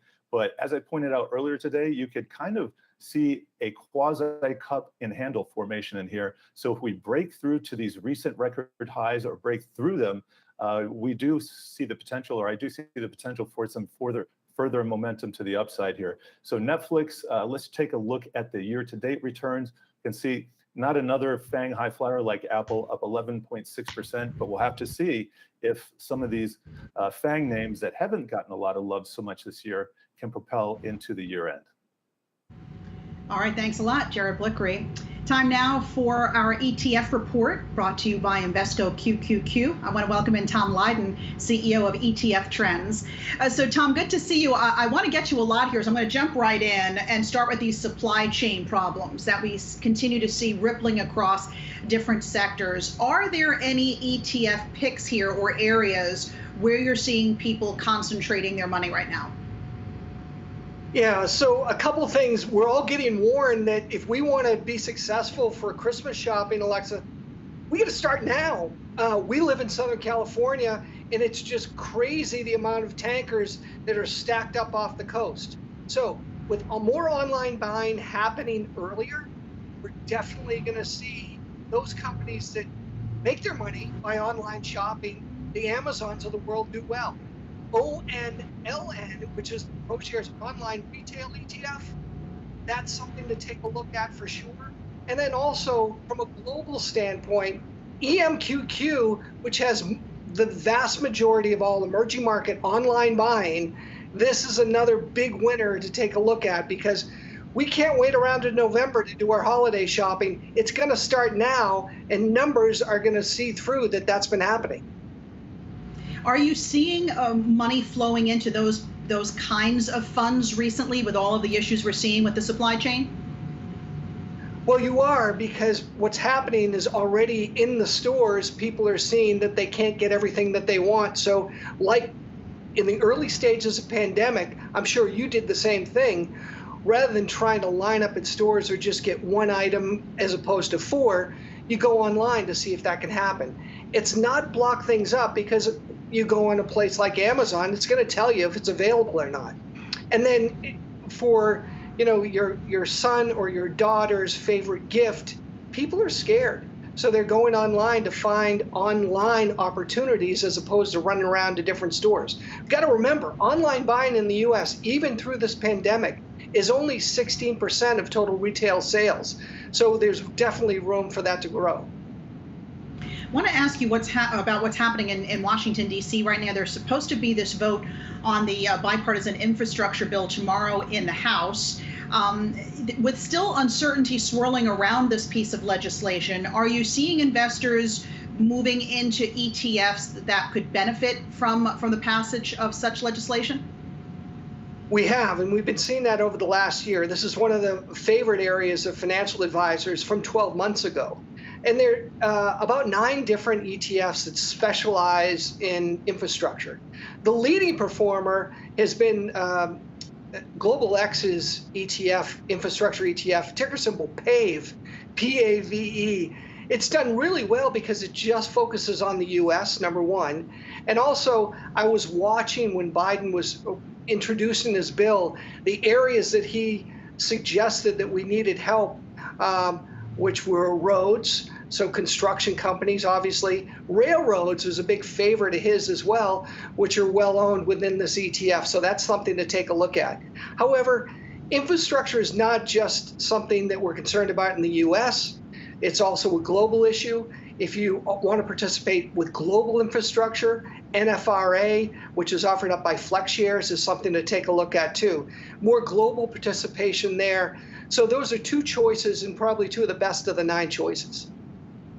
What about investor appetite for Chinese stocks right now? I mean, we know the debacle with Evergrande and the fear that that company may collapse. Are you seeing people taking on risk and moving into that area, or are they staying away right now?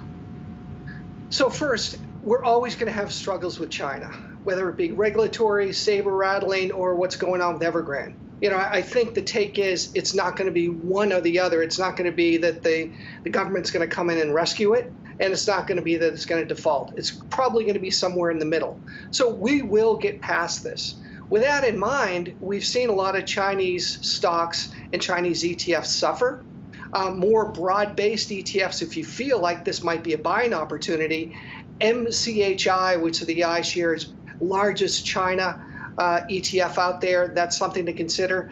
But getting back to technology and online buying companies, KWEB, KWEB, which is a Crane Shares ETF, through this decline has actually brought in billions of dollars. There's a lot of smart money out there thinking that this area of the market, the global market, can't go that much lower.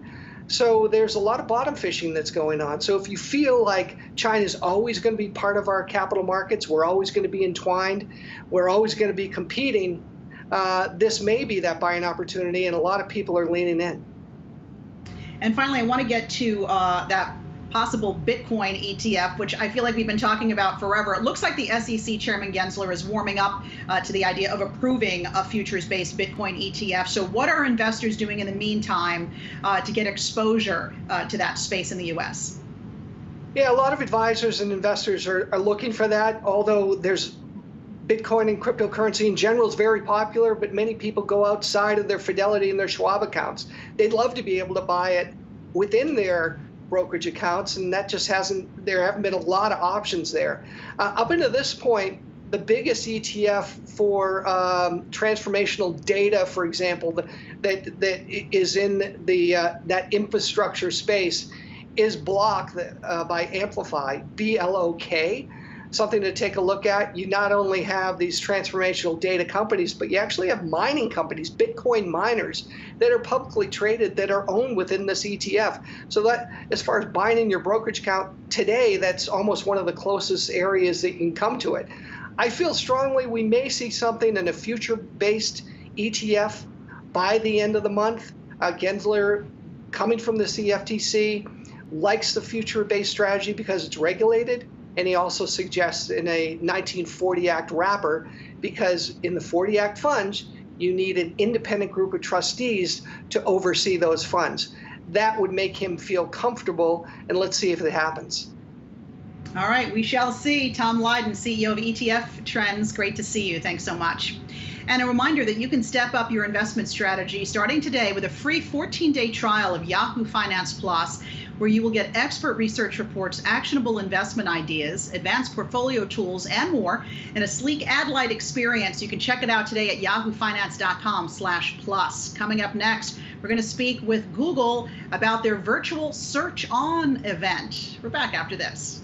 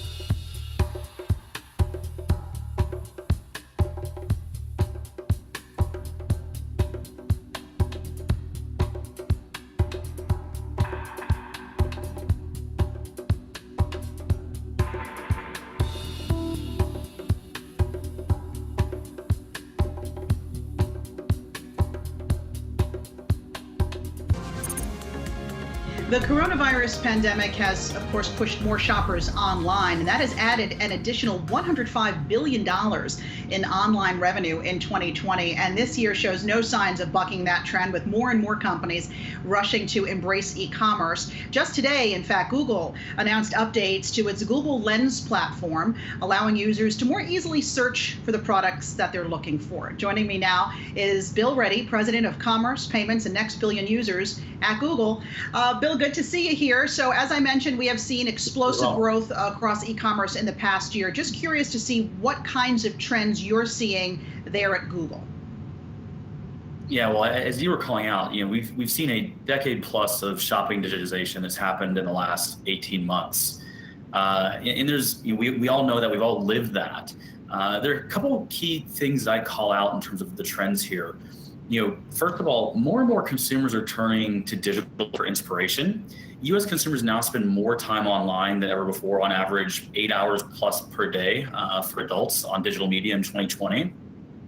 And the way that they're doing that, they're looking at videos and images and rich content for shopping inspiration. We've seen a 60% increase in Google image searches for ideas, and a remarkable 70% of customers buy a brand after seeing it on YouTube. So this engagement digitally is also leading to people looking for more rich content, more immersive ways to engage in these shopping experiences. And we've also seen an increase in adoption of digitally enabled services such as curbside pickup and same-day delivery. Searches for available near me have grown globally by over 100% in the last year. And interestingly, as we've now had things starting to reopen, but there's unevenness in that reopening, we're seeing a lot of blending of digital experiences and in-store experiences and real-world experiences. And so we're seeing that omni-channel experience that people have been talking about for a decade plus actually starting to become a reality. So do you anticipate then seeing these elevated numbers for e-commerce, or do you think they might start to level off as we continue, to move out of this pandemic? Well, the thing that we've seen through the pandemic is, there's been unevenness in, as you go geography, they've been in different places in terms of reopening or restrictions for COVID. And the thing that we've seen that has been consistent across that is that the shift to digital has been quite consistent through all that heterogeneity and how open things are or not. And the thing that we're seeing is that as things become more open, it's people aren't shifting away from digital, but they're looking for digital experiences that blend more into the physical world, which gets into some of the things that we announced at Search On around Google Lens, where we're making it so that you can search what you see and shop what you see, and really merging digital and physical world. So you've had the experience likely of a buy online or pick up in store. We're making more of that available on our search surfaces. Starting today, you can look for things that are in stock near you and use that as a filter to see only places that have things available in stock. But with Google Lens, we're making it so that you can search images that you find no matter where you find them, or that you can point the camera from your phone at something that you've encountered in the physical world, but then get the rich digital information about that item, that pair of shoes that you might have stumbled upon that you don't know who makes them, or where to get them, but you can point your phone at it, see what they are, and then find where to buy them and more information about them. So these kinds of experiences that blend physical world and digital world, we're seeing consumers really look for that digital enablement even in the physical world. And that's a lot of what we're doing with Google Lens. Talk to me more about this search in-store inventory from home. I really like that, because the last thing I want to do is make my way to the store to find out that an item I thought they had that I saw on the website isn't there after all. And especially now with all the supply chain issues we have, and inventory is really messed up in so many places. Talk to me more about how you're leaning into e-commerce with that particular offering. Yeah, absolutely.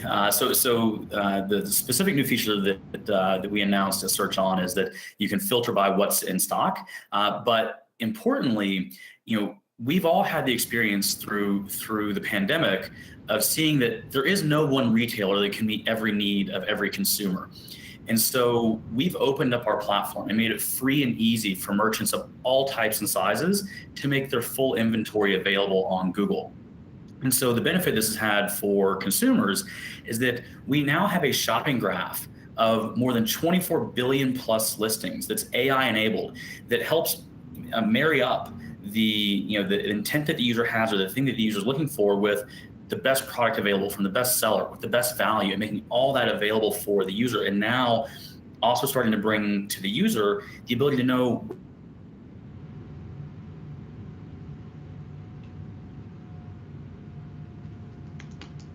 also look for who has it locally.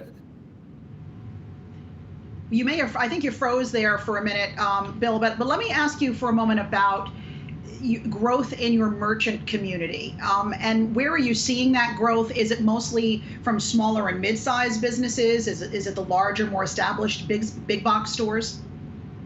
Yeah, so oh, unfortunately, we are having some trouble reaching Bill Reddy, but he was able to talk to us a little bit about their big push into e-commerce and some of the trends that Google is seeing. Bill Reddy, of course, president of Commerce Payments and Next Billion Users at Google.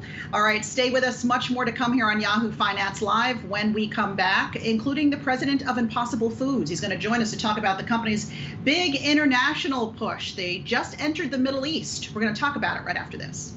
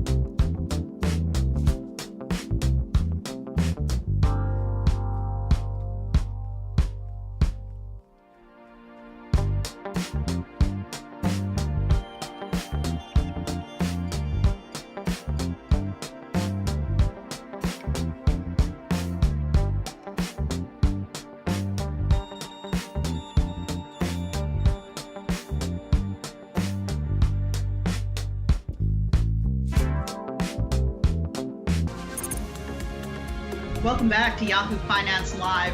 The United Arab Emirates is about to get its first taste of the Impossible Burger. The kosher, halal, and gluten-free certified plant-based burger is Impossible Foods' first entry into the Middle East. And joining us now to talk about that push is the president of Impossible Foods, Dennis Woodside.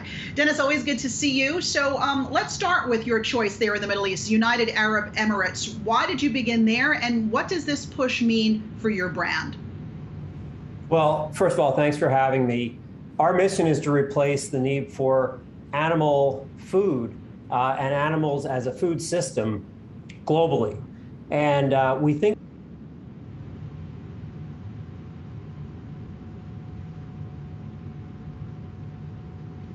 Did I lose you? Sorry. You may be muted there, Dennis. Sorry about that. No worries. What I was saying is that the UAE is really a stepping stone into the Middle East. Over 20 million travelers go through the UAE every single year. And what's upcoming in the UAE is the World Expo beginning October 1st. We're really excited to be participating in that and making Impossible available. So talk to me about how you think your burger is going to translate there into a different culture where they may, value different tastes and textures in food.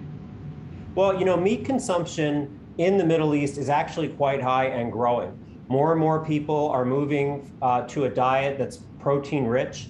And what's really important is that we offer an alternative to animal products. Animals are very destructive for the environment in the Middle East, very arid climate, not a lot of places to raise animals. So you need to use the land much more effectively for protein consumption and raising plants that can contribute to a growing population that has more of a need for proteins. So we think over time, plant-based meats are going to become more and more important. We're entering with beef. The UAE is a pretty international market with lots of travelers that are accustomed to eating our products elsewhere in the world.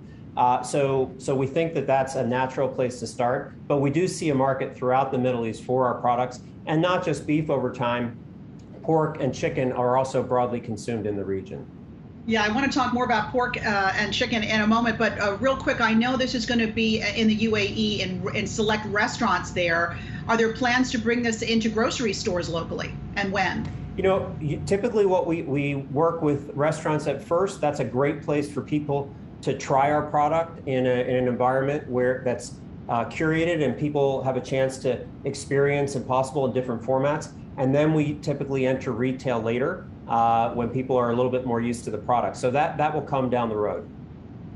Let's talk about faux pork for a minute, because you're going to be entering Hong Kong. I mean, look, the Asian market is very big on pork. This we know. They love their pigs. How is it being received? I know you're really going to be unveiling your products there October 4th, but in terms of just how things are going leading up to that launch, what has it been like for you? So pork is really important for us. Outside of the U.S., pork is one of the most widely consumed meats. And the news about this product, for the first time ever, a plant-based meat consistently is beating animal meat in consumer tests. So we've done multiple blinded consumer tests, including among consumers in Hong Kong, where we take several hundred consumers, we give them Impossible pork, we give them animal pork. We don't tell them which is which, and we ask them, which do you prefer on taste, on color, on texture, and so forth. And in our latest test, Impossible pork was preferred over the animal 54% to 46%. That's also true with our chicken product. 7 out of 10 consumers in the US preferred that over the animal product. And it's true with our sausage product. 2/3 of consumers that tried that, blinded taste test, preferred that over animal. And all these products, they're not just better tasting, but they're better for the consumer. They're lower in saturated fat. None of them have cholesterol. So consumers are learning, hey, this is an alternative. It's better for me. It's better for the environment. I'm going to try it. I'm going to make it a daily part of my diet. And that's true in Hong Kong as well. We've been in Hong Kong for a couple of years now with our beef product. Most of the restaurants that are serving our beef product are interested in learning more about pork and serving pork. We have a couple hundred restaurants already that are signed up to launch pork. So we're pretty excited about the opportunity throughout Asia, and starting with Hong Kong and Singapore. Dennis, I'm curious how you there at Impossible Foods are managing price inflation, higher costs for lots of different materials, perhaps ingredients that go into your products. How have you been dealing with it? And also, what's the labor issue like for your company? Are you experiencing any of the labor shortages as many of the other industries are in the restaurant and services industry right now? So in some ways we're affected, in some ways we're not. Our core ingredients, we've locked in pricing for multiple years, so we don't see short-term fluctuations. However, we have to transport our product, we manufacture our product obviously, and we have been affected by some of the shipping snafus that have affected many supply chains. We've been able to manage through those without any kind of major stock out. As we scale, getting that motion right, making sure that we can ship and manage the logistics of our products is super important, but we've been fortunate so far. Now, we have experienced some increased shipping costs. Those are offset, though, by the reduced costs overall that we're experiencing as we scale our manufacturing footprint and we get more product from the same assets. I'd imagine it's a last resort kind of scenario, but do you plan on raising prices at the retail level for customers because of it all?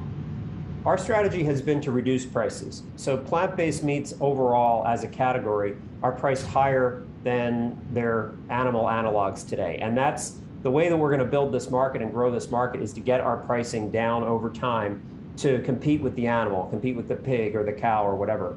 And that's the plan. We've lowered prices twice in the last roughly 20 months, about 15 to 20% each time.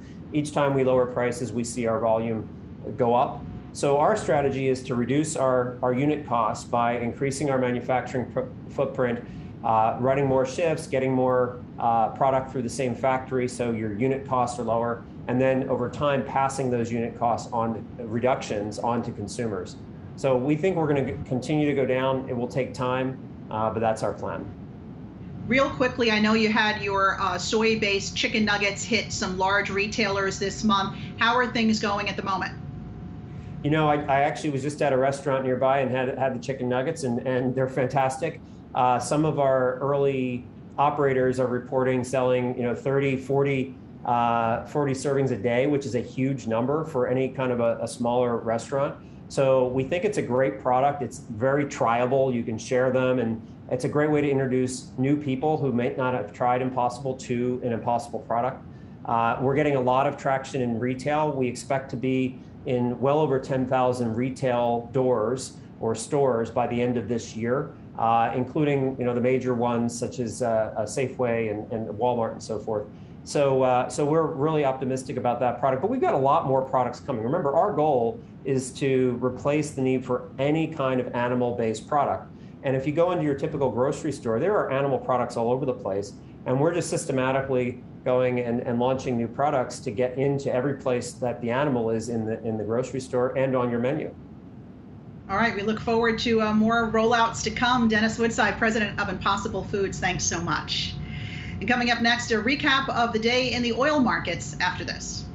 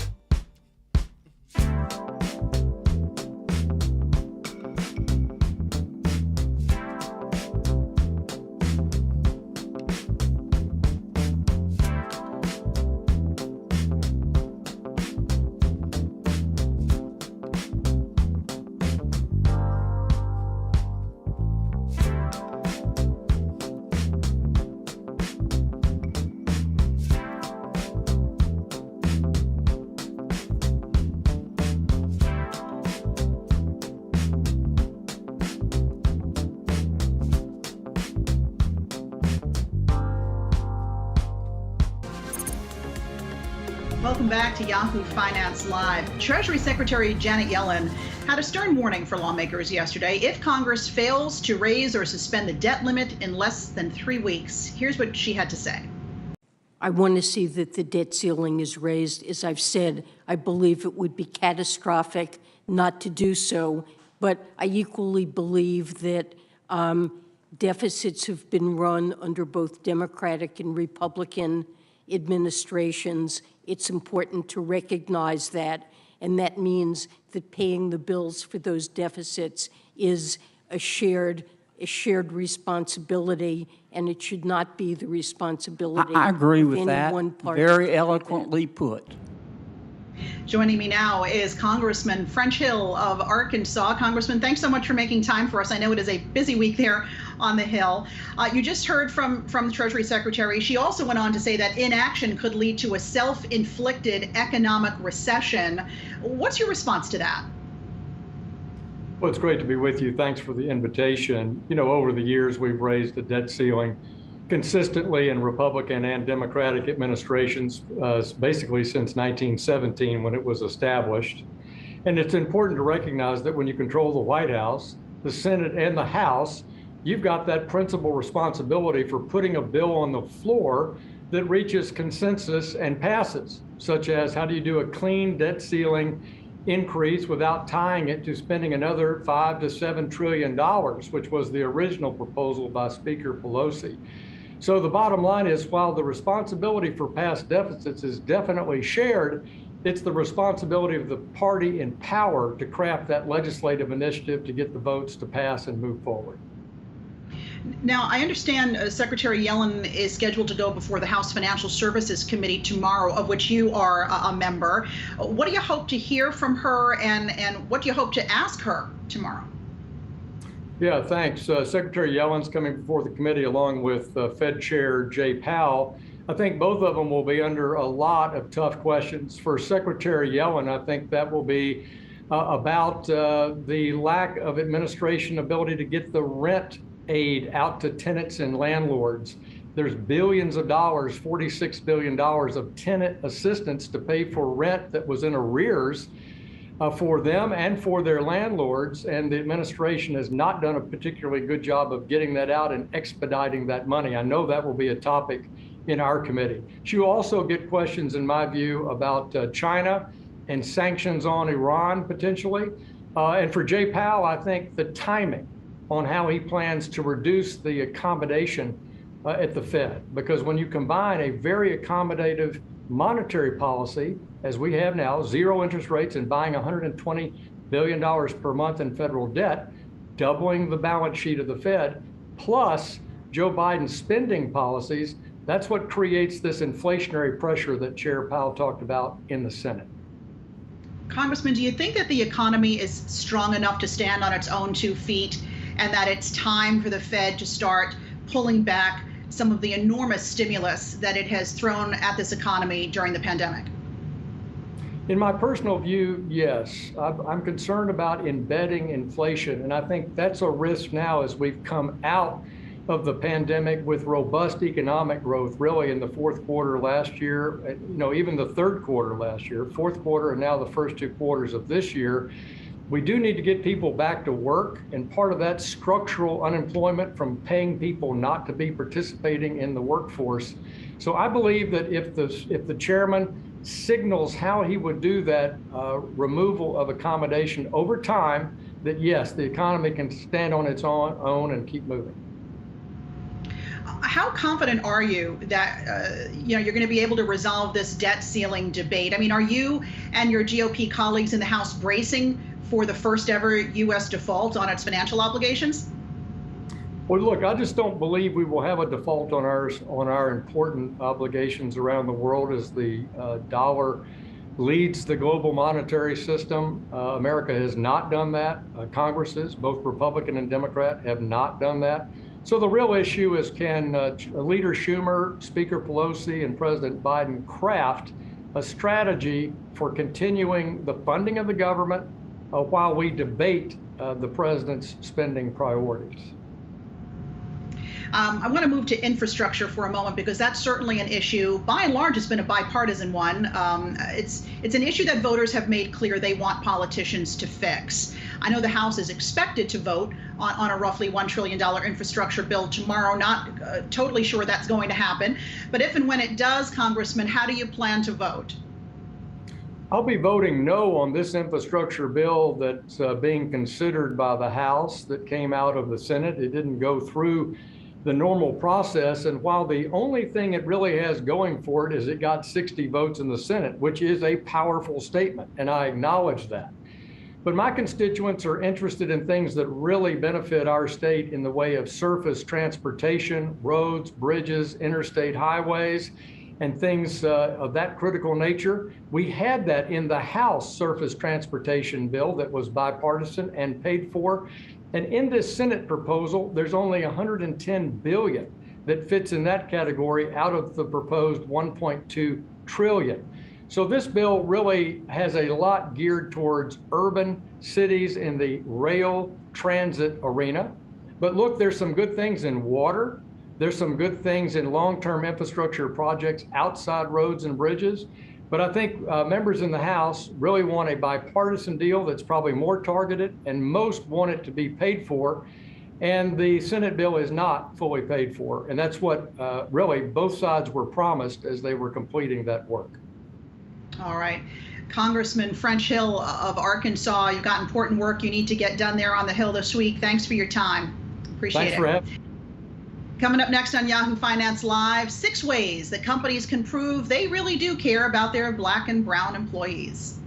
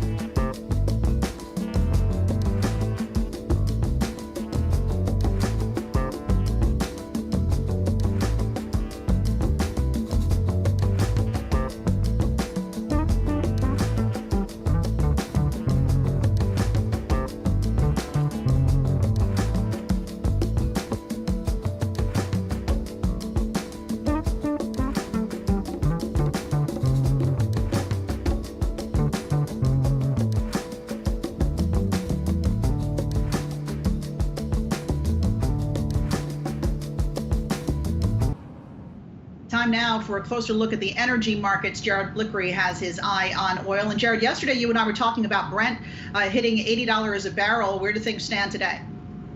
Well, we just settled WTI at $74.83 per barrel. We'll get the Brent close. Actually, it should be in a couple minutes here. Let's go to the Wi-Fi Interactive. First, I want to show the energy sector overall. We are seeing some green today. That's nice to see. It is actually the second worst performing sector, although definitely still in the green, up about 0.33% in the S&P 500. And that was the only sector that was green yesterday. Now, in the crude oil market, let's take a look at the overnight price action. This is since midnight. You can see barely climbed into the green, only briefly. But I want to point out on a 3-month basis, and I'm going to switch to a candlestick chart, we just almost eclipsed those highs from the year highs from July. Earlier, that was yesterday, and are just backing off a little bit, but the short-term upturn still very much intact. Now, we also have some news from OPEC. They are seeing a 1.2 million barrel per day oil supply deficit this month in October, or excuse me, next month in October. They're seeing a supply deficit of 900,000 in November, and expectations for the year overall are a bigger deficit than expected. Now, they are seeing a surplus in 2022. Next year, they expect supply to exceed demand by 1.4 million barrels per day, and that is slightly smaller than last month, 1.6 million barrels per day estimate. But the bottom line is we are in a deficit mode here, and we did actually get the latest inventory figures from the Department of Energy this morning, which say a slightly contrasting view here. We actually had a build in crude oil inventories over the last week of about 4.5 million barrels, and that is comparing to street estimates of a deficit of 2.1 million. So we've had 7 straight weeks of declines in inventories. This is just a little bit of a bounce here, but OPEC expects those deficits to continue well throughout the end of the year, Alexis. All right, Jared Blickery, thanks for the oil roundup. But we're back with more Yahoo Finance Live on the other side of the break.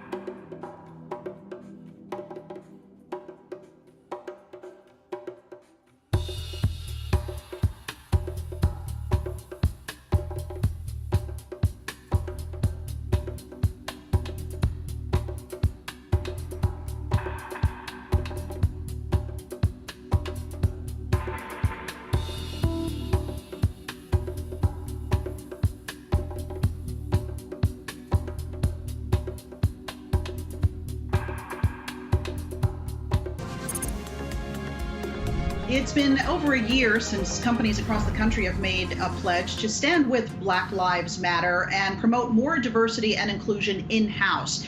So how are they faring? Mandy Woodruff Santos is a Yahoo Finance contributor and co-host of the Brown Ambition podcast. She joins us now. Hey, Mandy, good to see you. So where do things stand? Are companies by and large following through on those promises? I think that is the question that so many American workers have to ask companies. I think, sadly, you still don't see too many companies willing to put on paper, put out there in the public, how are we actually doing when it comes to diversity, equity, and inclusion in our own house. So that is why I am excited to talk to you, because I think this is a question that employees have every right to be asking. Okay, so let's talk about the pointed questions they should be asking of leadership. You actually broke it down into a nice digestible 6 questions they should be asking leadership, but walk us through a few of them. You know, I actually sent this letter to my CEO because at the time, during all the unrest in 2020, that summer, I was one of many, I was just like millions of Black workers across the country who got a very passionate email from their CEO, and a well-meaning email nonetheless, but something that my response was, what next? You know, you stand with Black Lives Matter, but what next? So number one on my list, where I asked my CEO at the time, and that's why I put this list together for folks to kind of use as their own blueprint, is, are we actually publishing diversity statistics so we know where we stand? How can you, you know, how as a coach, as I think CEOs are of their company, how can you expect your team to perform if you don't know what goal you're, like, where you're starting from and what goal you're reaching to achieve? And I know that a lot of companies have come out saying that they care, but are they willing to walk the talk and actually put those numbers out there? That's number one. Well, what are some signs, I guess, that workers can see whether or not their company is making good on that promise and really caring about improving the lives of Black and brown workers? You know, this might be a symptom of the pandemic, but when you're on those company-wide Zoom calls and you get a little, you know, you have like your Hollywood Square moment and you see all the faces. For me, seeing all those faces together on those little squares, it was never more apparent to me how rare I was, how rare someone who looked like me was in my position as a senior director. So visually, you can tell. And I think, you know, it can't just be questions that Black and brown workers are asking. You can't just ask us to, you know, to hold the higher ups accountable. I think this is something that white employees, you know, people who are in the majority should also be caring about and asking when you see something, to actually speak up and to ask those questions that may be uncomfortable, because when companies know that you value it and it's not just the minority, then I think that they will actually start to move the needle. Yeah, that's a good point. But give us some examples of questions that might be deemed, you know, acceptable. But, you know, you are sort of making sure that the company is doing what they said they were going to do about a year ago. So once you have asked, are you actually publishing your diversity statistics? Do you have benchmarks? Once you know where you stand, do you have benchmarks to move the needle? Like, what are you actually planning to do from now?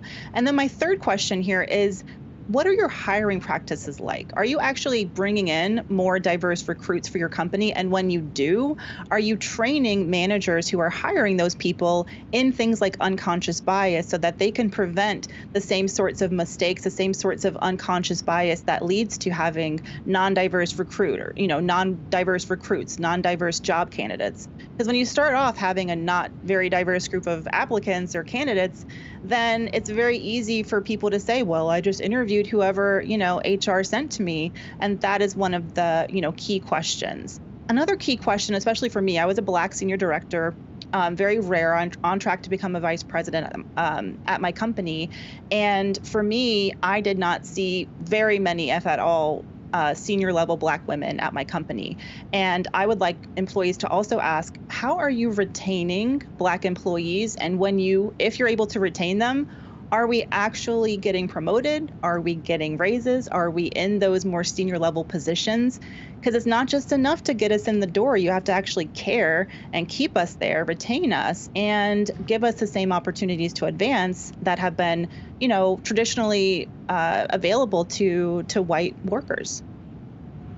All right, Yahoo Finance contributor Mandy Woodruff Santos, co-host of the Brown Ambition podcast. Thanks for stopping by. Always good to see you. Let's take a look at the markets here as we near 3 p.m. Eastern.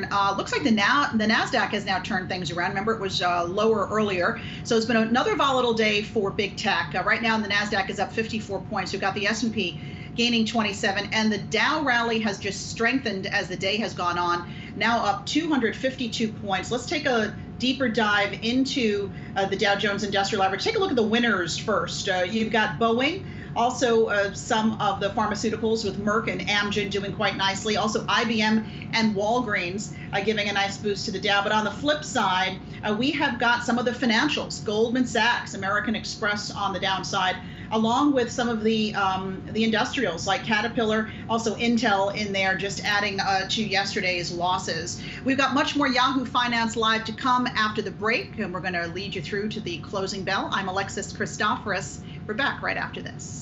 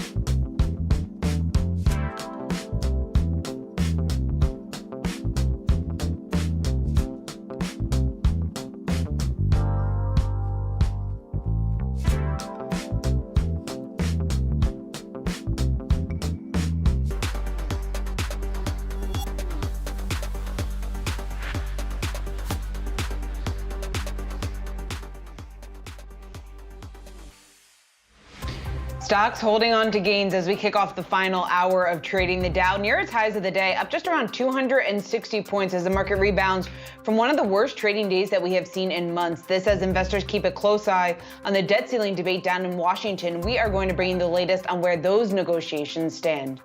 Elon Musk opposing crypto regulation, arguing that the government should steer clear of trying to regulate the space, warning that it could, quote, slow down advancement. Ali Leach of CoinDesk will join us later this hour. And startup Third Love is taking on big players in the retail space, launching into activewear with 3 new collections. But will supply chain bottlenecks prove to be a challenge? We are going to hear from CEO Heidi Zak. Got just about an hour to go left in the trading day. Welcome back to Yahoo Finance Live. I'm Shauna Smith. And I'm Adam Shapiro. What a difference a day makes. Let's take a look where the markets are right now, because it was yesterday we saw the Nasdaq off almost 3% when it closed. Today it's gaining, but slowly, up about 63 points. S&P 500, it closed off 2% yesterday. It's up 30 points right now. And the Dow, it's recovering from yesterday's 1.6% sell-off, up about 265 points. The other thing we're watching are those Treasury yields. The 10-year is still going up just a bit. Let's bring in Jared Blickery as we watch these markets. and try to answer the question eventually, where's the money going? And then we're going to get to Jessica Smith, because we have team coverage for you on what's going on with these markets based on the confusion, if you want to call it that, in Washington, D.C. over spending bills and raising the debt ceiling. But let's first go to Jared on the markets. Yeah, I want to go to the Wi-Fi Interactive, and I think the sector action today is very revealing. Adam, you're asking where is the money flowing? It's flowing into defensive sectors. Now, we're seeing the Dow leading, but check out who's on top here. XLU, that is the utilities ETF for the S&P 500. That is by far and away up the most. That is up over 1.5%. Now, this is significant because utilities, XLU, had been in a 14-day down streak, and this is over the trailing month. You can see from the upper left to the lower right, that's the wrong way most charts should look if you are a bull, but nevertheless, a little bit of respite on that front. Also, staples, healthcare, and real estate, those are rounding out the outperformers. So very defensive leadership here. And I want to get to the bond market. I'm glad we're touching on that as well. This is a 2-month chart of the 10-year T-note yield, and we can see we've had liftoff in the yield over the prior 5 sessions. We began the day down a little bit, but we have now recovered, and I still have to think that 1.6% is the next logical target. That would be by these highs up here. Not too far away, but we are getting into overbought territory with respect to some of the indicators. Well, let's look inside the market. And inside the Nasdaq 100, we are seeing the mega caps largely green again. They dipped into the red except for Apple as early as, I believe, 1 hour ago, but we're seeing Apple up over 1% and the other mega caps up nicely. Alphabet kind of bucking the trend there. But as far as some of the big winners, big winner today is Dollar Tree. Guess what? No longer a dollar store. They're offering different price points, and a lot of analyst excitement over this because, you know, price inflation had to have been eating into their margins. I'm not sure what exactly you can buy for $1 anymore. And then Netflix kind of riding on the coattails of Squid Game popularity, which I binge watched over the weekend. Somewhat disturbing, but nevertheless, this is a record high from earlier in the month, and just in sights on that right now. Also checking in on the travel sector. That is one sector not doing too well today. We're seeing American Airlines down over 1%, Norwegian Cruise Lines down nearly 2%. A couple of green spots, United and Delta just slightly green right there. Want to check out the EV space as well. Lots of green here. Excitement over Lucid Motors finally being able to introduce a car and actually ship a car to its customers next month. So by the end of October, they're going to be shipping that $169,000 car with the longest range, which I believe is just over 500 miles per charge, guys.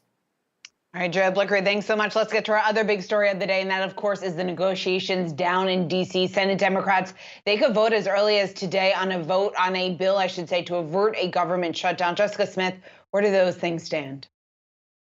That vote could happen at some point today, but we're also hearing that it could now slip into tomorrow. There are some issues that the Senate is trying to work out at the last minute here. There are some questions about Iron Dome spending and Afghan refugee vetting that lawmakers are trying to work out before they vote on this bill to fund the government through December 3rd. It is expected to pass the Senate, whether it be today or tomorrow, and then head over to the House, where it is also expected to pass. So this potentially can take care of one urgent situation happening in Washington. But of course, that leaves the debt ceiling debate. And there really is no clear way out of this at this point that lawmakers are talking about. We know that Majority Leader Schumer yesterday tried to get unanimous consent to pass a bill to raise the debt limit with only 50 votes instead of 60. That didn't work. Minority Leader McConnell wants them to do it through reconciliation. He wants Democrats to do this all on their own through the reconciliation process. But today, Majority Leader Schumer took a very firm stance against using reconciliation to get this done. He says it cannot and will not happen. Here's why. It risks the full faith and credit of the United States. To do this through reconciliation requires ping-ponging separate bills back from the Senate and the House. It's uncharted waters. Individual senators could move to delay and delay and delay. It is very risky and could well lead us to default, even if only one senator wanted that to happen. Now, the House is also expected to take up a bill to raise the debt limit today. That's a clean debt limit extension, but it is destined to fail in the Senate, it looks like at this point, if Republicans do hold firm on their position that they are not going to help Democrats do this at all. So it is quite the stare down that's happening right now, and it's really not clear how this is going to end, guys. We certainly Jessica, will be tracking anybody, it. Sorry, Adam, go ahead. Jessica, has anybody responded to what Jamie Dimon and JP Morgan Chase said yesterday, which is they are preparing for a worst case scenario and default, and just preparing is going to cost them, at least in the past, $100 million. Has anyone on Capitol Hill acknowledged that major institutions in the country are getting ready for the worst case scenario? You know, I think lawmakers on both sides of the aisle there really do acknowledge that this would be a worst case scenario, that it would be catastrophic, but they are just not blinking on how to get it done. McConnell is not giving in to help in any sort of way. Democrats are standing firm at this point, saying that it can't do it through reconciliation. So we'll see what happens. All right, Jessica Smith, thanks so much. Let's talk about what all this means for the market. And for that, we want to bring in Kevin Mon. He's the Chief Investment Officer at Hennion and Walsh. And Kevin, it's good to see you. I guess the big question is, how big of a risk is some of this uncertainty out of Washington? How big of a risk does that pose to the markets right now? Sure, I think it's a risk, and I think investors are closely monitoring what's happening in Washington. What we believe at this point in time, in that all likelihood, that debt limit will be temporarily suspended at least until the beginning of December to allow lawmakers to debate the final negotiations of both the infrastructure spending bill and that larger budget resolution bill. But what investors are most concerned with, and this is what we continue to hear each day at Hennion and Walsh, is inflation. Surging amounts of inflation. And I believe that Chair Powell even acknowledged recently that perhaps it's going to surge longer than he originally anticipated due to some supply chain related issues around areas such as semiconductors. The Fed, in fact, believes that inflation will end this year at roughly 4.2%, but come back down to 2.2% next year. I think that outlook is a little bit optimistic, and in all likelihood, we'll be in a high inflationary environment for the foreseeable future. Kevin, first I got to say we missed you. It's great to have you back in the 3 to 5 o'clock hour. But when you talk about inflation, what's an investor to do? We know there's, what is it, almost $2 trillion sitting on the sidelines in cash. Well, that cash is right now not doing anything. But if inflation is really a threat, it's at risk. So how do you deploy it? It's a risk, but I don't know if it's a threat, Adam. Consider that right now the Fed is still trying to reflate the U.S. economy from the depths that it realized during the initial stages of the COVID-19 pandemic. As a result, we've seen this rapid expansion of the U.S. economy coupled with a very accommodative Federal Reserve and continued stimulus from the federal government. All of those point to positive tailwinds for U.S. stocks. And there are certain areas where investors can look if they want to hedge some of those inflationary pressures. One area is stocks. Although we know that the U.S. large cap stocks have now closed at a record high 56 different times this year and are still trading at elevated levels. So you may need to look beyond U.S. large cap stocks into smaller cap stocks, perhaps value-oriented stocks, or even pick up on the strength of the U.S. consumer, looking at companies that stand to benefit from the growth of e-commerce, Adam. Kevin, there's been more and more attention pointed to the supply, the bottlenecks that we're seeing, the supply chain worries, what that could potentially mean for the economic recovery, just in terms of how the market is looking at some of these issues. We saw it with Nike last week with the stock selling off after they announced some problems that they're having as a result of their manufacturers over in Vietnam. I guess, how are you looking at that as an investor and trying to mitigate some of those challenges that are out there? Yeah, I think it's those supply chain issues that are not transitory. Certainly, there were areas of the surge in inflation that we saw between April and July that were transitory. Rising airfare pricing, rising lodging prices, that was all related to the reopening trade, if you will. But these other supply chain issues are persisting. And it's not just semiconductors. It's also related to how we actually transport goods and services and the relative lack of trucking and drivers with commercial driver's license. So this is isn't going away anytime in the near future, but we do believe that it will be worked out over time. However, and the Federal Reserve did acknowledge this as well, as they lowered their GDP forecast from 7% this year down to 5.9%. 5.9% is still pretty good, but lower than they anticipated earlier in the year.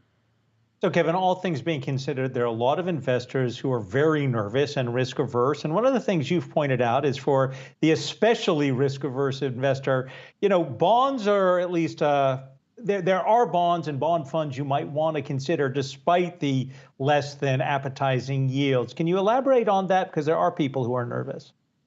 Happy to. And I believe that investors, and I know we say this time and time again, Adam, but they should always remain true to their risk tolerance, regardless of if the market's in a bull environment or in a bear environment. For those income-oriented investors, bonds can provide for a predictable stream of income and principal protection when held to maturity. One area that we like right now are municipal bonds, or municipal bond closed-end funds, because of the supply-demand imbalance that currently exists, with all the demand for tax-free income that's likely to increase if, in fact, taxes go up as well, which we anticipate by the end of the year, and the relative limited supply of municipal bonds. Preferred securities are another area where income-oriented investors can look.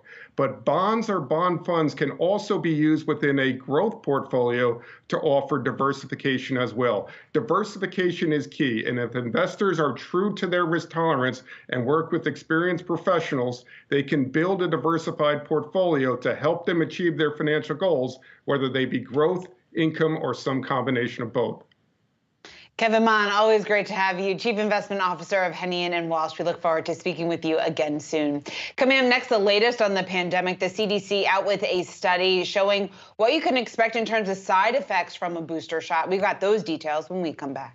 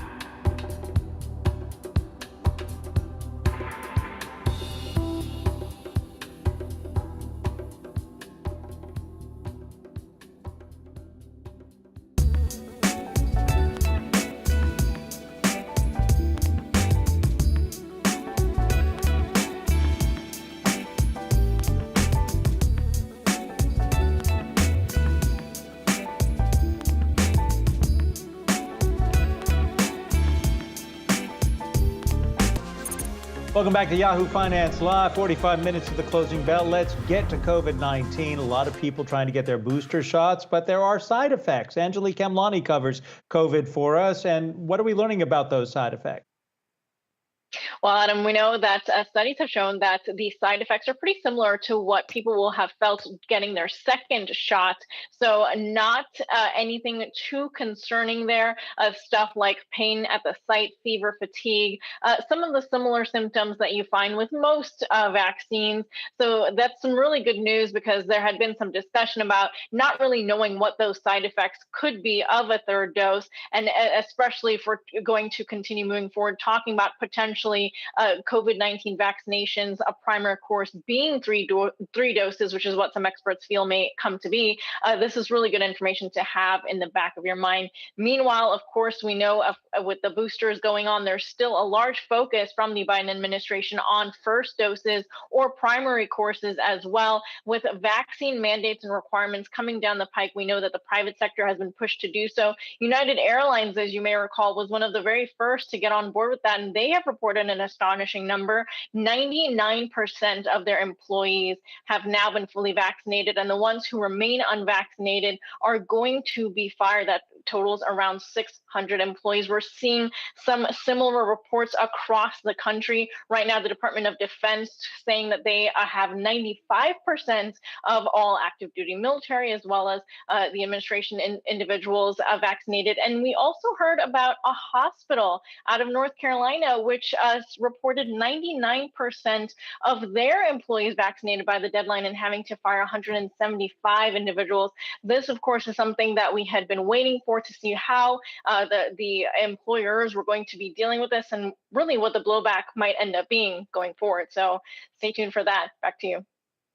Anjali, when we talk about vaccines, to point out too that some hotel chains are now going to require vaccination. But let's continue this discussion by bringing in our next guest, familiar to a lot of us, Dr. Ben Weston, Medical Director of the Milwaukee COVID-19 Emergency Operations Center. Thank you for joining us. It's good to have you back on the program.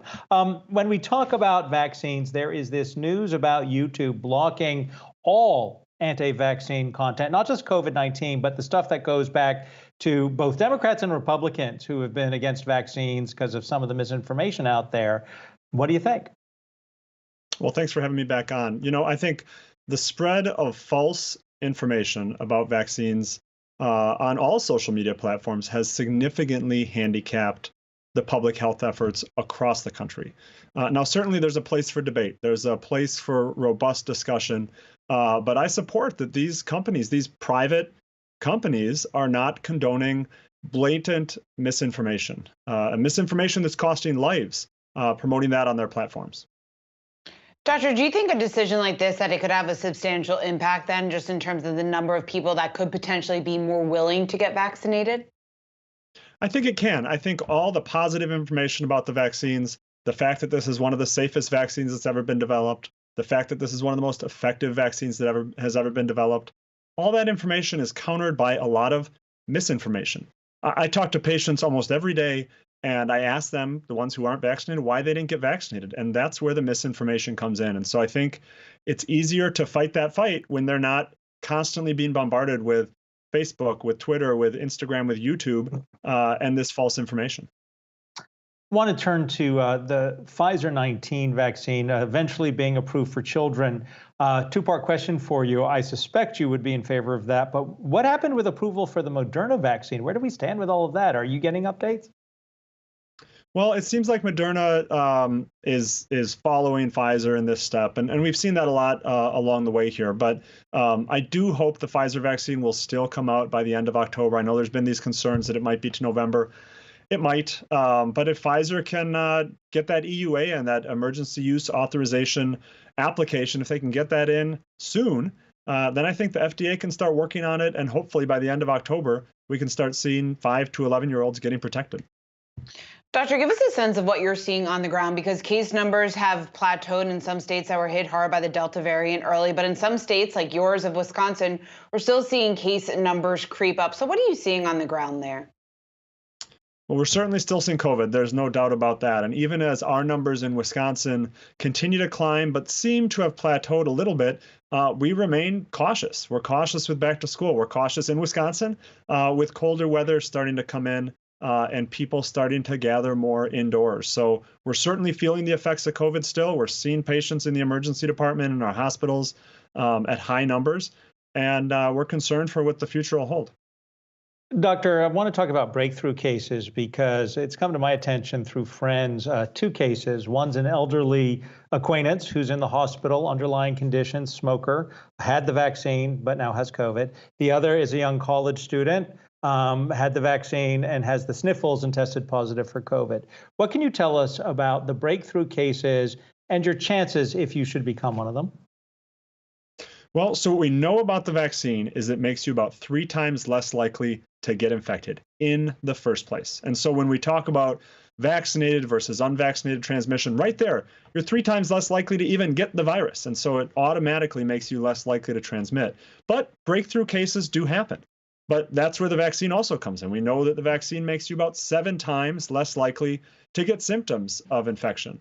And then for people who are unlucky enough to get severe or hospitalized, the vaccine prevents that as well. And the numbers range, but anywhere from 10 up to 25, close to 30 times less likely to get those severe symptoms or that hospitalization. So even though breakthrough cases happen, the vaccine is still extremely effective in preventing that severe disease or that hospitalization.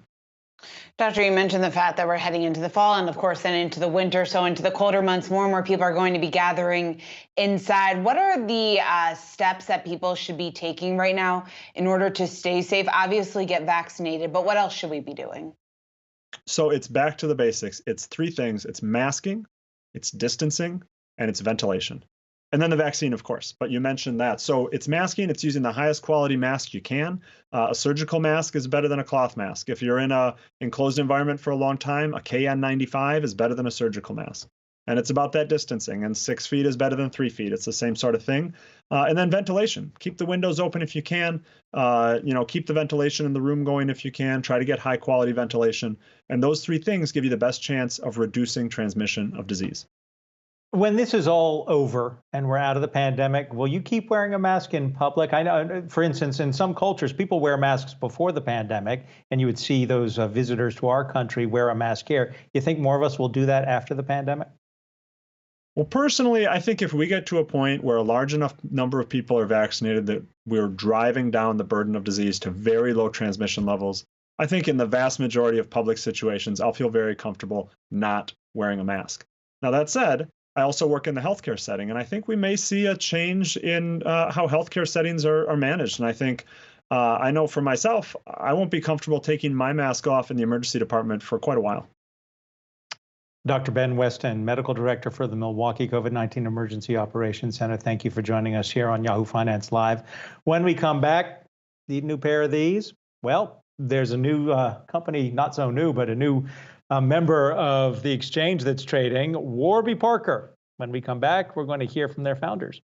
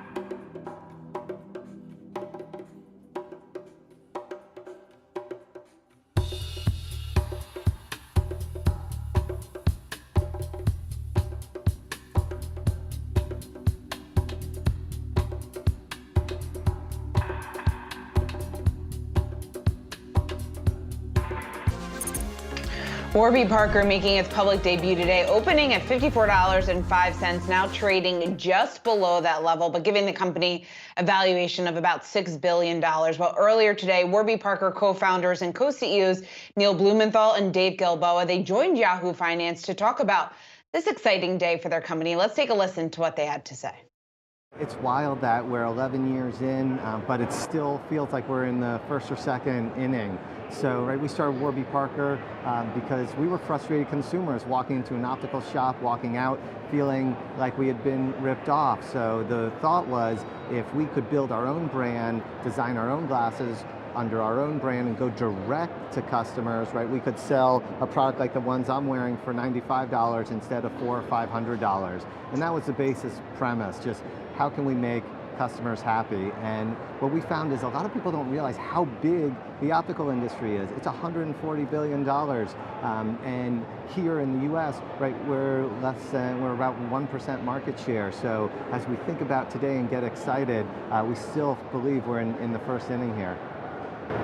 Dave, your sales went up last year, if I'm correct, right smack in the middle of a global health pandemic. Help investors understand why your sales did rise.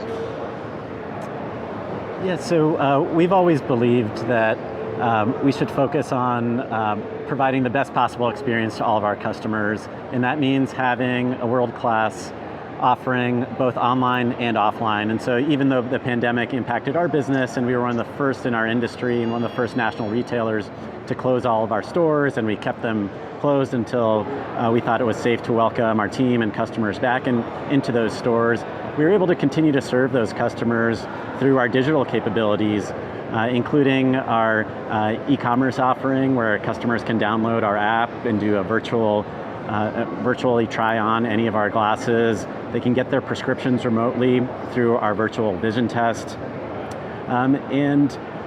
We have the first of its kind home try-on where we can send glasses to customers' homes for free.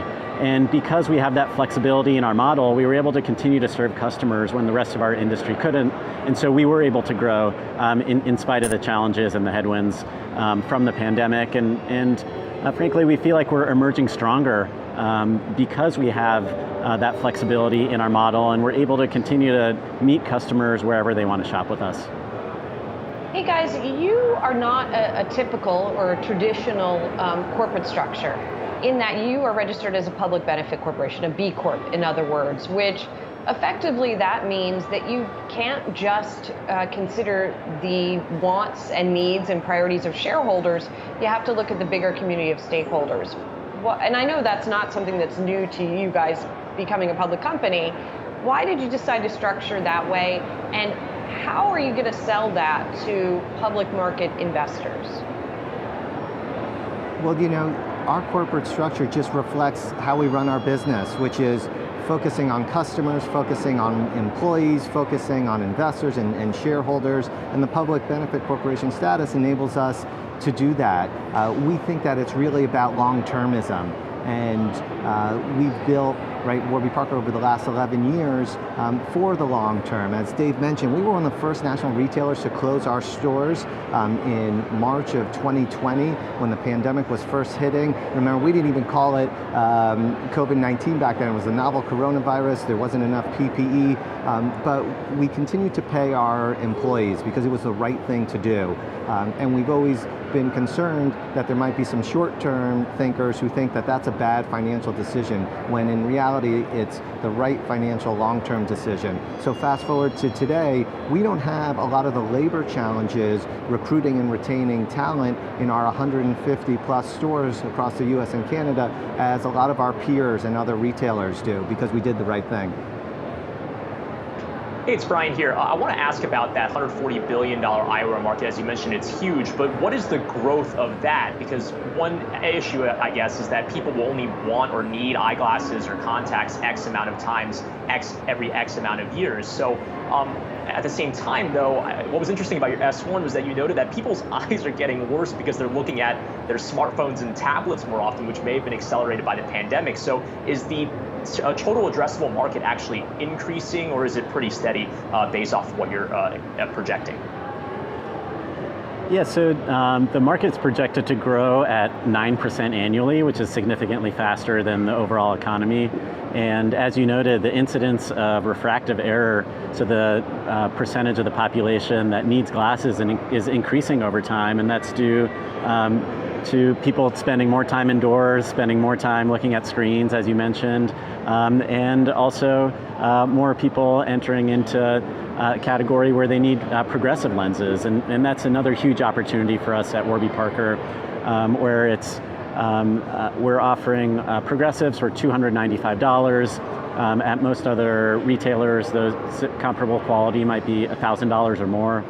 So we're offering great value to that customer segment, but it's a newer part of our business. Is going to create a lot of tailwinds for us going forward. You know, guys, I think it's safe to say that when Warby Parker started, it was incredibly disruptive, maybe even revolutionary for people who wear glasses, right? That you could get glasses at this price point in this way. Now, gosh, there are a lot of other online glass sellers, right, that are offering glasses at the same or lower price points than Warby Parker. So in this newer, more competitive environment, how do you still convince consumers that they should buy Warby Parker glasses? Yeah, you know, there's a difference between price and quality, and we've always looked at value as the price to quality ratio, and we feel safe to say that we delivered in a way that other companies can, and I think that's reflective in our customer satisfaction. So when we measure Net Promoter Score, which is probably the best measure of customer satisfaction, our Net Promoter Score is an 83, whereas our peers are often in single digits and the 20s, more in line with the airlines industry than with us.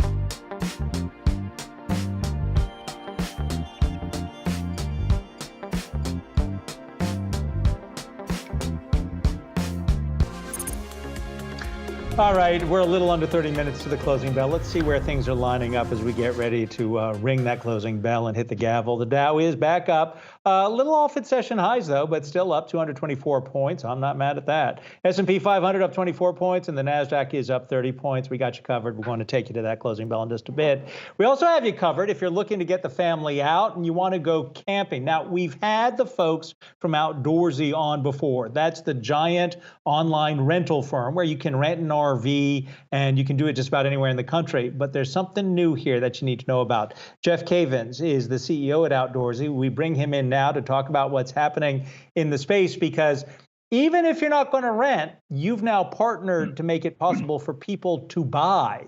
A lot of people like RVs. So tell us, what's this about? Yeah, that's right. Thank you for having me. Outdoorsy is Outdoorsy.com's online marketplace that features thousands of RVs for the millions of people who want to rent them. And we learned that this entrepreneurial growth on our platform from people that owned RVs, they were struggling with financing their businesses, and even financing the growth of building out it could be a fleet of 2 units, or we've had users who have grown up to over 200 units. So what we've done is we've taken a different approach to how we address our marketplace by bringing a banking function or a financing function into the marketplace to help our listers build their businesses on the platform. So we're now offering RV financing and RV refinancing. Importantly, RV refinancing is important because it's a depreciable asset, banks don't offer refinancing services.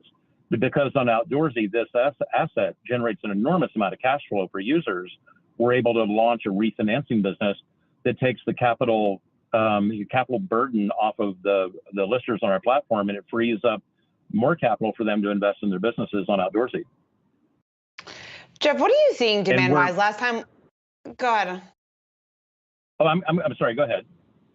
No, I was just going to say, what are you seeing demand-wise? We talk about there's so much interest in RVs, and certainly it makes sense that the partnership that you just reached with Lead Bank, that certainly would be the time to do this. But what are you seeing just in terms of the number of people that are interested in renting RVs right now? Is it the same as it was, say, 6 or 12 months ago? Well, 2020 was a record year for the company. I think we had mentioned in the press we'd grown 4,000% during a period of 2020 from the advent of the pandemic to the end of October. This year, the company is up almost 150% over 2020. And as you probably have followed the OEMs, there's almost $16 billion in backlog from the OEMs. They won't be able to refill the dealer channel until late 2022 because of that backlog is already pre-sold. So consumers have gone crazy for RVs. It's a surging industry that everyone's essentially having a hard time keeping up with. And it's usually, for a consumer, it's usually the second largest investment they'll make other than their home. But strangely enough, 90% of RV owners never compare the loan. They don't shop for loan alternatives, and many are trapped in interest rates of 12.99% on an asset that they'll finance for 20 years, but it'll depreciate like a car. It has the same kind of steep depreciation curve an automobile will have. So very unfortunate financial decisions are being made in the retail chain of how the consumer purchases an RV, and then more importantly, how they're financing the RV. It's fascinating if you've ever been to Elkhart, Indiana, where, they make these things. It really is just incredible. I'm curious, what are the most popular type of RVs? Is it the Airstream, those big, metal Airstreams that people love, or is it the VW van again? On your site, what are people picking? Well, the most popular for the marketplace are the small footprint, the camper vans, the Class Bs, which are typically built on the Mercedes chassis or the Ford chassis. 89% of the growth of our platform comes from Gen Z and millennials, which is unique to the RV industry because the average owner typically was a boomer or a retiree. But we like to say millennials built Uber, and now millennials and Gen Z now are building Outdoorsy, and they prefer lightweight, small footprint, easy on the environment. They're very environmentally conscious, so they tend to like the smaller units, which are camper vans, Class Bs, and anything that's built on the Mercedes chassis is extremely popular. Jeff, there have been reports that Outdoorsy is exploring a potential IPO, that it could actually come before the end of this year. What can you tell us on that? Well, yeah, we've seen the news has made its way into the market. I can tell you that counsel and our underwriter partners have informed me that I can't discuss it. We are in what's called a quiet period. So if I discuss our plans and our timing, I potentially violate SEC rules around the quiet period, and we could be put in potentially a cooling off period by the SEC. So the company is looking at our options. We haven't made a decision on time, but you can imagine there is a lot of interest in us going down that path. So nobody wants Gary Gensler beating you up, so we're going to let you off the hook on that one. But curious, are you on the road right now? We've had guests join us, by the way, inside their cars. But given what you do, what are you driving? Yeah, well, unfortunately, I'm not in an RV. I don't know what this thing is. It's a Nissan, I think. I had a meeting at a ranch with somebody north of Dallas, an executive. So I'm actually at the Dallas-Fort Worth Airport, soon to board a flight to my next city. But I'd much rather be in a Winnebago Revel if I could be. All right, Jeff Cavins, we wish all of the team at Outdoorsy the best. Jeff is the CEO, and we appreciate your joining us on Yahoo Finance Live. When we come back, we got to keep talking about potential regulations for crypto and what Mr. Musk, you know him, what Elon Musk is saying about all that.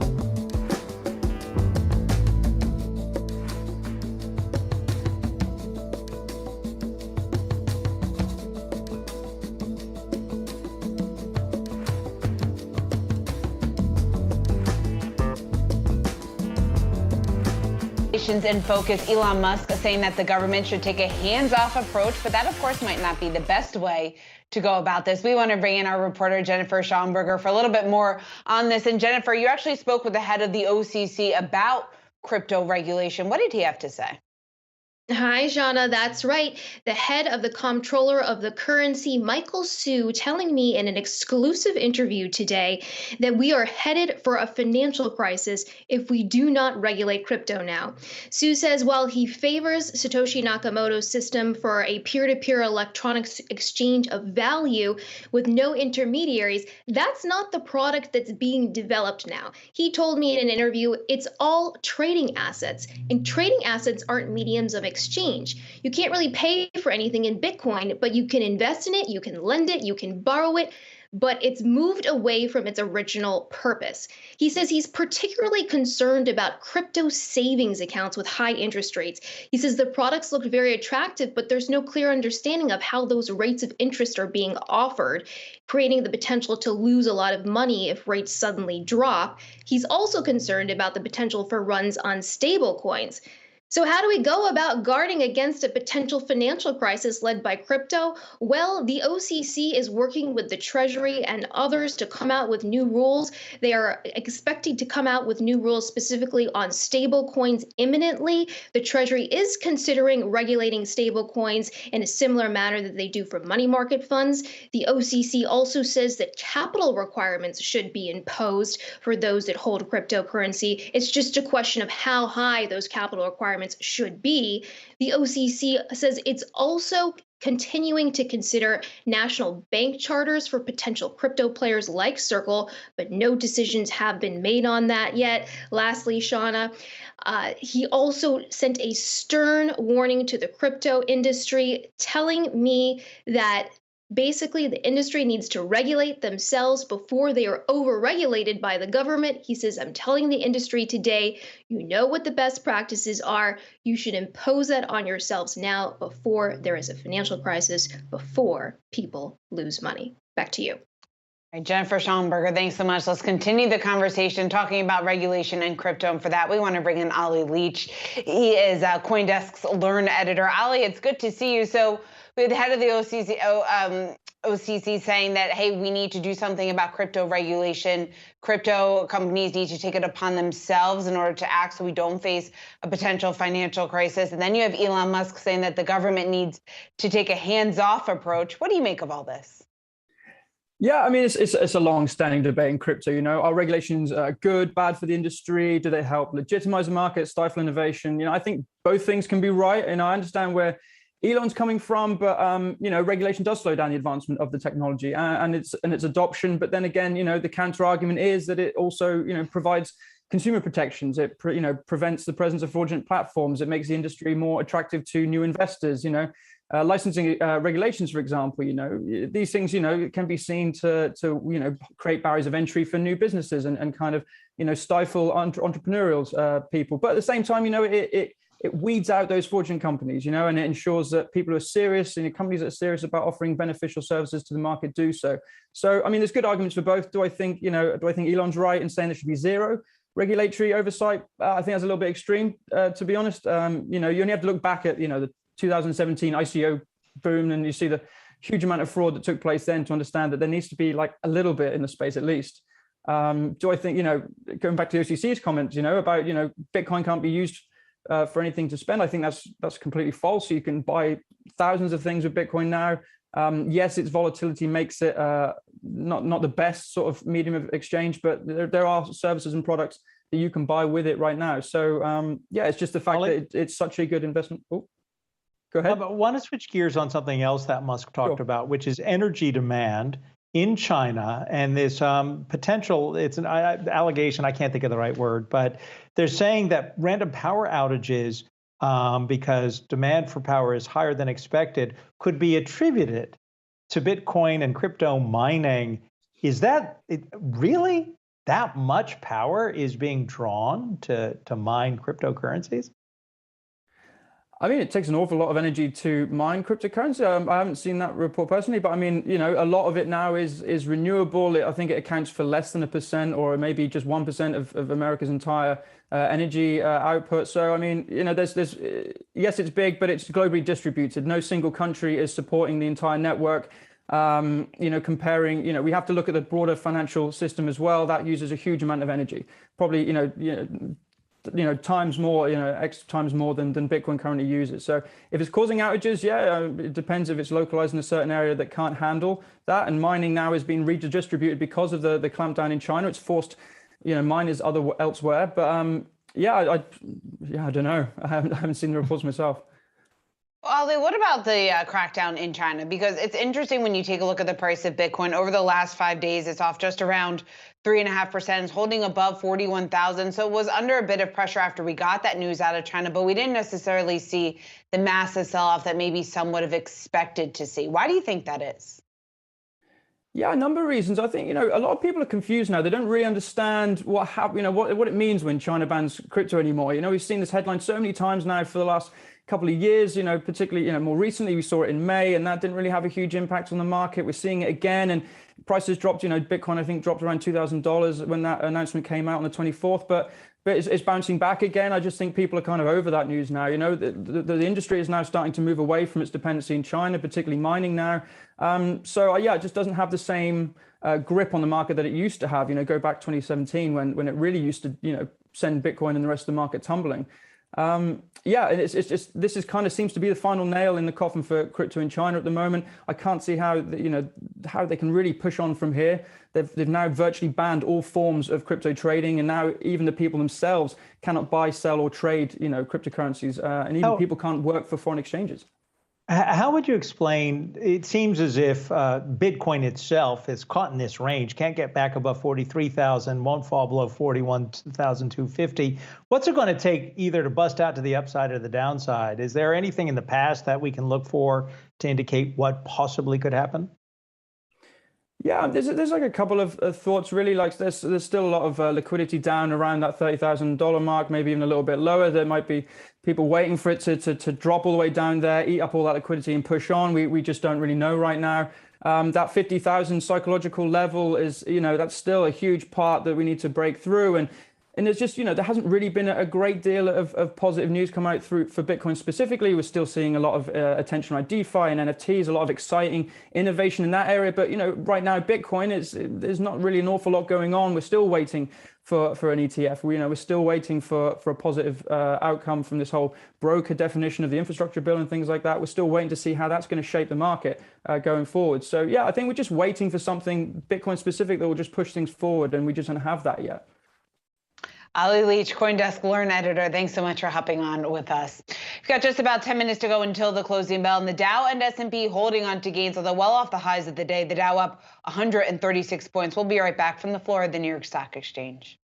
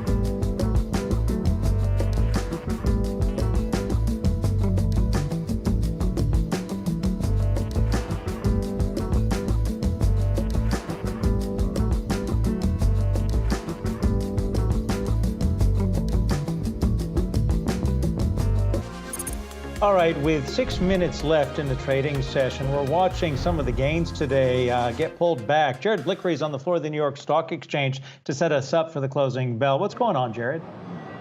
Yeah, I can't get back. I have to get back to the sector action. The leadership we're seeing from utilities, staples, healthcare, and real estate, very, very defensive. So while it's nice to see some green in the Dow and the S&P 500, I'm just calling this a dead cat bounce, or really not too much, taking too much meaning in the price action today. Just looking at some of the other markets, the VIX still a little bit elevated above the $20 level. And then also you look at what's happened in the chip space today. The software space has bounced back, but the chip space remains mired in the red, and that's after having a really nasty day yesterday. Micron reported earnings after the bell. We were bringing that live. Disappointing outlook for the current quarter. We also had ASML. They guided for the current quarter. A little bit of a disappointment there. Applied Materials selling off in sympathy. Bottom line, you do really need tech to participate in some of these rallies. So if we're seeing some structural weakness in the semiconductors, I don't think that's necessarily the case, but short term might be the case. You're going to have a tough time getting to new highs under that structure. So a little bit defensive here, a few orange warning flags, but nothing to write home about. Jared Blick-Reed, we are going to talk about what's going on with semiconductors when we do the closing bell and bring in our panel right after this break.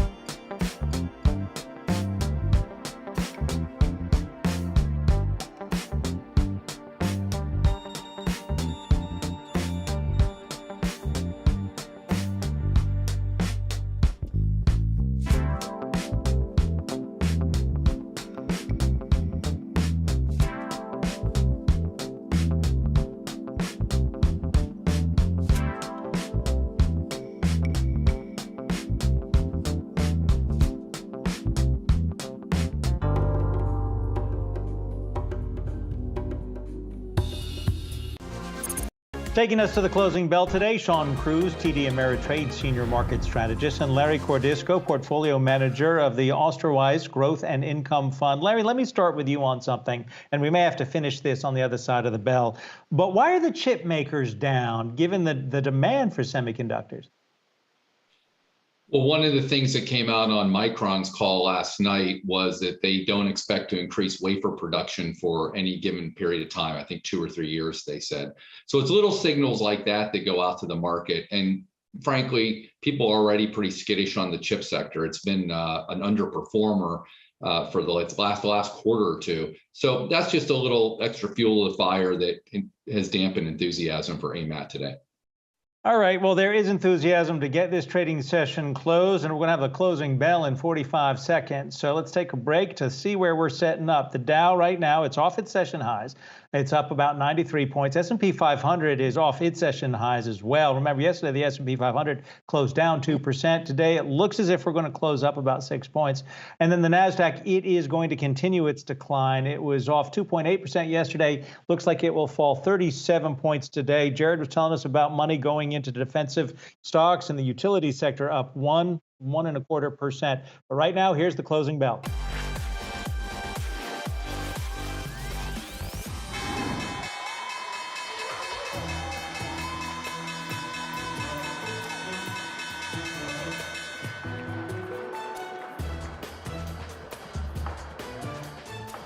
And that wraps up today's trading day. Again, a totally different picture than what we were looking at yesterday at this time. We have the Dow and the S&P closing in the green, although just barely. The Dow well off its highs of the day, up just around 90 points. S&P holding on to gains, and Nasdaq flipping back into negative territory in the final 60 minutes of trading, closing off just about 0.25%. We have Sean Cruz and Larry Cordisco here to help us break down the action that we're seeing. Sean, the leadership that we're seeing today is coming from a lot of those defensive sectors. Utilities by far the leader today. Staples, healthcare, real estate outperforming. Does this mean that this slight bounce that we're seeing today, that this is likely going to be short-lived? Yeah, I think that is really what you want to look at. When we get into volatile periods like we've been in pretty much since the start of last week, a little bit before, start getting into those highly volatile periods, when you do get rallies, you want to look and see where that leadership's coming from, what sort of breadth you actually have behind that rally. And if you look at what we saw today, a lot of those large names were lower or somewhat flat, and you just weren't getting that feel that it was more or less a broad boost out of equities. So I do think that does put the rally we've seen. It's not anything to completely disregard, but we're still on some shaky ground here, and I would expect choppiness and some volatile trading in the days and weeks to come. Sean, with what we saw yesterday, yields going higher on 10-year, and then we saw the sell-off in some of the big tech companies, and I had asked Larry about what was going on with the chip makers. Is this now a buying opportunity, or is there going to be more destruction for the chip makers going forward, do you think? I mean, I think the outlook really, there's a few things that are impacting chip makers right now. Some of the rise in COVID outbreaks in some very important countries where they have supply chain relationships have led to some factory shutdowns. There's also some of the outlooks that we're not just hearing from the chip makers, we're hearing from a lot of companies across the board, and that is pricing, supply chain bottlenecks are really going to impact their businesses moving forward. And you're starting to see confidence in some of these outlooks start to soften up a little bit. So you can use this as an opportunity to maybe go out there and buy some names that you've had an eye on, but maybe don't go all in at once. Just understand that there's probably going to be some volatility that's going to have to shake out here moving forward until we get a more clear picture of what the future holds for a lot of these names.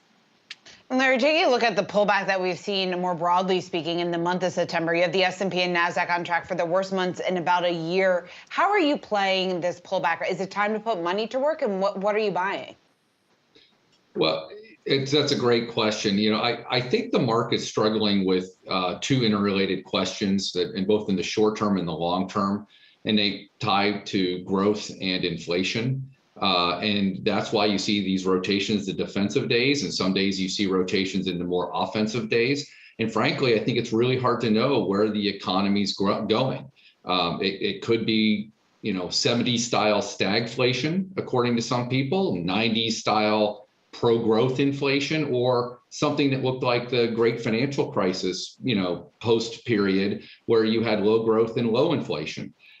It's an unknown. And because of that, I think the easiest thing for investors to do is, and what we think about doing, is trying to marry strong secular tailwinds in certain industries with market leaders.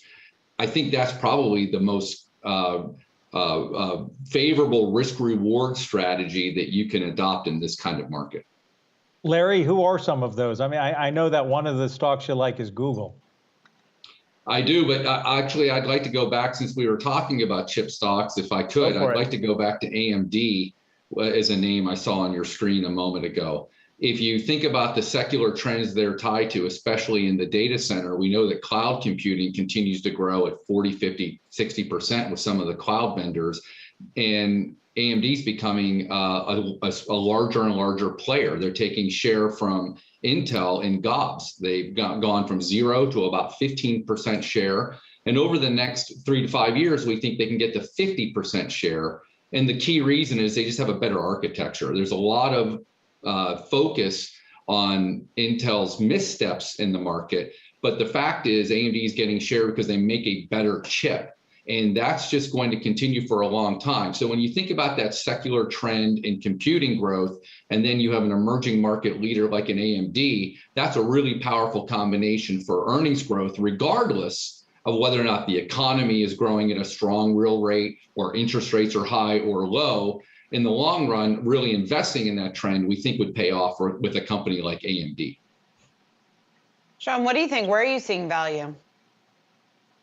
Yeah, I think right now some of these tech names, like I said, they're going to go through some periods of volatility, but I don't think they're necessarily their businesses are going to fall apart or their companies are going anywhere. And I think there's probably quite a few people who were looking at Microsoft recently, Google, Amazon. You can look at some of those FANG names and maybe you don't put everything you have directly focused in those. But if there's some of those names that you were looking at when they were on some of these highs recently, this is maybe an opportunity to go in and buy some of those. But certainly I think Microsoft is an interesting name to be in. Amazon is also one that I would be looking at. And then even Apple, I think could be worth another look here. Some areas that maybe I would avoid though would maybe be some of those energy names, and they have one. Although crude oil is on quite the tear right now, there's a lot of regulatory issues going on there. There's a lot of other issues just with structurally within that industry that I think after the rally they've had recently, maybe set them up to be a little bit more of a offset of the risk versus reward. I think there's more risk than reward in some of those names, but some of these bigger tech names, this may be a good opportunity. 2 weeks ago, everything we were talking about was Evergrande in China. Sean, are there things that are happening in China which take the shine off of that as far as an investor and keep it here at home, the investment dollar?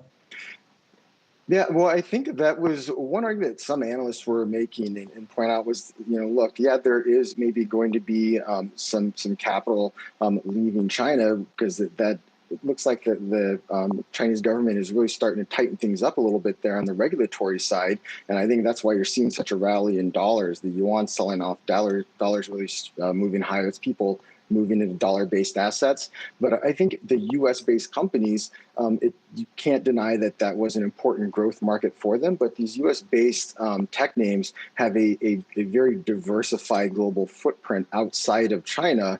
And there's a lot of business spending going on here domestically on the tech side of things as well. A lot of investment in that side of the business as companies try and optimize digitally. So I think that makes names like Microsoft definitely one of those names that I think is worth taking a look at here.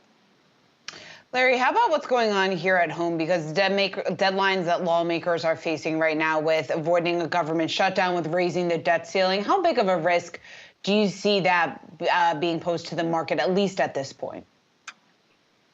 Well, it's certainly a short-term risk, and we've seen this a couple different times over the last 10 to 12 years. It's not a positive for the market. It creates a lot of uncertainty, and I think it's happening at a time when there's a lot of other volatile contributors to the backdrop, right? The Fed tapering is one example. And of course, this whole debate over whether or not growth has peaked or paused. So I think it adds to the mosaic or a litany of concerns that the market is dealing with. Ultimately, I think it'll get worked through. It typically does. And I don't view it personally as a reason to not buy or buy stocks any given day. It's really too volatile to predict. Larry Cordisco is the portfolio manager of the Osterweiss Growth and Income Fund, and Sean Cruz is TD Ameritrade Senior Market Strategist. Thank you both for joining us here on Yahoo Finance Live. Got to go back to the floor of the New York Stock Exchange. Jared is standing by for his final thought. Jared? Yeah, I'm watching two things here. The U.S. dollar, which strengthened considerably today, and a real potential breakout in commodities in general. Now, first to the U.S. dollar. Looking at the Dixie, that is a U.S. dollar index, heavily weighted to the euro and also the pound, but nevertheless a good proxy. That is surged by the most in about 3 months to a multi-month high here. Got to keep an eye on that. Why? A lot of it has to do with interest rate differentials. We're seeing the 10-year yield creep up, not creep up anymore. It's been shooting up, and that encourages investors from abroad to change in their local dollars for U.S. dollars to buy our bonds that pay higher interest rate. Now, at the same time, we're also seeing some breakouts in commodities. We're seeing WTI around $75. Brent went above $80. Goldman Sachs is looking for $90 in Brent, but that could only be the beginning. We're also seeing cotton at $1 or north of $1. Haven't seen that since 2011. You get the grains mixed in here, and they've been depressed for several months. They peaked months ago. You get the grains mixed in, you have all the makings for an end of the year and beginning of 2022, huge run up in prices once again. So inflation probably not as transitory as Powell would like to think. In fact, earlier today, he said in as much that he was behind the 8 ball. So I think that makes him much more dangerous man than Elizabeth Warren's claims that he's too lax on capital requirements. Jared, thank you very much. When we come back, we're going to hit this issue of supply chain bottlenecks. A lot of people were betting by this time we would be past all of the supply chain issues, but it's actually getting a bit worse. And we're going to check in with our editor-in-chief, Andy Serwer, about what's going on right after this.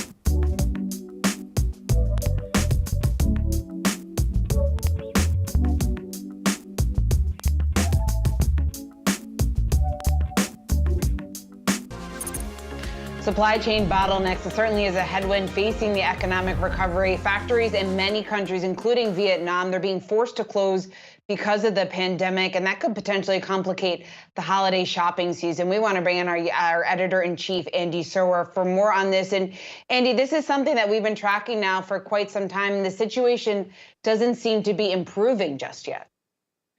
Yeah, and there's an excellent and very informative article in the New York Times, Shauna, that everyone should read about supply chain issues in Vietnam.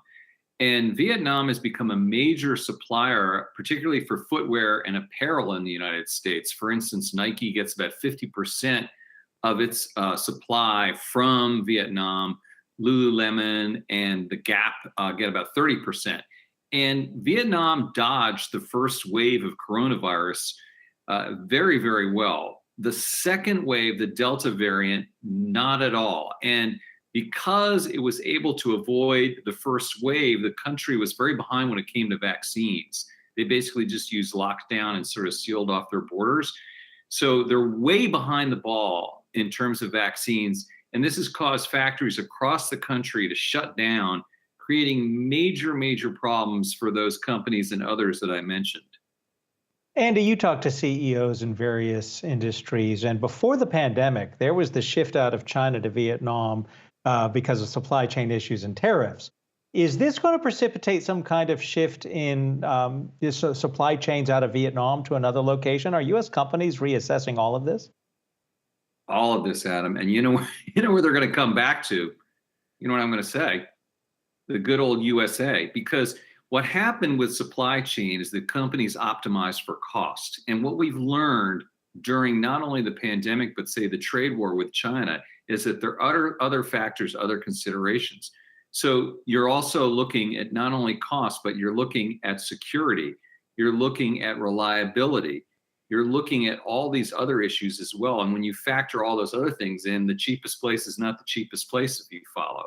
So yeah, people left China and went to Vietnam, and now they have this problem. They're not able to move out of Vietnam to solve this holiday season quickly enough. But Vietnam has a huge task ahead of itself. There's nearly 100 million people in the country, and they've got a lot of vaccinating to do before they can really open those factories back up.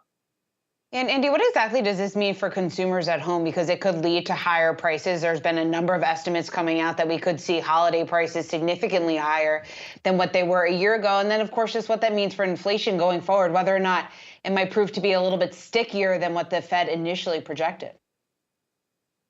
100%. I mean, we're seeing these headlines, Shauna, that says the transitory inflation is going to last longer than people thought. Well, at what point does that become not transitory? That's my question. No doubt all this stuff is inflationary, and this means two things: delays and higher prices.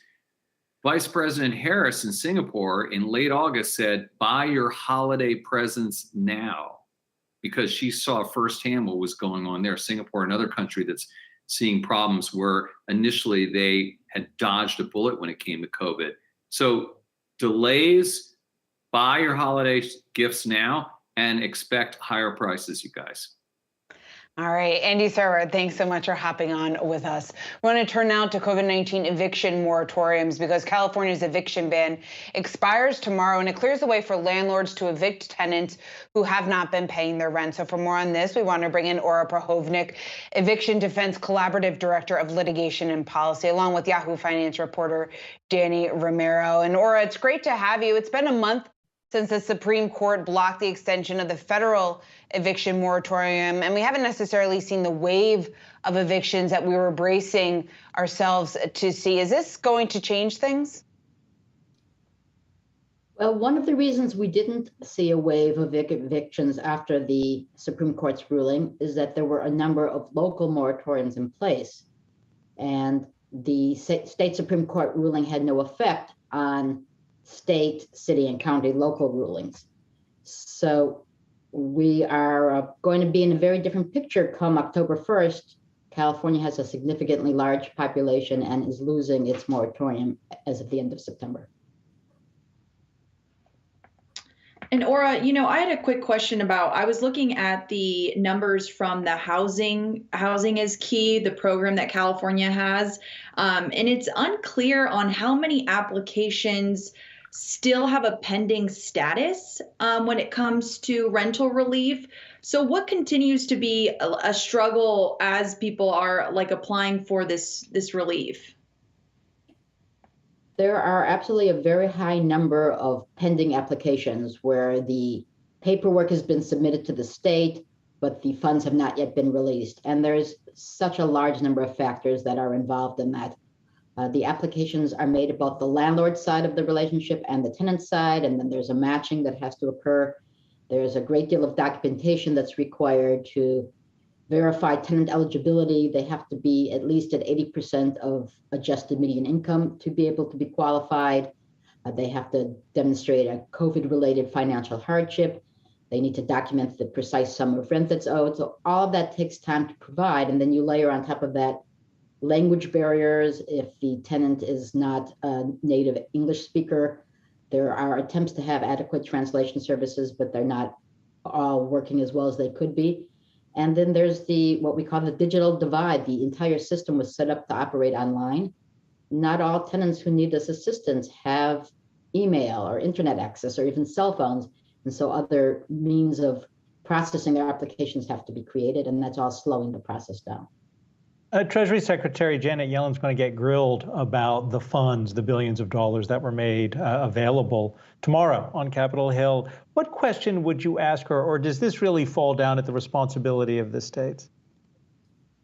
I think the responsibility exists at all levels. And I also think that one of the things that should be asked of Secretary Yellen is, will there be additional funds released by Treasury to supplement what's already been released? Because if you just look at the sheer numbers, it sounds like such a lot of money in terms of how much rental assistance is already made available, but when you look at the arrears, it's not going to touch it. And although there's a lot of protections in place right now in California, even though the moratorium is lifting, tenants will continue to be protected as long as there are pending rental assistance applications that are in the works. But once the programs run out of money, all those evictions will be allowed to go forward. So it's essential first that tenants apply early and participate in the program, and it's also essential that there be enough funds available for those applications. And, in California, they have about $5.2 billion for rental assistance in that. Is that enough to cover all the tenants that need it? Absolutely not. It's what I was just referring to. It sounds like a huge number, and it's simply not going to touch the problem. And there will need to be additional funds.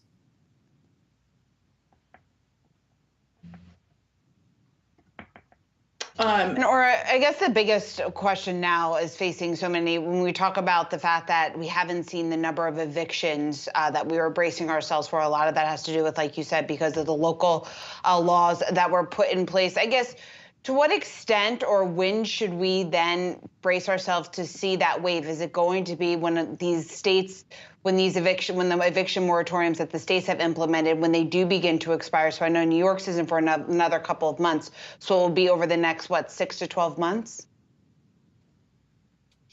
Yes, we will be seeing it over the next window of time. California anticipates what everybody's been referring to as a tsunami, or we're all going over a cliff on October 1st. I don't think that's actually what's going to happen. I think it will start as a slower trickle, and then it will proceed quicker and quicker. One of the reasons that it will not start with this massive tsunami is because of the protections I've been referencing. So the statewide moratorium came through a bill known as AB 832. And built into that legislation were further protections that stay in place through March of 2022. And under that continued transitory period, the court process to evict, the unlawful detainer action, will have several stages at which basically there's a check to prevent it from going forward unless there's evidence provided of every effort being made to utilize the rental assistance programs. So at the front end, the landlord will not even be able to obtain their summons, which is the process for bringing the tenant into the jurisdiction of the court. Those summons will not issue unless the landlord satisfactorily demonstrates to the court that they've applied for statewide rental assistance and been denied. Those denials can only be for one of three reasons. The tenant was not eligible because they're not under 80% of AMI. For a single person, that's income of about $100,000. Or there can be a denial because the tenant refused to cooperate in the process. The landlord applies and the tenant ignores it. Or there can be a denial because the program runs out of money. And that's, as I mentioned earlier, one of our greatest fears. There's a second mechanism for protecting tenants, even if the summons is issued, and that is further along in the court process, the tenant can obtain what's called a stay of execution. They can delay or pause the entire process upon demonstrating to the court that the tenant has an approved application for rental assistance. It doesn't require that the funds already have been released, but it requires more than merely a pending application. It has to be approved. And if that exists, the court will freeze the process until the payment is made. And is there a really a long-term solution to this? Is there one, especially in California? I think the long-term solution, it requires much more systemic change than we can't just keep throwing money at the problem and say that's going to address it. We've released a great deal of funds through these Treasury payments to both the statewide area and some local cities and counties. And that's not enough to go at the severe problem of the disparity in who's able to pay rent and who's not, and the lack of affordable housing. And those deep-rooted problems need to be addressed. Ora Prohovnik, thanks so much for taking the time to join us, Eviction Defense Collaborative Director of Litigation and Policy, and our thanks to Danny Romero as well. Coming up next, the cannabis industry. It's one of the industries that has seen a surge in the number of workers over the past year. We're going to talk more about that right after the break.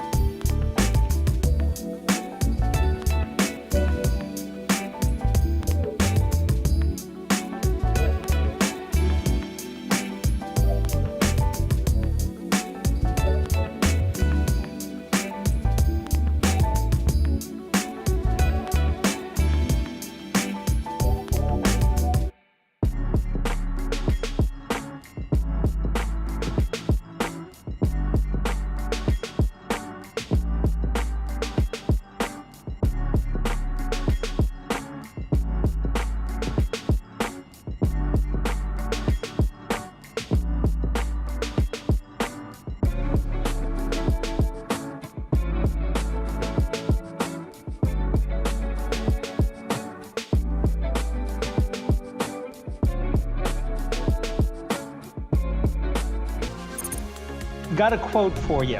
Quote, there has been a seismic shift of workers from retail and restaurants to cannabis. Don't take it from me, take it from Kara Bradford. She is joining us and is the CEO and Chief Talent Officer for staffing at Veridian. And she was quoted in a recent Washington Post article about the transition of people from restaurants and other kinds of work to cannabis. And what are you seeing? Give us a sense of just how dramatic this is, because the word you used was seismic. Absolutely. Last year, whenever, or I guess, yeah, in 2020, when we had COVID hit and a lot of the hospitality workers and hospitality venues shut down and the hospitality workers were out of work, we were able to attract a lot of that great talent over into the cannabis industry, which we were all really excited about. We're always excited to get new talent into the industry, but we were deemed essential. And so that allowed us to continue operating. And a lot of the cannabis companies that were growing, because we continue growing into new markets, we're able to bring that talent over for us. Kara, what about what you're seeing now? Because at this point in time, a lot of restaurant workers have gone back to work. A lot of hotels are now reopened. People have started to travel again. Are you still able to attract the number of workers that you need? Yes and no. So we have been very fortunate in retaining a lot of that talent, but in some cases, the cannabis companies are needing to get creative in their approach to retaining that talent and looking and saying, okay, in what ways or what perks can we offer, or what benefits can we offer in order to make sure that we're retaining that talent? Because we are seeing companies in the hospitality industry getting creative.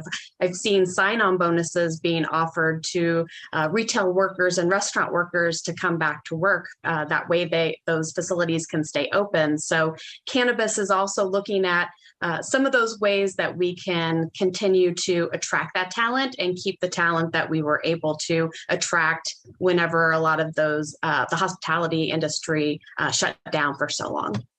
Two-part question here. Can you give us an example about what some of these jobs pay? And then do you get paid in cash? Because I know with the federal banking law versus what's going on at the state level, you know, the banking situation is a real issue. So how do people get their paycheck, or is it cash?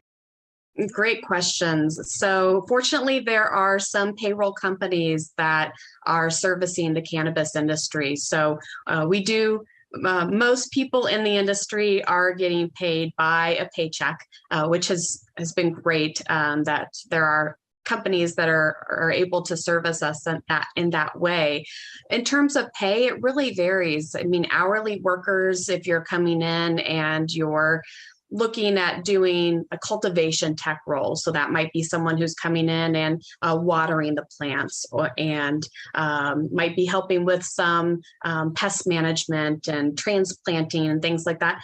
That person, you know, depending on the market, could be making anywhere from, you know, $13, $14 an hour all the way up to $30 an hour, depending on, you know, someone working in the market in San Francisco is going to make something different than someone who's working in the middle of Ohio somewhere. So, Kara, when we've talked to a number of guests here on the program about the marijuana industry, they always say that we're still in the early innings, that we haven't even tapped the potential growth that we could see from this sector. I guess, how does your company, how does Veridian, how is it going to help these companies find the workers that they need and really, I guess, reach that growth that we are all expecting to see over the next several years?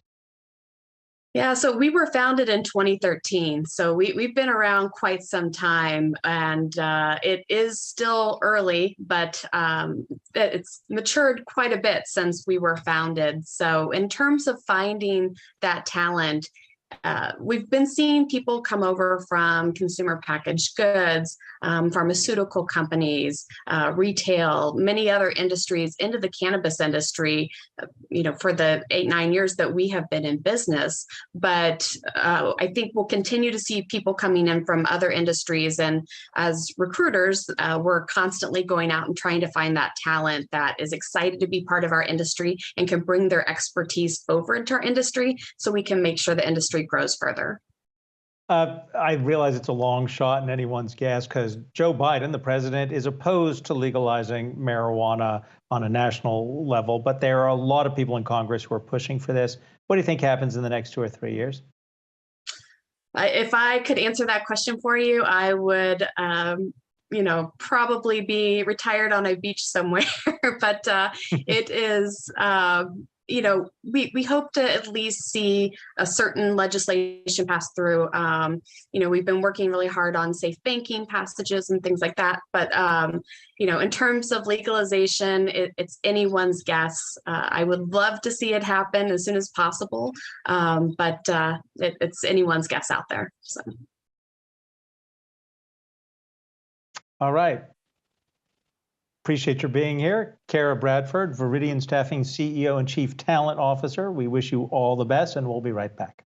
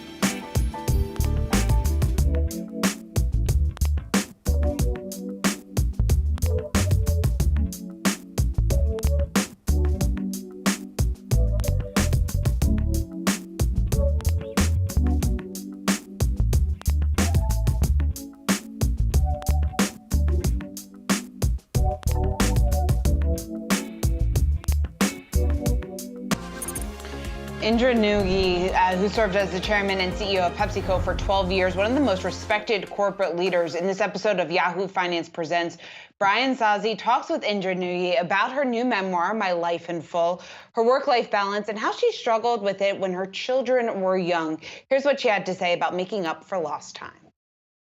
But let's go back. I grew up at a time, or at least I came into the corporate world at a time and had my children at a time, and we didn't have the technology. We didn't have the FaceTimes and the Zoom and none of those technologies, texting, none of that existed.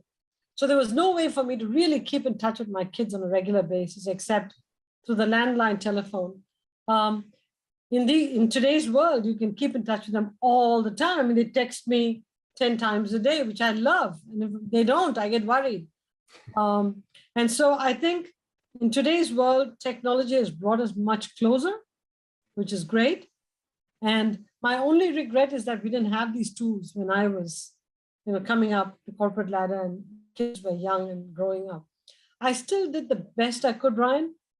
I was the one mother where my kids had a tiny headache or a small sprain in the leg. I was always the first person into the school saying, how's my child doing? And at critical moments, I was always there for them. So, we all have this perfection gene. We'd like to be perfect at every role we do, perfect defined by ourselves.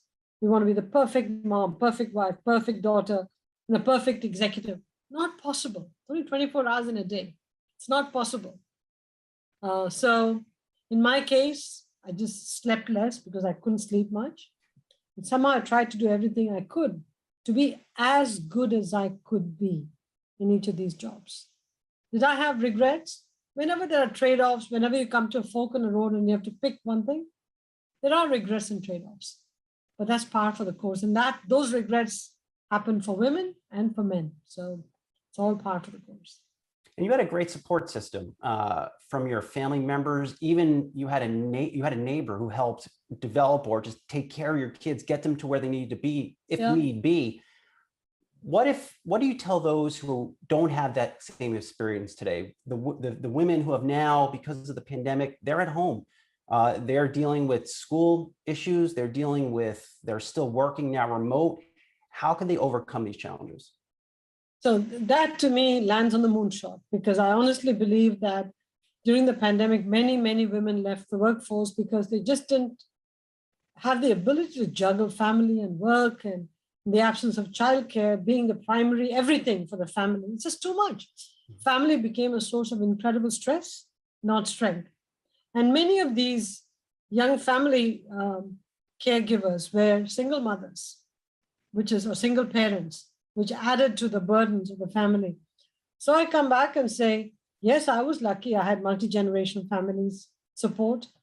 I had neighbors, I had friends. I mean, I cultivated all of them. They just didn't fall from thin air. I cultivated all of them. And whatever stresses and strains go with multi-generational living, I was okay with it. It's just something we had to cope with. I think in today's world, we have to create those family structures, either through community networks or through organized care support structures. This is why, to me, an organized childcare sector is going to bring more of the people who left the workforce back to the workforce. They all tend to be predominantly women. And the biggest crisis we have today is the cost of care is too high when it's available. Most of the time it's not available. And even when it is, the quality of the care is not good enough. We have to address this on an urgent basis, because we have an acute labor shortage. And a lot of that labor shortage is not shortage of people, it's a shortage of people who can come to work because they don't have an alternative. Indra, I could sit and talk to you about this all day, but I did want to ask you a couple just fun things before I let you go. A little bit of around the horn, because I've waited a very long time to talk to you. How intense is the rivalry between PepsiCo and Coca-Cola? I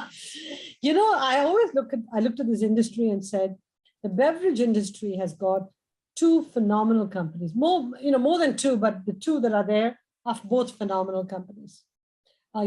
Big, global, iconic brands, focused on quality, offer a lot of jobs, it's just two phenomenal companies. The big difference is that PepsiCo and Coke are not direct competitors. PepsiCo is a much broader company. Which you mentioned in the book. Yes, absolutely. Yes. You did an analysis in there. Much more diversified company, but you cannot take away the romance of Pepsi versus Coke. It's a romantic rivalry. Without that, who will have material to teach about great competitors? There's not enough there. So you need to have a Pepsi versus Coke for business schools to teach the great rivalry. So go for it. As someone who has followed your career for so long, Indra, I can't recall a time you've actually said Coca-Cola out in public. We'll leave that for a different day. We'll take that offline. The red company. Last but not least, you are clearly not retired. You have an office. You're working very hard. You're on the board of Amazon. Do you want to be CEO of another company at some point, or do you see yourself with a role in government at some point? No to both. I think I'm just enjoying all the different things I'm doing. I've got this moonshot I want to take on, which is to bring together all the people who are working on support of young families, not just females, support of young family builders, and progressing women in the workplace. And I'd rather work with them to move this agenda forward, because So many women and young family builders ask me this question about how do we do it? How do we advance? And I think it's time that people like us who are in seats of power, who can now convene and talk about these issues and move thinking and academic research to action, we ought to do that. So that's what I want to do the next few years. And I'm going to have a purposeful, fulfilling time doing that. And you can catch Brian's full interview with Indra Nooyi on yahoofinance.com. Coming up next, retailer Third Love. They're taking on some of the biggest players in their space, launching into activewear with a new workout line. We're going to talk to CEO Heidi Zak when we come back.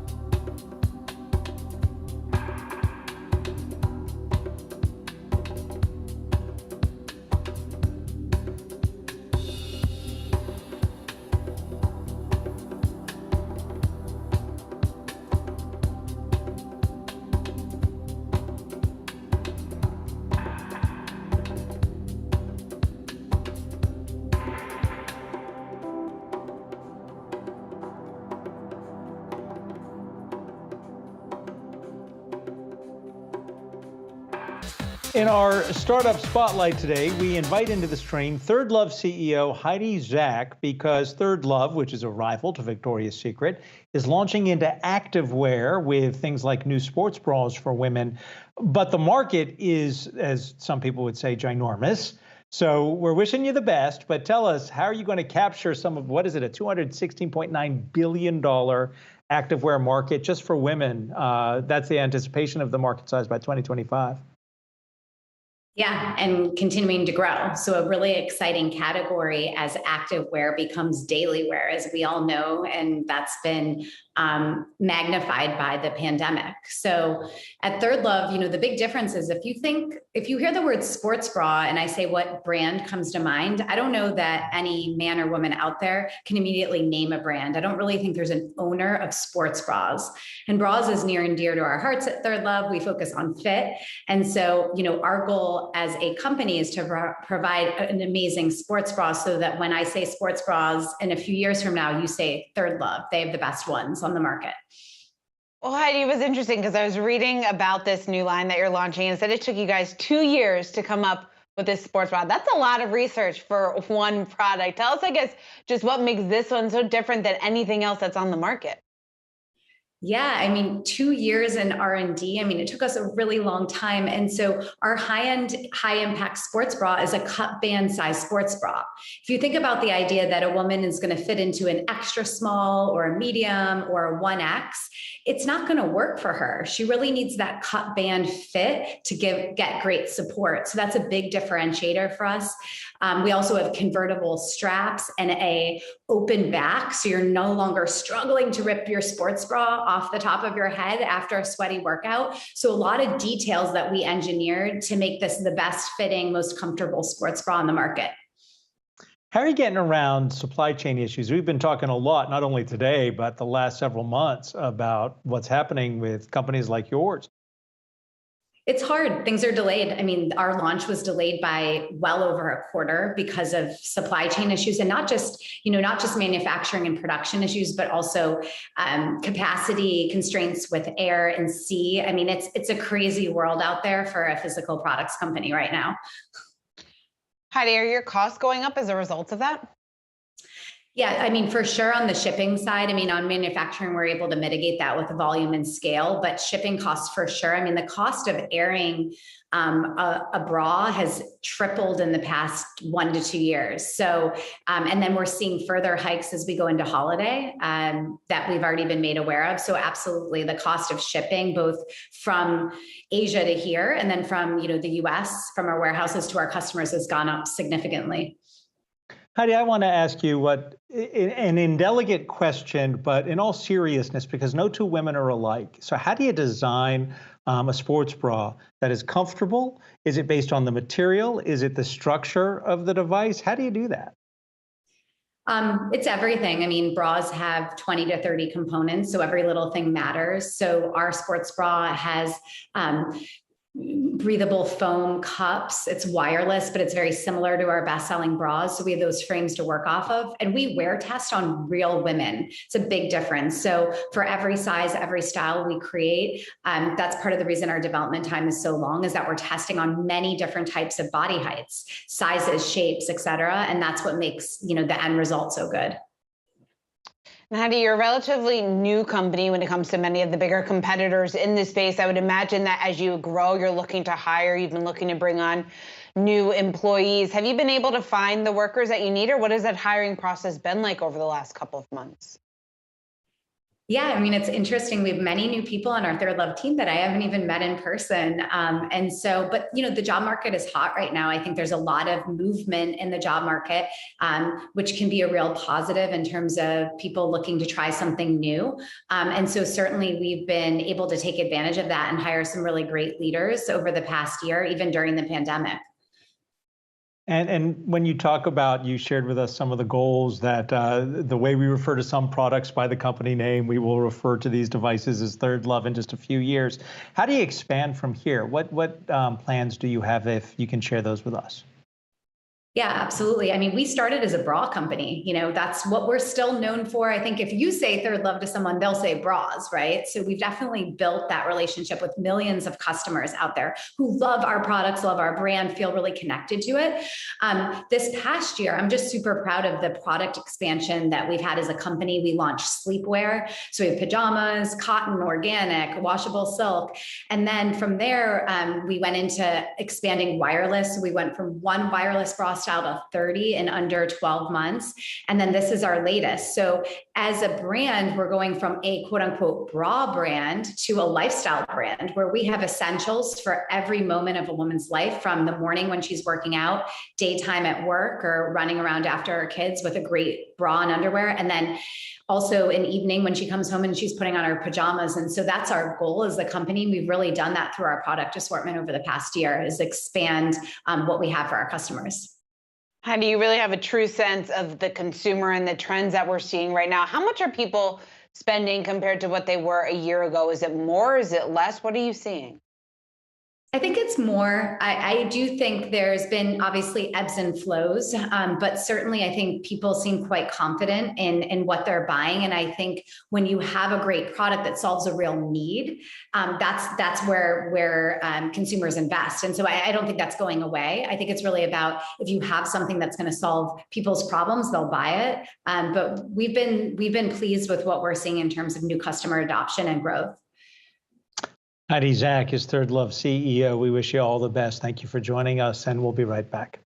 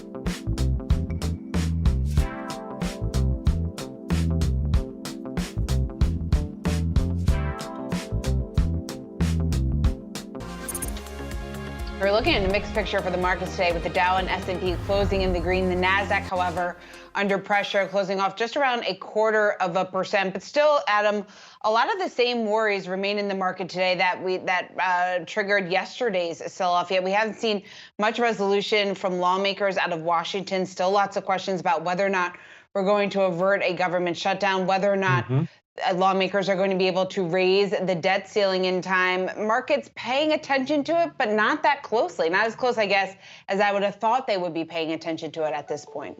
It's a great point, Shauna, and I'm looking at another monitor right now. I just want to let everybody know Bitcoin's about to hit 41. It's about to drop below 41,000. But when we talk about these markets, remember when we were asking Jared, where is the money going? Because we saw the sell-off in the 10-year bond, and we saw the yield go up. And there's all kinds of reasons why that was happening. But some of us were trying to say, well, this is a reaction to the stalemate in Washington, when in fact it's not. It's a reaction to perhaps that the Federal Reserve may be on a faster trajectory to start raising interest rates come next year after they finish the tapering. So we saw the ramifications of that. But when you get Jamie Dimon from JP Morgan Chase saying that, you know, the largest financial institution in the United States is preparing for the worst case scenario, and that even if it doesn't happen, last time they had to prepare for this, and let's not forget, it was 2019, we had to do this in 2017, it cost the bank $100 million. Talk about a waste of money. Yeah, it certainly is a waste of money. But then you also hear people like Larry Cordisco. He was one of our markets guests earlier today, saying that he's not too worried about it, at least just yet. But maybe that's going to change over the next couple of days. All right, let's take a look at where things closed today before we let you go. Dow and S&P holding on to gains, although closing well off the highs of the day. The Dow up 90 points, S&P up just around 0.1%. The Nasdaq flipping back into negative territory in the final hour of trading, closing off just 34 points. Well, that does it for us today on Yahoo Finance. Thanks so much for joining us. We'll see you back here again tomorrow. Have a great night.